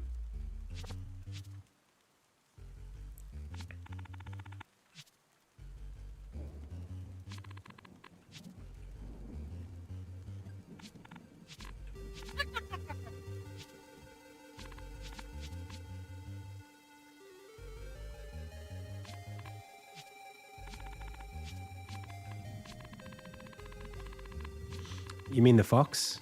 This is still a work in progress, so none of it's final.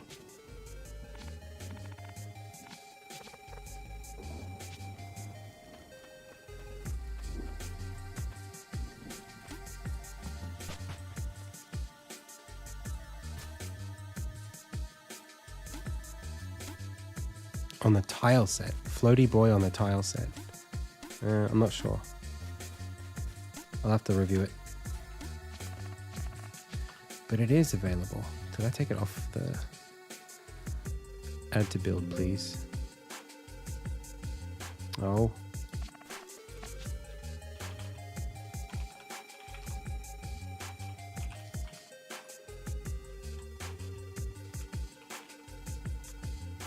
No, I gotta start again.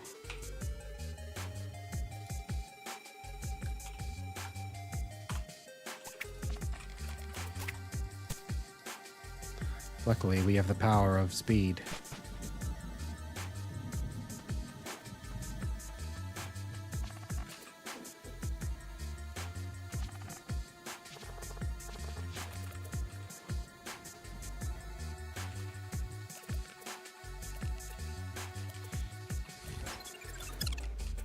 You mean in the chapel?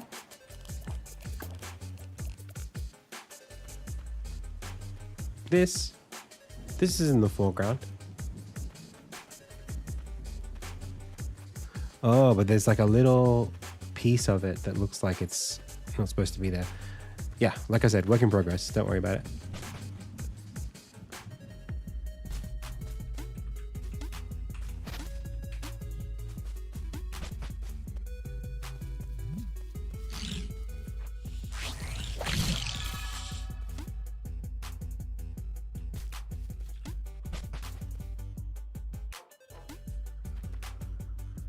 Yeah, it probably did slip through the cracks, but it's okay. It's not causing any problems being there right now.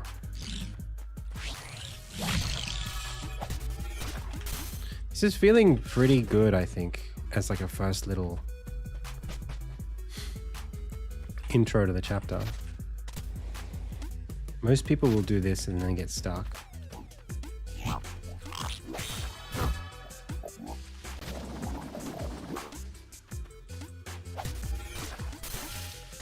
Might need an NPC here at some point. or 2.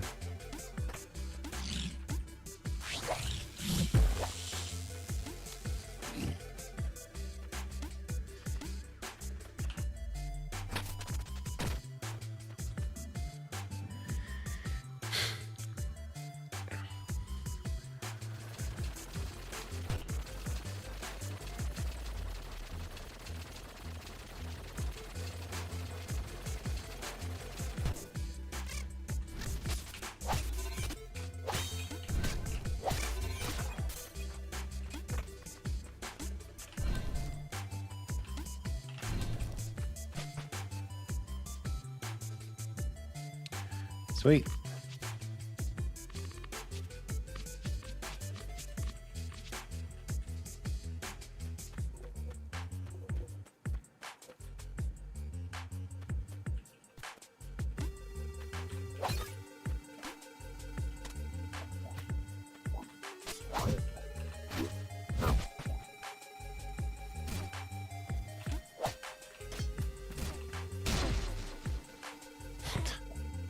Damn.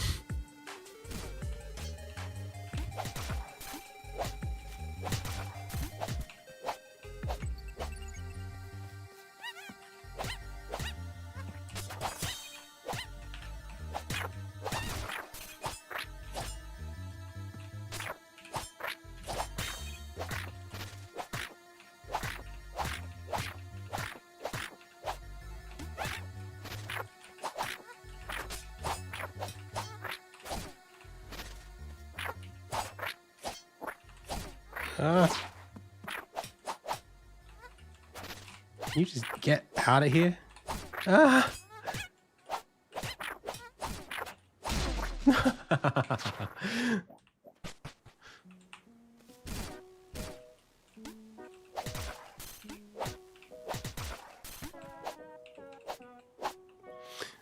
No, this is from like 2019, this background.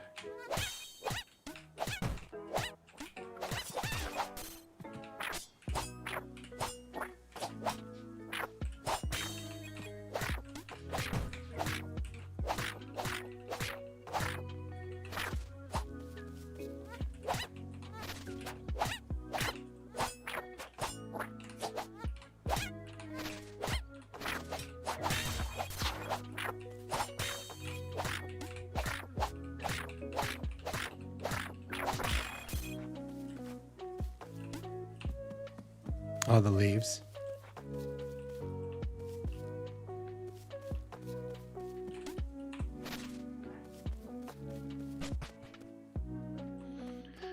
And then we'll come through here.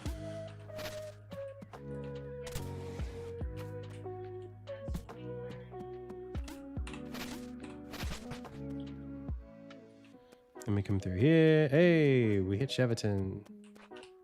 I think we need a bit more bleed in.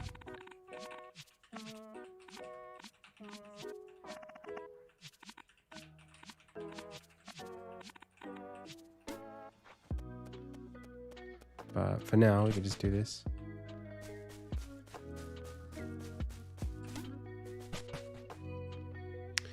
I more mean like visual, something that makes it more visually obvious.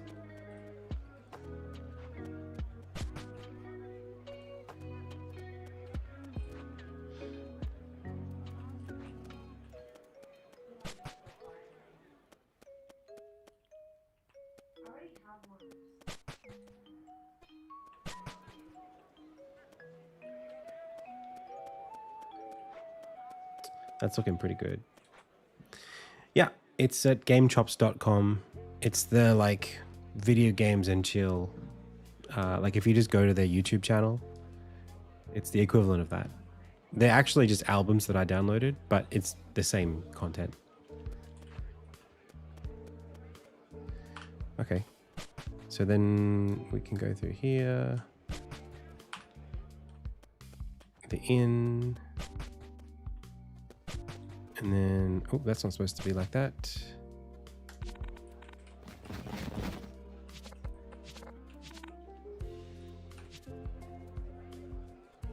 Then we have the court scene.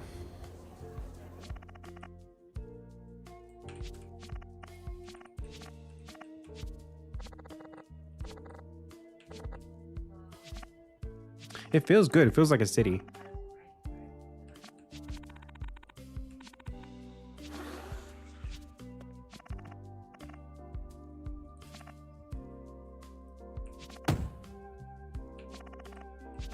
No. You won't follow the story. You won't be able to. I think it just doesn't, like, even I feel like I haven't played the game yet, you know, to some extent. Like, even if the people who've been paying attention for a long time, I think don't really have a great idea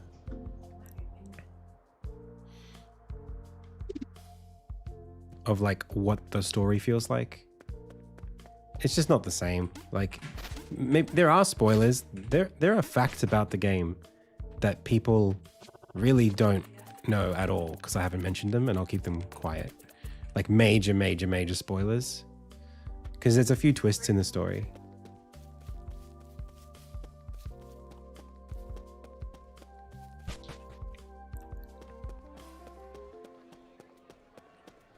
So at this point, looking back, dude, this feels good.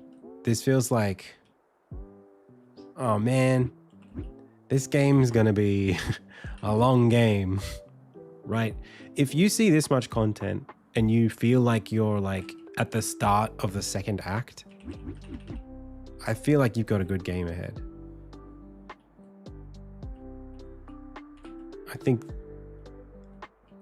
I think there's like something real there where it's like, yeah, it feels like a lot.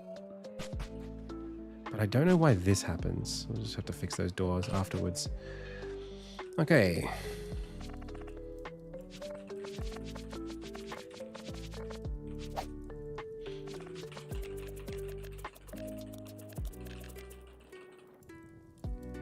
Mm-hmm. Cool. That's great.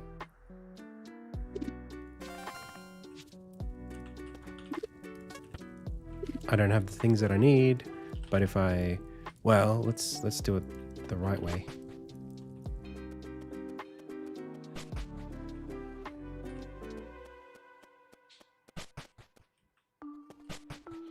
That's so annoying. Can I go into the shop this way? And then there's Jowl. Sweet. Oops. I bought a chocolate bar. I needed the iron ingot and the leather strap.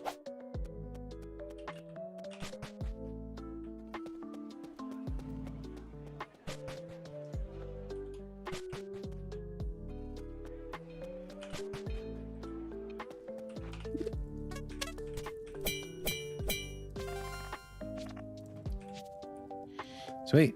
Now, I can't warp there, but, and that's it. But I know I can go there. And if I go to my quests right now, I can see that I have 2 quests. The Fate Solstice and Poor Performers. That's good.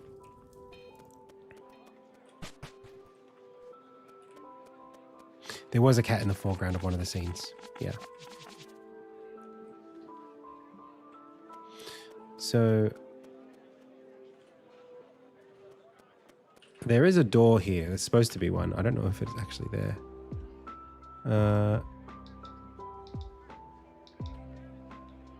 It's supposed to be... Yeah, there is a door there. I don't know if I can walk through it though.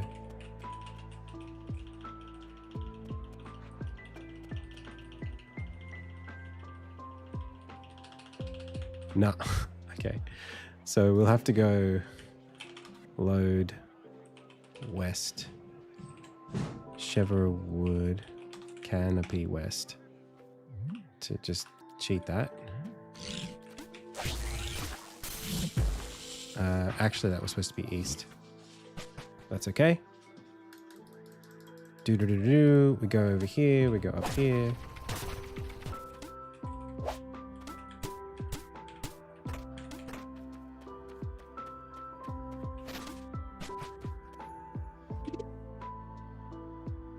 Wait, what? Why does it think I'm back there?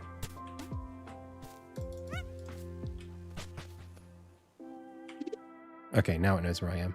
That was weird. I thought I was in a different scene. So, they are now here. Yep. And then I'm here and I go, and we've game engine, chapter 2 start. Well, I want to say we've done the wheel thing, but I can't do that right now. I guess I could try. So I need, oh, maybe I can do it here. Oh, sweet, I can. The game works. Okay. And then I can go over here.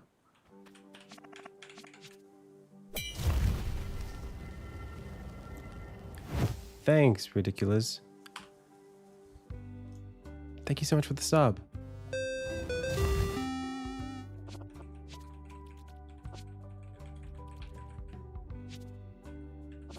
I added them today, this morning.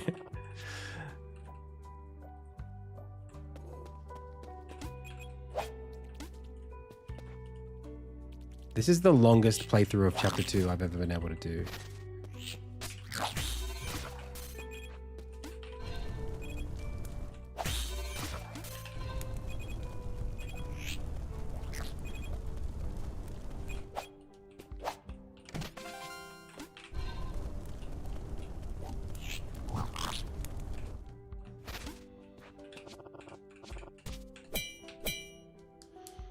It is my game.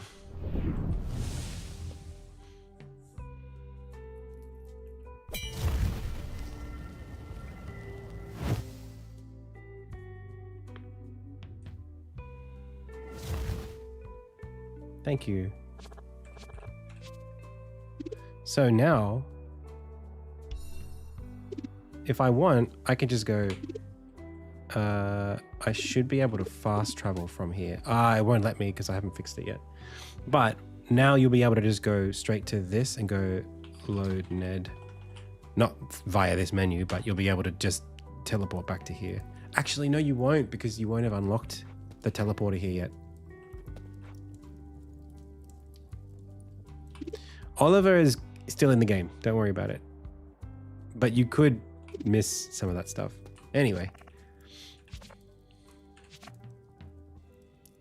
I think there should be a sleep time here. I think it should be nighttime.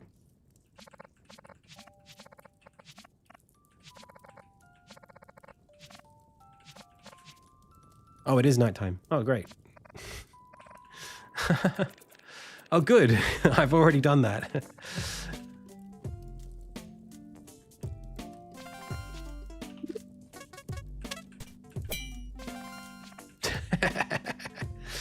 Solved.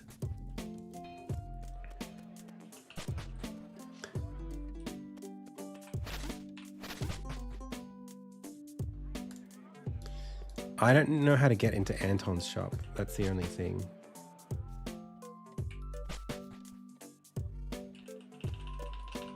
I don't think there is a way. So instead I need to... not like that. I need to load...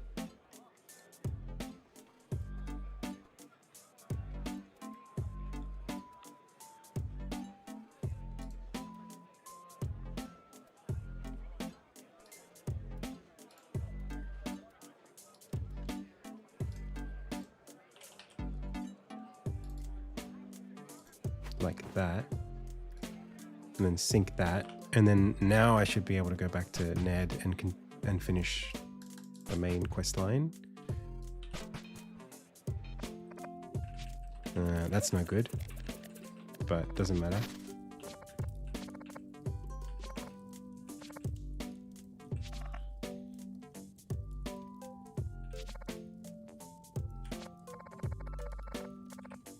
That's not true. I have to change that content. This one, I don't know if I'll even do this. I might just take that out entirely.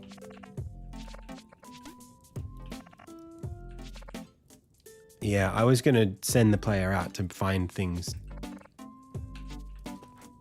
Yeah, I don't want to do that. And yeah, the game doesn't even have that mechanic in it anymore. So you can't make weapons. So then what do? We go that, sync that up. There we go. Yes, we finished it.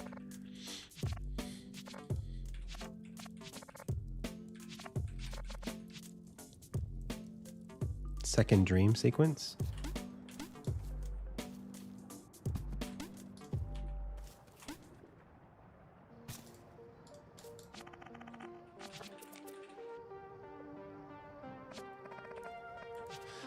He just keeps coming back.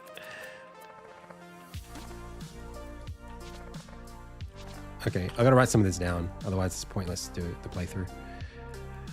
Okay, first thing was Anton keeps coming back.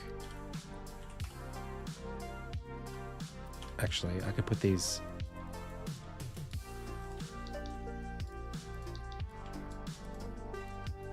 Okay. Anton keeps coming back. We've got build a blade.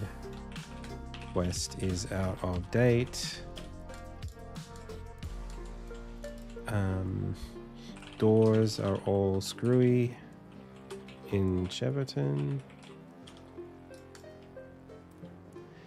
It is going well. Add more annotations to gray boxed areas like temple entrance, Armin, roly poly.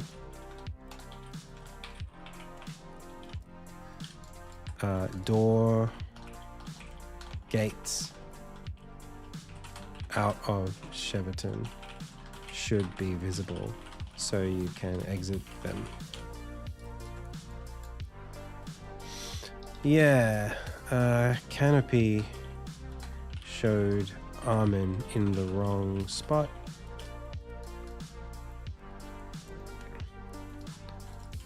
No way to get to Anton's shop.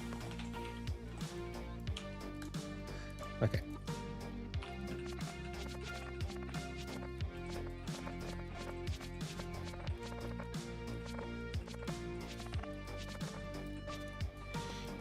Cool.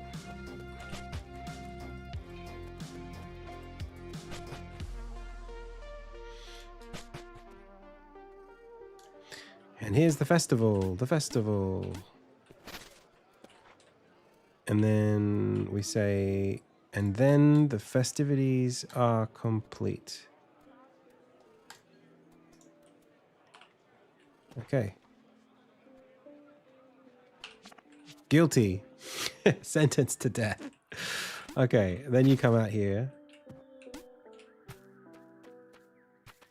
We're now 2/3 through chapter 2.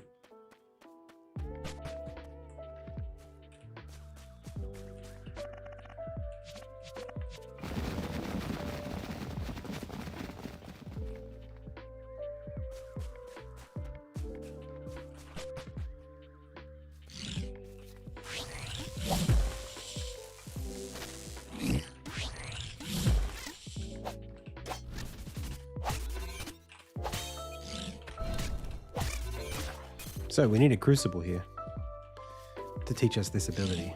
Otherwise, nothing happens.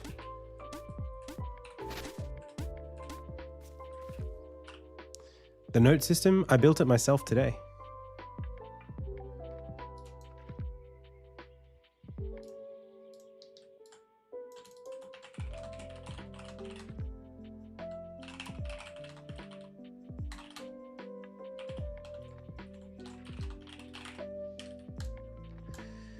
Cool. And then we use the ability. I guess I could just unlock it myself right now.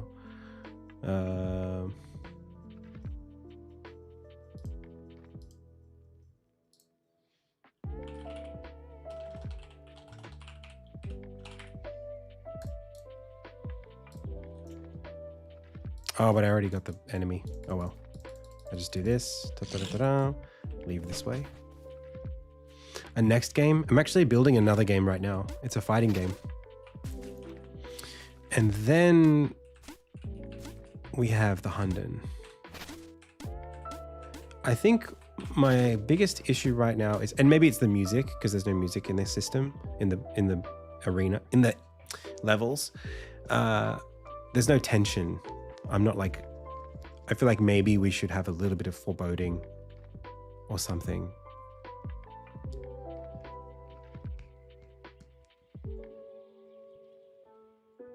Yeah. Anyway, and then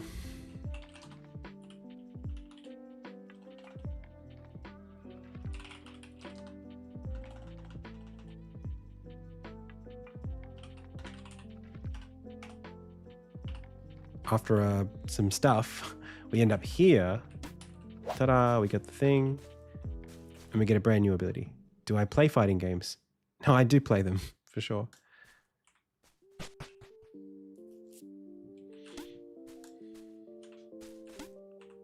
Nice.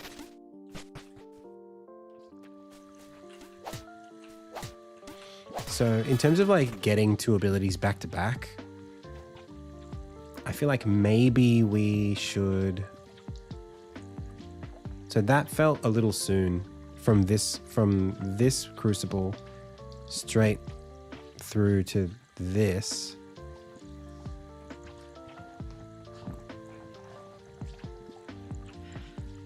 Yeah, not sure. Hello? Are you okay? Oh, okay. I guess I'll start chopping. Yeah, that's why I said I'm gonna start chopping the ingredients for the spaghetti. Yum. All right, chat, I gotta go. Thank you so much for checking out the stream today. If you're interested in all this stuff. Oh, by the way, just to finish that thought. Yeah, I play fighting games. I got my first real taste. I mean, like, I played Smash Brothers as a kid, and I played Tekken 3 a lot. And by the time I was about, like, I was really into Brawl when that came out. And then by the time I was 17, 18, Street Fighter, no, earlier than that, 16 or 17, Street Fighter 4 came out.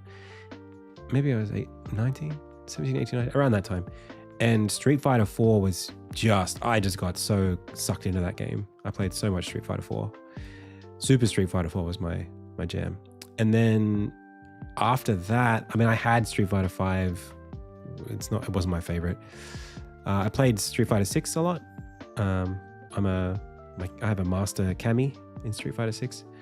And yeah, obviously I played so SF4 I played semi-competitively. Like, I would go to locals and play against people. And then Smash Ultimate I played competitively as well, a little bit. I wasn't good, but like I went to a couple of regional tournaments and stuff. And then I've not really been into Tekken. I liked Tekken 6. That was a good one. I don't play like NetherRealm soft games. Like, I don't play Mortal Kombat or anything like that. And I'm not like a massive fan of the Marvel versus kind of like team games, but I did play Guilty Gear, Xrd, Revelator when that was new. And I played Dragon Ball Fighters, which I only dipped my toes into those games. I didn't play them very deeply. But I like Dragon Ball. That was fun. I haven't played Strive. So yeah, I know fighting games. Yeah, I really like Street Fighter. I think that's like a really good. I think Street Fighter is like, it's such a core fighting game. And obviously I love Smash. Yeah, this game is like a Smash clone. It's a 4-player fighting game, all local, and it's no buttons. It's just the analog stick. It's kind of closer to like a dive kick game than it is an actual fighting game. It's like, it's a party game. It's a party game. But yeah, there's already little things in there that I quite like. The combo game is actually pretty decent. It's got a lot of combo potential. Yeah, I have like a little bit of footage maybe from play testing that happened on Tuesday.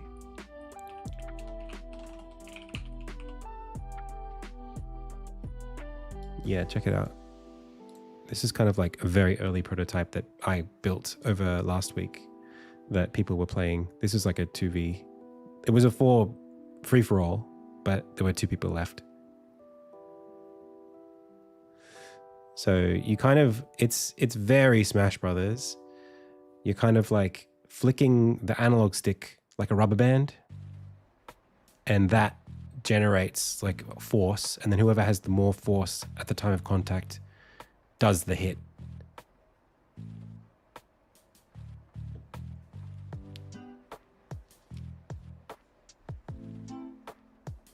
You can do some pretty crazy stuff. Yeah, I mean, Insignia, I don't know if you know this, but like Insignia has fighting game level mechanics in there. Like, you know, the animations have like proper hitboxes on them per frame. So like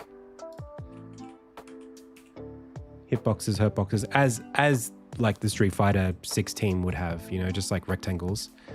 And so there's frame data, and there's like per hitbox, knockback, hit stop, damage, for everything.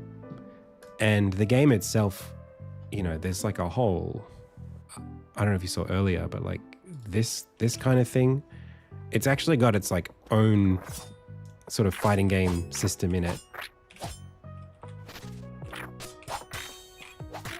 So it's kind of got like a Sekiro element to it. There are like clashes where no damage gets created. It's kind of like a poise parry system. Yeah, and it's also very Smash Brothers too. Like, you got the roll, you've got, you know, down air, up attacks, up air. Yeah.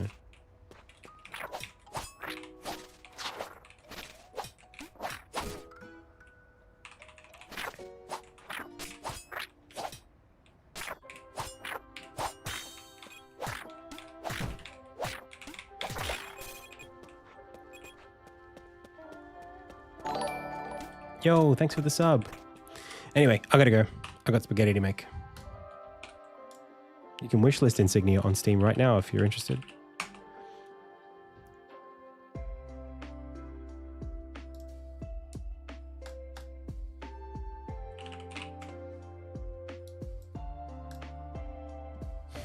Later.